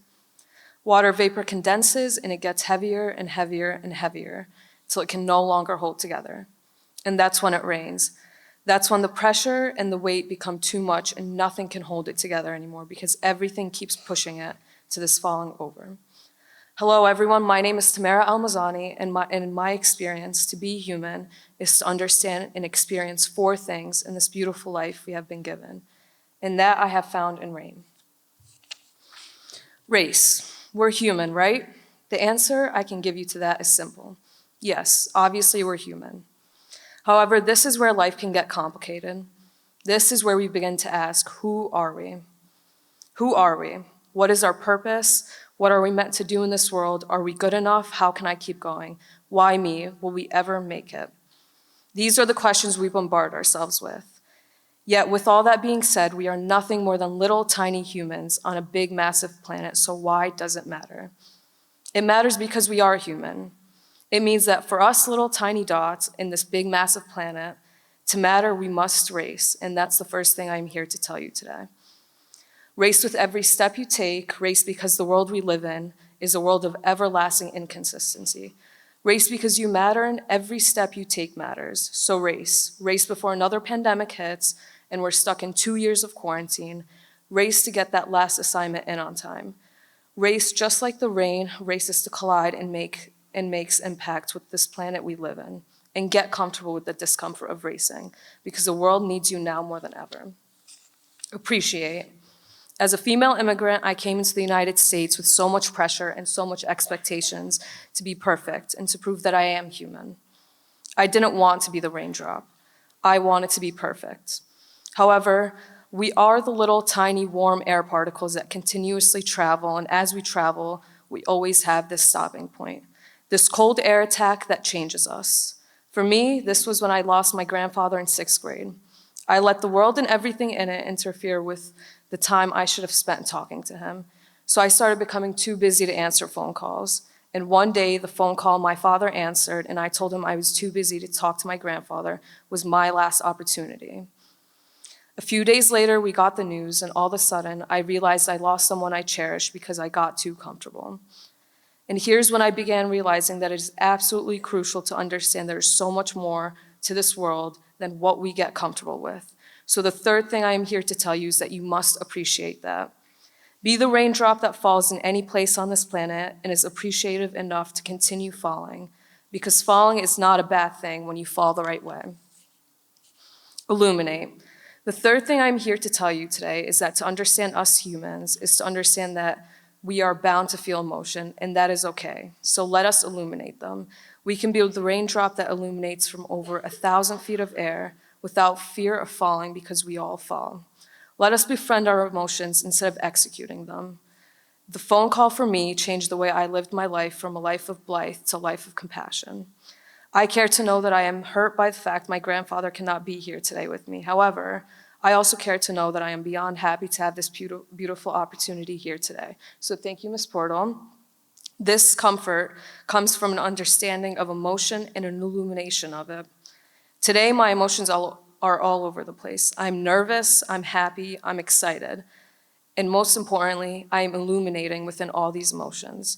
I am more than proud to say that I have gotten to this point where I can, and each and every one of you in here can as well. Some days we will simply be a cloudless sky, and others we will be within the clouds of rain, ready to let go. New. For the freshmen sitting here today, I know you all walked into high school perhaps not thinking much about the future that will come in 4 years. Then come the sophomores, now facing harder and more difficult workloads. Then the juniors with more pressure and more questions. Then there are us seniors, the group of people who have most likely been together for the past 16 years of our lives, and we're all about to go in separate ways. So we all endeavored this idea of YOLO, all across the grade borders, going from freshmen to seniors. You only live once. The fourth thing I'm here to tell you today is that you don't only live once, but that rather life is filled with new experiences, and each one is an opportunity of living. Let us be the happy raindrops that move with purpose to land in the very perfect, imperfect place. I did this every day in my AP chemistry class, one of the hardest, yes, yet most memorable classes I have taken with Mr. Wilkos. Every single day was a new adventure and a new experience of living. Obviously, with the best period of AP Chem, period 2. Even though I may have gotten a majority of everything wrong in the class, I was living. I took the opportunities I was given to learn and to experience what it meant to be a high school chemist. So as Mr. Wilkos always says, do me a favor and know that we live what we take on. I once heard this beautiful quote by T.S. Eliot, every moment is a fresh beginning. So just as rain does, simply enjoy the journey and know that there will always be more to come. Even in the driest drought seasons, we always end up having rain. Here's when we can now question, are we going to be the flood that causes hundreds of thousands of people fear and discomfort? Or will we be the happiness that's going to make flowers bloom and trees go greener? This is a decision we can answer for ourselves and go in the right direction using the 4 things I have brought up today. Rain. R for race, A for appreciate, I for illuminate, and N for new. With these, we can be the answers to every question we ask ourselves. So I stand here in front of you in hopes that you become the raindrop of your story and find all the answers to the questions you have been given. More importantly, the answers to the questions that you will throw at yourself. Be the droplet of rain that travels for over 2,000 feet of air of uncertainty till it finds the purpose of landing in a perfectly imperfect place. Thank you. Minute by minute, hour by hour, day by day, one life, and at any point in time, that privilege can be taken from us, whether it's walking down the street, driving your car, or going to bed. At any moment, life can be stripped away, as precious as it is. Hi, my name is Mary Morley, and all of you guys should be yourself and live life like no one is watching, as if you were the only soul on this earth. I have both met and spoke to numerous people through the Berlin community in the last 12 years. However, the fact is, I will most likely never see a majority of you again. What I am trying to say is that life moves on. Knowing that, I ask all of you to ask yourself, why should I care about other people's opinions? Unless it is beneficial to you as a person, there should be no reason to care for any negativity someone pushes towards you, or whatever they have to say about you. Why care what people have to say? You should live the life you want due to the reason we live on a floating rock, and at some point, we will all die. Now, I'm not saying that to upset you, rather hope you control the way you perceive life. What I want to get across today is that always being stuck in your head, constantly worrying about how other people view you, is not a good way to live. Do you really want to miss out on the opportunity to live your life to the fullest it can be? When we are young, we are happy. At least that's the way life used to be. My dad is my role model. From a young age, he told me to be myself and not worry about what other people have to think or say. I remember going to Stu Leonard, singing and dancing to the Cheese Lady in front of everyone. To this day, I will still sing and dance in front of everyone to the Cheese Lady with my dad in the store. He will always say, break it down, or I'm a 6'3", 250-pound Marine combatant. No one is telling me or you what to do or say. Growing up being myself was great. Now everyone is growing up, moving on to college, making very important decisions in our lives, while some of us are still eating chicken nuggets for dinner. As we are kids, we should live life how we want, not how people want us to. Now, I'm not saying live to the YOLO effect, where you don't care about your life in front of you or your own future, but if someone dislikes you or says rude remarks behind your back or even towards you, they are simply just hating on your character, praying for your downfall. People alter the way they act, behave, even the way they look to satisfy other people's likings. Is this really a way to live? Always changing who you are, never being able to act like your true self, always scared to be hurt by someone else's words that are truly meaningless from people who are meaningless. People talk, and that's the way life is. They talk because they have a mouth and people have ears, but that's all it is, talk. However, it's on you how you choose to react. Society puts all these perceptions on us, social standards. Just be yourself. Why should anyone tell you about your own character? People have such a high level of standards apparently everyone should live by. They live and breathe to be liked by other people. rather than like who they are. No living human on this earth is perfect.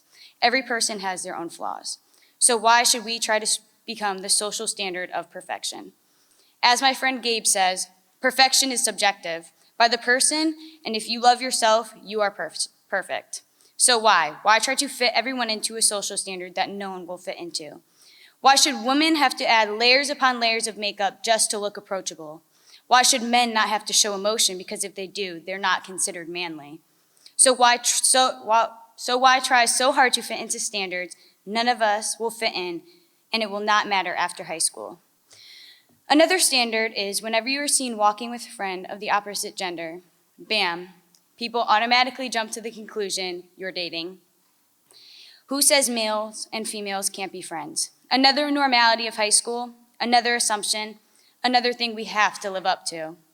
Ask yourself this question: what is your definition of normal? What is normality to you? My definition of being normal is being one true self, not abiding by unrealistic social standards. I don't care what people have to think about me or say about me. I choose to live my life freely. Growing up, playing sports is what I love to do, but I didn't live up to being the normal standard of a female kid. I was put in wrestling, which is a male-dominated sport, from the age of 6 years old down to my last season this year. I wasn't put in soccer, cheer, volleyball. I was put in a sport most women wouldn't even want to try. I've been against society standards from a young age. It just puts people in a box and makes them alter who they are. I don't fit in a box. No one does. Each and every one of you have the opportunity to go out there and be yourself. You all have the opportunity to go out there and be great. But how you achieve that is up to you. You can either be in the box none of us fits into and be everyone's definition of perfect, or excel and be who you truly are and be yourself. It's up to you. Now here I am, standing up here on my last few days of school, never to step foot in this school after I graduate, saying how you shouldn't care about others' opinions, telling you about something you probably don't even want to hear. As I'm standing up here saying you shouldn't care about outside opinions, why should you care about mine? If you could take one thing away from what I have to say here today, take this. Live freely, as if you're roaming an empty world without an audience, as if no one is watching you. You are your own person, and in itself, that's enough. Let them start their own rumors, and do not give them the reaction they desire. Be yourself, and don't change who you are to fit in. Stand out. Don't live for others. Live because you have one life and one life only. Let people talk, let people hate. As long as you're being true to yourself, let it all roll off your shoulders. All that matters is your definition of perfect and your definition of normal, because that's the way to live. Thank you. 2023, that number holds a very special meaning to me. I remember back in elementary school, that young and ecstatic child seeing the year 2023 and saying, that's the year I graduate. I was in disbelief. I felt like graduation was a million years away. But once you look at that, here I am on this stage, and I'm graduating in less than 2 weeks. Hi, I'm Matthew Schliefka, and I'm here to show you how much you can change and why you should try new things in these short 4 years of high school. What do I mean? Let's take a trip down memory lane. Seniors, think about yourself in freshman year, or for the other grades, think about yourself in middle school. Now, think about how much you've changed in those 4 years. I'm pretty sure just thinking about yourself during that time shows that you can change a lot physically and mentally. As some of you may know, I used to be very quiet, which I think is very unheard of if you've interacted with me over the past couple years. The main reason was because I was brand new to Berlin schools, and as funny as it sounds, I actually had no friends. I just felt like I didn't belong here. I saw that everyone already had their friendships that carried over from middle school, and there was me, sitting by himself at lunch because he wasn't confident enough to go sit next to people and try making friends. One thing I truly regret not doing was being confident enough to try making friends. I spent so much time wishing that I had friends instead of actually going up and doing it. But at least along the way, I started to build some friendships with some people, and I kept my little friend group, and I was much happier. I was still very quiet and introverted, but at least it was a little better compared to the beginning of the year. Now, I'm not telling you to completely change your ways overnight, but maybe go talk to that person in your math class that you don't really talk to, or go join that club that you've always seen around. Just do something that's out of the ordinary, because you never know what could happen unless you actually try it. That was the predicament I was in my junior year. I knew that I needed to join some sort of club, but I just didn't know what. That's when the First Responders Club came to light, and I saw that it was run by Officer DePinto. We've had a great bond even before I joined the club, so I knew I would have a great time. Within the club, there were many exciting stories and events that we experienced. Many of the club meetings ranged from hearing the interesting stories that Officer DePinto has as a patrol officer to actual SWAT members coming in and explaining what they've done. As some of you may know, I'm a senior, and obviously I will not be able to stay within this club, so I recommend that you guys fill in that spot and give the First Responders Club a try. As I've been saying, all you have to do is try something new because you can never know what would happen unless you actually try it and how much you may like it. Something that I've heard my entire life was just try it out. If you like it, you can always do it again. If not, you never have to do it again. My dad has always said this to me, and I never understood the true meaning as a kid. But now that I've applied that knowledge to my actual life, I understand it more than anything. The context usually would be with a new food that I've never had before. He would more than likely say that quote to me. I've started using that in my daily life because I'd rather say I did something and did not like it rather than what if I did like it. One of my stories of me trying something new was during March 2020 when there was the talk about COVID-19 and how many states were already starting to quarantine to stop the spread. Little did we know, the quarantine went a little longer than the 2 weeks they told us about. I decided to grow out my hair, which I think was a great decision on my part. But I'm not going to stand here and tell you I was productive the whole quarantine, because I know I wasn't. I did spend a lot of time playing video games and sitting inside, but after a while, that got really boring. That's when I decided to take biking very seriously. I don't know why, but whenever I'm biking, I just feel a sense of relaxation because I can just think while I'm pedaling. Through me doing that, it shows that when you take the initiative to try new things and go out of your comfort zone, that's when the change really happens. Now, we all ended up coming back to school, and I don't know what happened, but I decided to be social. It was in small increments, but I gradually made my way up until the point where I am now. To keep up the trend of trying new things, I also decided to start bouncing the tennis ball around school. I honestly don't know why, but it captured me very well. However, many teachers do not like the idea of the tennis ball, and many of them have taken them, and whenever they would, I would always have a new one every single time. Many people know me as the tennis ball kid because I nonstop have a tennis ball with me whether I'm bouncing it in the hallways, throwing it back and forth, or just simply holding it. I just always have one. I'm also known as the class clown because of this, and I will not lie. There have been many times where I've tried to say something funny, and it didn't get a single laugh from the class. So I just had to sit there awkwardly and would hope no one would look at me. That's the fun in it, though. You just have to know better for next time. It's the small things that define me. I know that if I would have told myself in freshman year that I'm taking a speech class where I'd have to get up in front of the whole auditorium and say speeches and do presentations where everyone's eyes were on me, I wouldn't believe it, because that's such an absurd thing for an introverted person to hear. But as it turns out, it's very easy for you to become a completely different person over the small couple years of high school. I know I'm just a random person that just so happened to go to the same high school as you. No matter if we are friends or not, being a senior who has done way too many shenanigans around this school, the best thing to do at this point in our lives is to try new things because high school ends in the blink of an eye. It's time to stop saying what if and time to start saying I will. Thank you. Good afternoon. All right. I've been at BHS for 4 years, and I can proudly say I have found my chosen family. If you ask me a month from now, when high school's all said and done, what my grade was in a certain class, I probably couldn't tell you. But I can tell you about the time a bird got stuck in Luke Johnson's house. Or when we found Landon in Nate's car. Or when Carter and I went ice skating. Or playing cards at Nate's house. Or when Nico destroyed his phone playing Manhunt. Hello, my name's Adam Galvin, and I'm here to tell you it takes time to find your chosen family. But man, is it worth it, and I wouldn't change it for the world. Chosen family is a concept that my family believes in. The ideology that just because you're not related doesn't mean you're not family. A dictionary will tell you that a family is two or more persons related by birth, marriage, or adoption. But life Life will tell you that a family member is anyone who stays with you through high and low, thick and thin. My chosen family consists of a hopeless romantic, an iPad kid, a Fruit Loop, someone who never answers his phone, an actual giant, and many more. You know who you are. To many, this is just a friend group, but to the few who I just listed, they can tell you we are a family. 4 years ago, I was asked by my Uncle Mark, who just happens to be a member of my parents' chosen family, who my best friend was, my ride or die.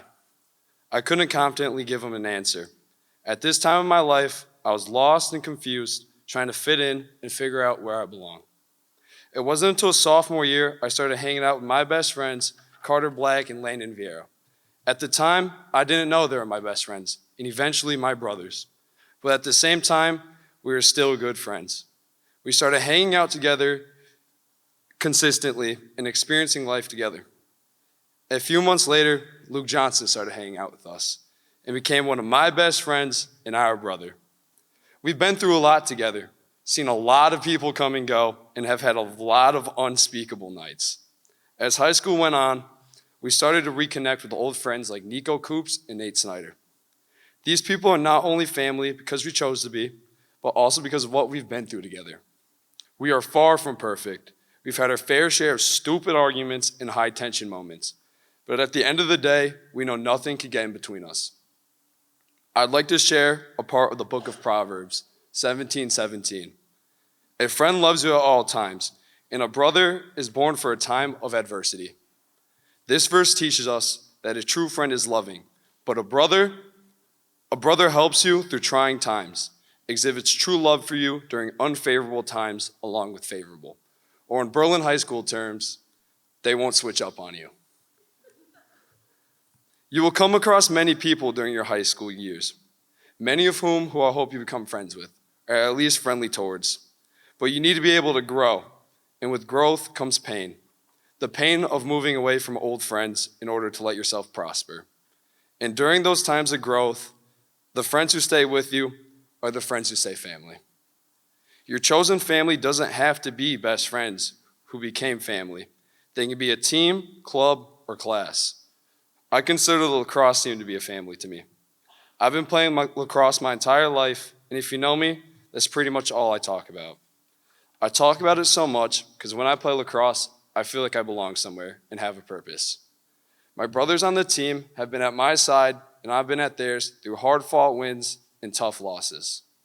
This is what family is for, and why it is so important to me.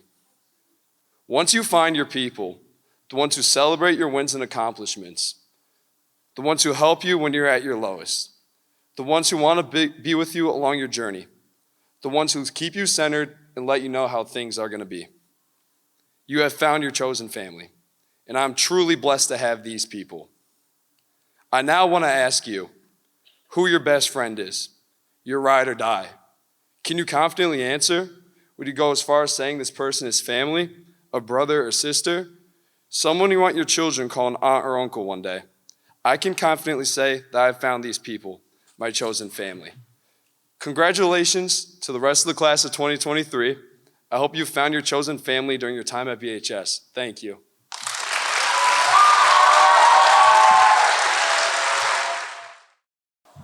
All right, folks, if I could have all my speech students just stand wherever you are seated, and if you could just turn and face that way, and if you all could just give them a round of applause.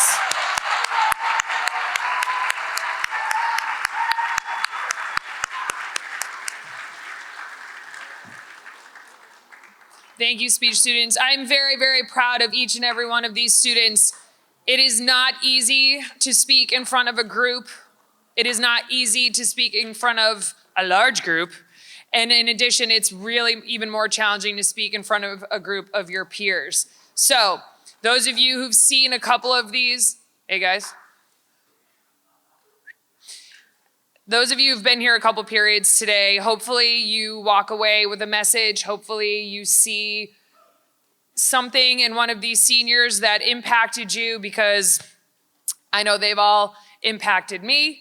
So I am very thankful to all of you, and I am especially grateful to each and every one of the students who's taken this course this semester. Thank you for your time. Thank you for your dedication.